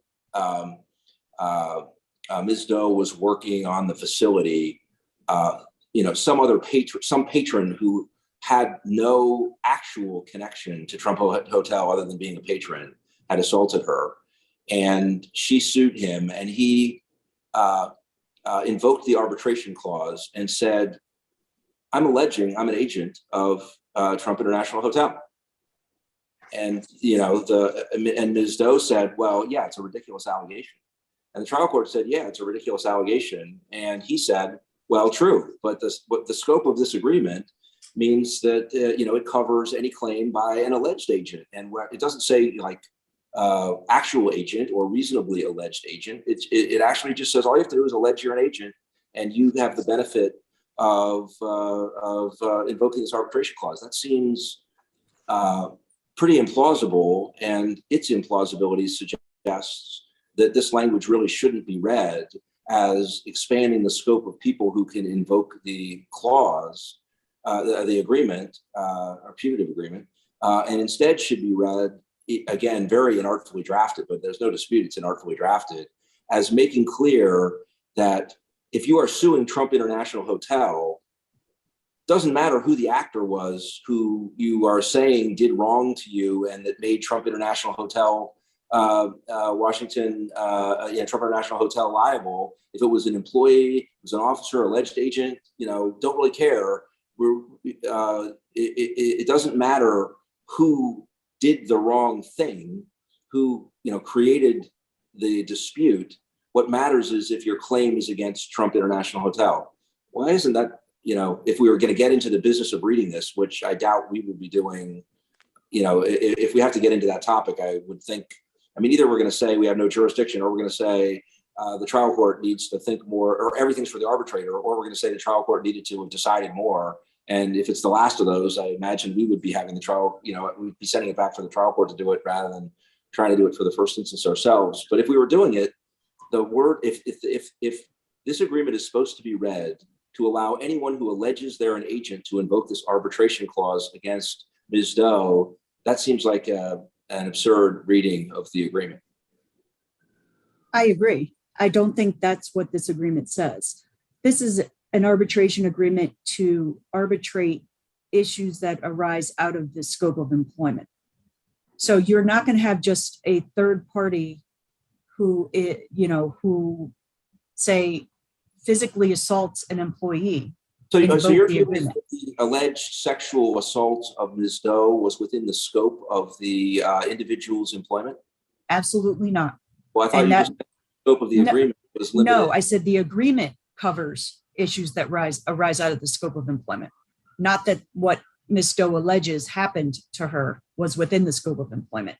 In fact, the cases that Ms. Doe cites as to arbitrability of sexual assault cases, I would say 9 out of 10 of those find that sexual assault is not within the scope of employment.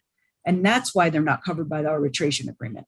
What I'm saying here is that this arbitration agreement, and if you look at the language before, that the context of the employment relationship, including but not limited to hiring, performance, or termination of employment and or cessation of employment with the company and or against any employee, officer, alleged agent, etc.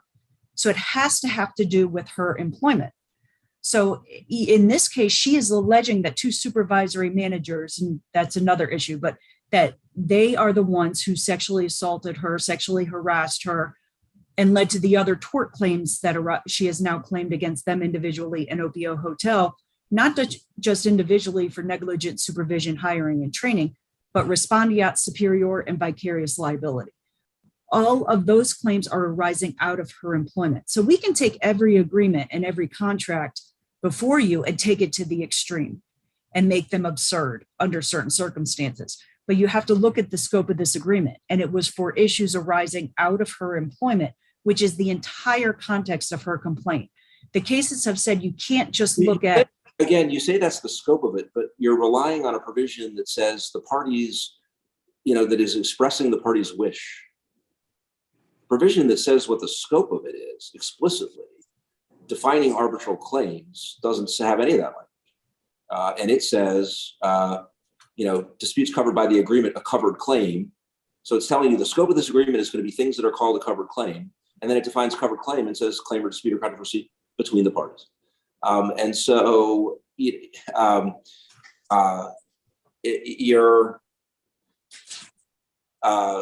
best one could say for the argument that you're making is that, you know, there's language in the agreement that tends to support the point you're making and language in the agreement that tends to cut against it. Now, again, the trial court didn't decide any of this because the trial court didn't think it was the trial court's job, and it may not be any court's job.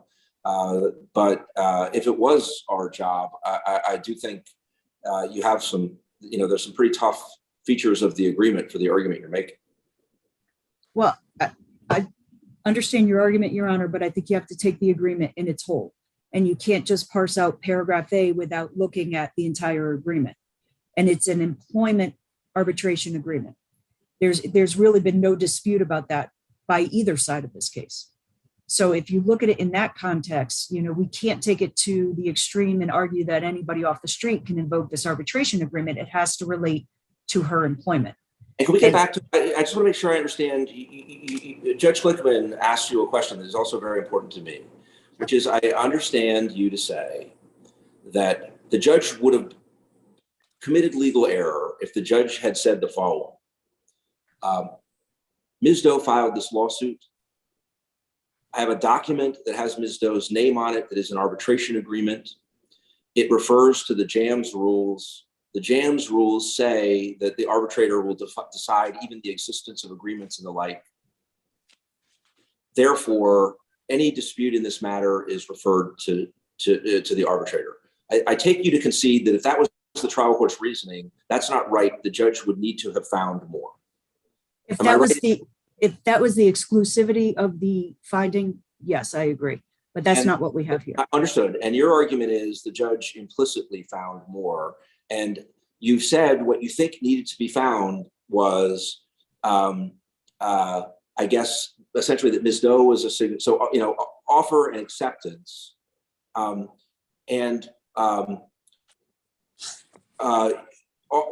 think you've acknowledged that the offer has to be by someone who is related to the entity seeking to compel arbitration.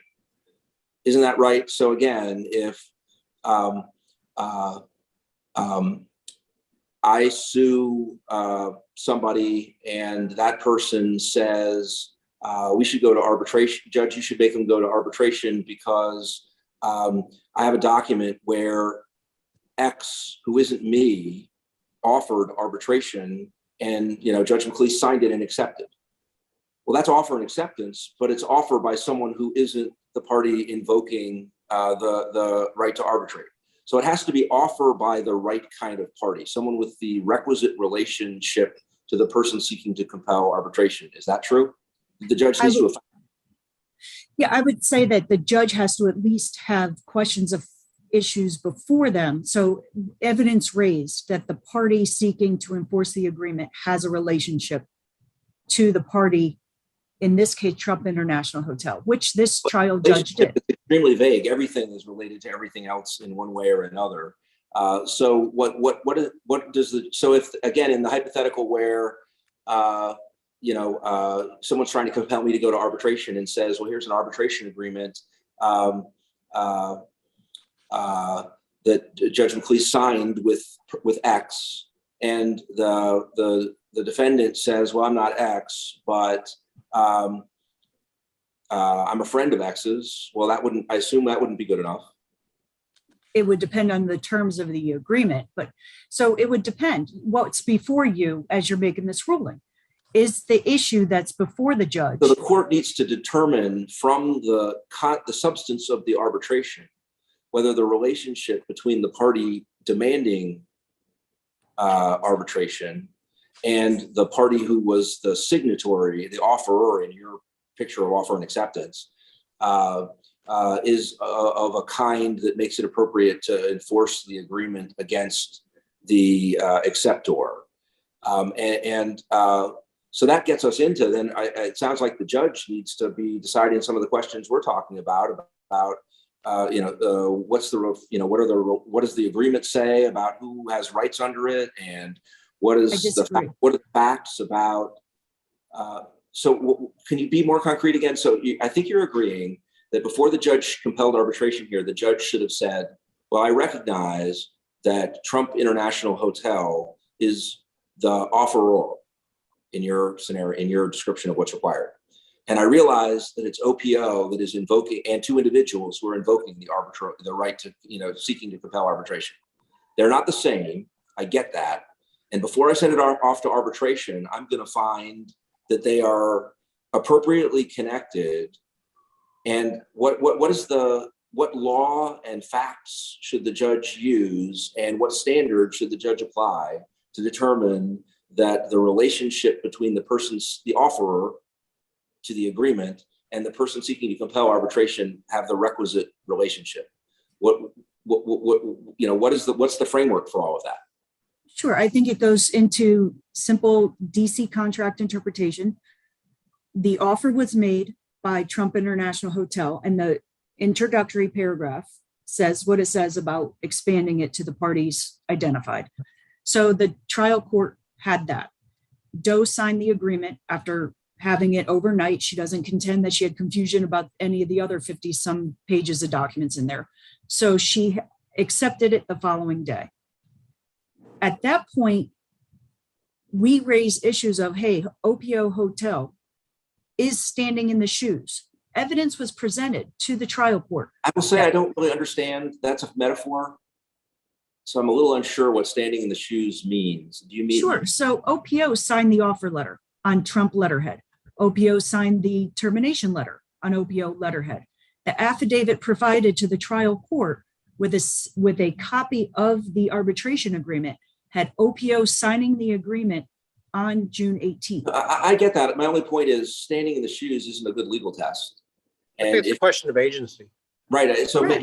I was just saying using a metaphor probably wouldn't be the best way of trying to say what the test that the trial judge implicitly should have been making findings about here. I think you'd want to say, and again, it's a little unclear to me whether this is a matter of interpreting the agreement or as a matter of law independent of the agreement. But I think you're alleging that it would suffice at least if the judge said, A is the offerer, B is invoking arbitration, and B is one of them is sometimes the agent of another, or does it have to be the agent of another in connection with the matter that would be arbitrated? Again, I don't know what the law is here, and it makes it very difficult to infer that the judge made whatever findings the law requires, because I'm not quite sure what the law requires, but I'm quite sure the judge didn't expressly make findings on some of the topics that we're discussing, including how to interpret this language in the arbitral agreement about the preamble and which kind of governs, or how to interpret one in light of the other. Your Honor, I'm not sure that he has to go into that express detail, but there are, instances in which a non-signatory to an arbitration agreement is allowed to enforce the agreement. And I think what we're getting caught up in here is whose name's on it and who signed it. And in fact, OPO signed it. Getting caught up in that, and we're getting caught up in who decides that question. And so again, if I am not a signatory to an agreement, but I'm trying to enforce it, and but it has jams language in it, and I say, well, I know I'm not a signatory to the agreement, but it's possible that sometimes non-signatories to agreements can enforce them. And judge, it's not for you to figure out whether this is one of those cases. Don't look at the circumstances of this or what the arbitration agreement is. All you need to know is that sometimes third parties can enforce them, and this is a jams agreement, and so the arbitrator will decide the rest. Or whether instead, and I'm not sure whether you think that the judge could have done that. If you do, I find that very unsure. I'm unsure that's correct. Or whether you think the trial court would need to have done more than that and say, no, it's not just that they're alleging, they're admitting they weren't the other party to the agreement, and saying, judge, no, you don't have any further responsibility here, just send it off. Or whether instead the judge was required to say, well, no, I need to figure out whether something about the relationship between the person who's demanding arbitration and the signatories to the agreement. And if you think that the judge has to do some of those things, I'm not clear what they are or why you think the judge found them, but I'm afraid I'm. Yeah, and I think what makes it difficult here is the jams rules and what the parties contracted for. They specifically state James would determine who the proper parties are. And what we have here is the trial court reciting the evidence that was presented before him and the arguments presented before him, and then compelling arbitration and staying the case. Well, that makes it, so is your answer, I mean, that's. Although, if I may, in trying to decide, we've been talking about how what the trial judge does is say, the defendant says this, the plaintiff says that, the defendant says this, the plaintiff says that, and then just sending it off. But if you look at page A and the record, 158 of the appendix, Roman numeral 2, it is styled, labeled defendant's motion to dismiss and compel arbitration or in the alternative to stay. Starts out, when deciding whether to order arbitration, a court must first determine, quote, whether the parties agreed to arbitrate the disputes arising under the plaintiff's complaint, close quote. Citation.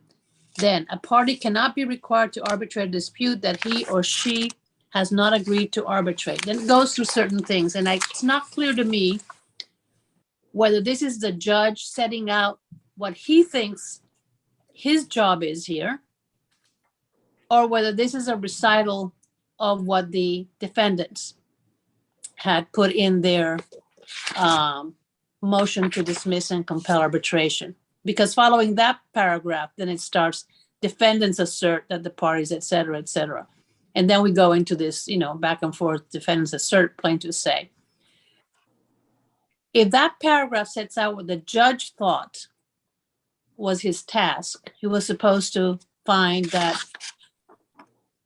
there was an agreement and that who the parties were. And also, if you look further on, about unconscionability. The court must determine whether one party lacked a meaningful choice and the contract terms were unreasonably favorable to the other party. So do we think the court did all of that? I mean, how do we interpret that paragraph? Is that the court setting out what it thinks it's supposed to do? Or is this just, was this a recitation of what was in the motion? I think this is clearly what the judge is reciting the law to be, that he is in the District of Columbia, United States Supreme Court, so the controlling authority. So you he think, goes- so you think the judge did all of those, the things that he says that the court is supposed to do, all of that is implicit in this? Rather than that the judge thought, however, in this case, because there's this JAMS delegation, I don't have to do it, I get to send it all to the arbitrator. Because to me, that's the tension in this order, not helped by the fact that there's no real explanation. I mean, we've been talking about there are no findings, but that paragraph suggests that the court should have made findings, right? Right, and I think all the cases that this points to is whether there was an agreement to arbitrate, which is offer acceptance. Well, and the parties, consideration. whether the parties have agreed to arbitrate. The parties to the dispute, to the litigation. And Right. OPO signed the arbitration agreement. So clearly OPO, Well, what the we- employer, Dude, No, that's no. disputed about whether when OPO signed the arbitral agreement. it's disputed by plaintiff. The evidence but- that he But it presented did is it that on the behalf document of was the created. Trump Hotel. Wait a second. Say? When you say that OPO signed it, the agreement is between the Trump Hotel and Doe, right? Jane Doe Right, but OPO signed it as an agent of Trump International of Hotel. Trump International. Okay, now you're OPO getting tried to back into enforce this it. whole The interpretation of that. question becomes really what are the covered claims and whether the matter in this lawsuit is within the covered claims. And the covered claims relate to claims against the party, which is Trump International Hotel. A tricky thing here is that even if the general rule is as was quoted, you can deviate from that general rule and delegate some of those findings. Right. Maybe not all of them, but some of them. I think you can. I'm not sure, but I think you can deviate. You can delegate, for example, the unconscionability issue. So I'm not sure. But you can delegate those to the arbitrator if the provision is in some sense a valid provision.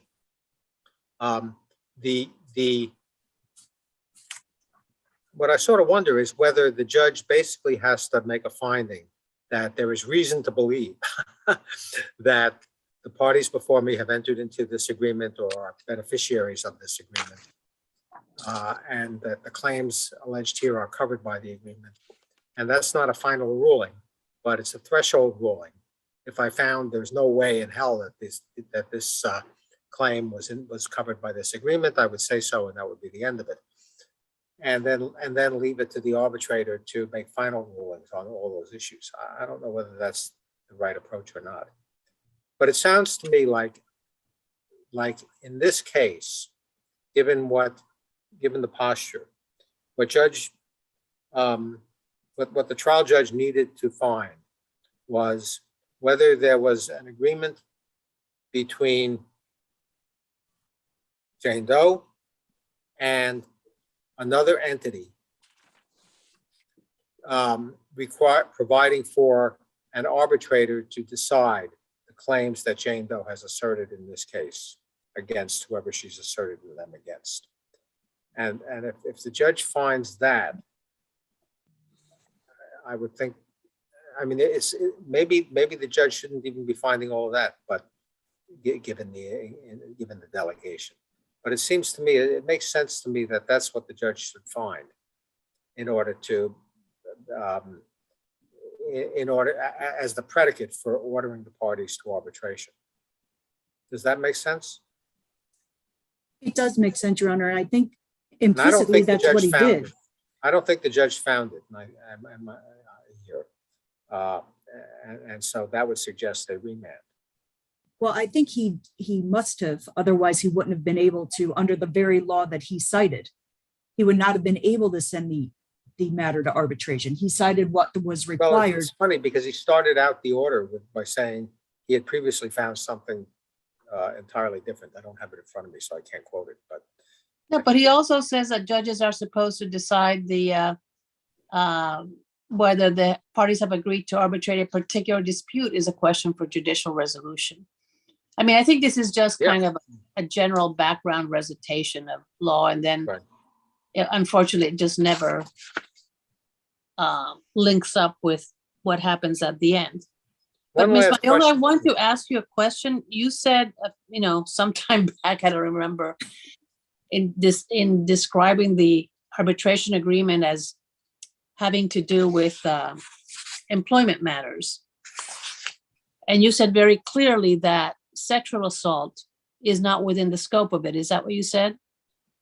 I said that the cases that have been decided have said that sexual assault is not within the scope of employment, which means that it cannot be contemplated under the arbitration agreement. Right. That there leads to, if it's outside the scope of employment, should the employer be held liable at all? So, I think that's a slippery slope for Ms. Doe to be walking down. If she well, that might be, but if you're, are you, I don't want to, conceding in some way? Are you basically saying that to the extent that there are claims here that are based on sexual assault, and that would be, I think, counts 6 through 8, and maybe the ones that are derivative from it under a kind of I thought there was like a respondeat superior claim in there. Are you basically saying that those should not be sent to arbitration? I'm saying if there is a finding that it was outside the scope of employment, then it is not subject to the arbitration agreement. But that's an issue for the arbitrator to decide. If they decide that. I mean, you're saying that the law is, you're saying that that's what the law is. And in fact, we've been asked to say that that's what the law should be. We have that argument in front of us as well. Ms. Maiola, I'm not sure about that. Let me tell you why. If one threshold question that must be answered by a court is along the lines of, is this claim you're asserting the type of claim that you agree would be subject to arbitration? Then I do find myself wondering whether the claims of false imprisonment and rape and sexual assault occurring off premises at a hotel late at night, you know, having nothing to do with the Trump International Hotel, whether those claims against the individuals are covered by, and I don't know where this leads with regard to respondeat superior, are covered by, are covered claims. Do you have a And- response to that? Yeah, and that's what the arbitrator will decide. We will You argue don't for think the sure. judge should, so the judge should send, there really is a circularity here. that It doesn't is. get off the parse. It is. But I think you have to go by what's alleged in the complaint and the facts as alleged in the complaint. And all the bases of OPO as her employer are respondeat superior, vicarious liability. The only direct claim against them is improper supervision or negligent supervision, Against the training, and employer, hiring. against OPO. Right. So if you look at that, you have to look at those claims were sent, arise under the agreement, the trial court presumably. I was wondering about the claims against the individuals. Right. That was my question. And then I said, I'm not sure what that means in terms of the respondeat superior basis for liability. But And I in terms of 6 through 8, although she says that those are all defendants, all defendants. correct. assault, battery, and false imprisonment. If you're saying that's not within the scope of employment, that's not part of this agreement, right? I mean, when you look at it as a contract interpretation thing, it just seems to me, just talking about your litigation posture here, you say this agreement was supposed to deal with employment-related disputes. Correct. Sexual assault is not an employment-related dispute. Correct. That is our position. Our position's an alternative position, which we're entitled to take. If the arbitrator finds that the acts committed were within the scope of employment, then they should be arbitrated. If they were not within the scope of employment, OPO hotels should be dismissed because the claims are through respondeat superior and vicarious liability. It's outside the scope of employment. It's an intentional act we had nothing to do with. 2 bars in a hotel removed from work. So we should be dismissed and we should have no liability whatsoever. Well, I'm not so sure about that, but Well- we don't have to get into that here. No, because then there's also just sexual harassment and negligent training and supervision. I mean, it's not just a sexual assault. There was a lot that seemed to have led up to Well, that. and I mean to imply as to those claims. I don't mean to imply as to everything. I was just specifically talking about the sexual assault claims. As far as the sexual harassment claims, I think they fall squarely within the arbitration agreement. They're identified expressly. So they're within the arbitration agreement, they should be arbitrated. But as far as the intentional torts and liability by the employer, and that's what brings the employees in. She's claiming it was through her supervisors as part of her employment, which raises the issue and brings them in as third-party beneficiaries or intended beneficiaries of the agreement.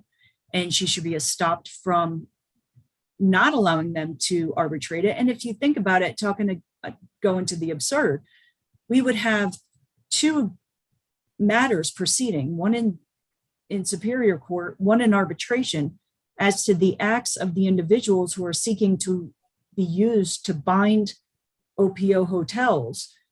And we can get inconsistent rulings. And I think that's what led the judge to say, as a matter of efficiency, I think they're intended parties, clearly, but Well, clearly to us. there's efficiency, but there Clearly is, to us. there's efficiency and there's fairness and there's public policy. I mean, if you're going to say where's the weight? I mean, which should go first? I would have thought, no, you let the litigation go first, have that go through a full trial, and have those matters resolved, and then maybe the arbitration follows. But you can't do that until the arbitrator decides who are the proper parties. The arbitrator may decide they're not proper parties to the agreement. We don't know. The trial court, based upon the It doesn't contract. matter, does it? It doesn't matter, because you just seem to have conceded that whether or not they're parties to the agreement, whether or not they could enforce the agreement as third-party beneficiaries, I guess. those claims against them are not arbitrable because they're not about employment. They're arbitrable. You have to go back to the complaint and the facts as alleged by Ms. Doe. She claims everything was conducted in the course of employment. She makes no assertion whatsoever that any of it was outside the scope of employment. So in doing that, all of the claims as alleged by Ms. Doe, I mean, we cannot get into, the trial court couldn't get into the merits of her claims. So the trial court, you look at the complaint alleged everything was done in the scope of employment, that she went out to drink because it was expected from her job, that she was expected to talk about work. All of those allegations made by Ms. Doe is what puts this squarely within the four corners of the arbitration agreement. So I don't think there's been no concessions, not by me, because there's been no finding of what's inside the scope of employment, what's not, what's an arbitrable claim by the arbitrator and what's not. It's been referred properly to arbitration for that determination because that's what the party's contracting for. Okay, Ms. Manolo, you'll be glad to hear that I'm going to let you sit down now. Well, thank you. And Mr. Klaproth, we'll hear from you for a few minutes. You can understand if I say we'll try to keep this brief. I will try to keep it brief. I think there was an important concession right there because as the court kind of honed in on, it is the defendant moving to compel arbitration that carries the burden of proof. And they must prove that all the claims fall within the scope of the arbitration agreement and that there's no genuine dispute as to a material fact that those claims fall within the arbitration agreement. So it seems that the position is now, well, they don't fall within, so their motion should be defeated just by that concession. Because it is their burden to show beyond that there's no genuine dispute that the claims are covered by the arbitration agreement. Another point, the Keaton decision. Well, but could you split the claims? Some go to arbitration, some don't? It happens all the time. That's exactly what happened in the Fifth Circuit case with the Halliburton. It is the Volt case, which I was going to talk about briefly, that California passed a procedural law that says how to handle this, and that the party can seek a stay of the arbitration to allow the litigation to go forward, as the court just indicated. So that's exactly the California legislature. But then California had a rule, right? That's the Volt case, no? That's the Volt case, correct? Right, but does DC have a rule that deals with this, or would this be something the judge fashions, because it seems like the fair thing to do? I don't think DC has a rule, but I think it would depend on the discretion of the court. You see it when there's a pending criminal matter. Sometimes the case gets stayed, the civil case, until the criminal case is resolved. So I think it probably makes the most sense for the court case to go first. But I think that's at the discretion of the court. The Keaton case, the court asked a question earlier whether any of these cases dealt with the delegation clause, and the Keaton case from 2010 does in fact do that, where the court states and holds, in addition, the trial court, relying on the Supreme Court's opinion, First Options v. Kaplan, concluded that the arbitrator should determine the validity of the arbitration clause as required by the language of the arbitration clause. The court erred by conflating two distinct legal concepts, and goes on to explain what can be delegated and what must be decided by the court. Another issue in the Keaton case, I just want to point to the court's attention. We're trying to figure out what the court decided, and I don't think the court decided very much other than what that last paragraph that says the court's finding or finds that. I think those are the limited findings, but the Keaton case had an issue where there was lacked an evidentiary proceeding. And so this Court of Appeals says the standard coupled, the unconscionability standard, coupled with the requirement that a court conduct an expedited evidentiary hearing when the parties dispute the validity of the arbitration clause, makes the order below impossible to affirm. So I think without an evidentiary hearing where the court actually sets forth these factual issues, arbitration cannot be compelled. If you were, so you would say, what would you have us do? One, say we have jurisdiction. Correct. Two, you would reverse and remand. And what would you say the judge has to do?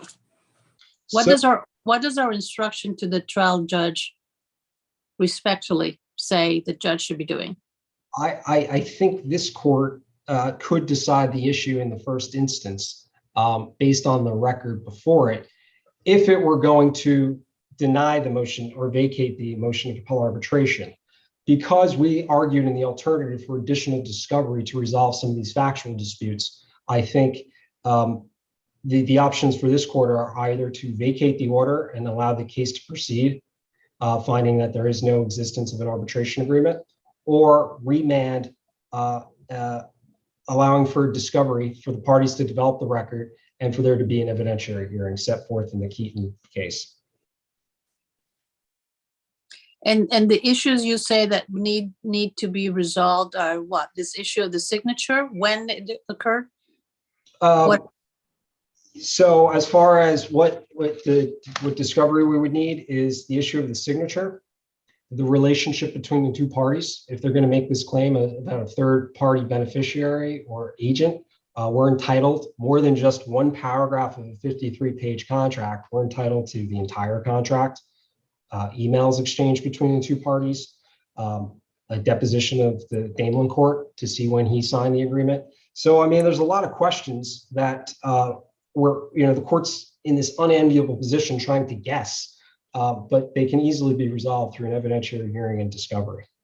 But the relationship between the parties only becomes an issue if we're into interpreting that introductory language, right? That is correct. I say we, the court, not us. If that remains an open issue, which I don't think it should, I think the contract is very clear that OPO is not a party to the agreement and that there's not a covered claim, which. So then you don't care about the relationship between the parties. Under that, it doesn't matter. They're just not a party. That's right. But I think in that instance, then the motion, the order granting the motion to compel is vacated with a mandate issue that the parties proceed to discovery. Because there's no existence of an arbitration agreement. And I think that between these parties. Based on just looking at the contract, I think the court can make that decision. It's only when if the court entertains this third party beneficiary or the equitable estoppel arguments, I think that discovery then is required. And I don't want to take up too much more time, but just one final point, the arbitration agreement, paragraph H, counsel indicated that, acknowledged that the agreement refers to both the Federal Arbitration Act as well as state law, but says we should just disregard the state law language.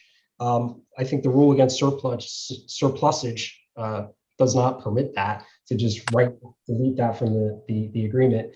And it also, just to go back to the Volt case, Volt, you have a procedural rule allowing a court to stay arbitration for litigation to proceed. There's nothing in the FAA that allows that, but it is a state rule that was not in conflict as held by the Supreme Court. And the parties had agreed to apply California law. I don't believe I don't have the answer to that. So I don't want to speak out of turn. I think the answer is yes. Okay, counsel, thank you both. The case is now submitted. You may both log off. Thank you very much. This honorable court is now adjourned.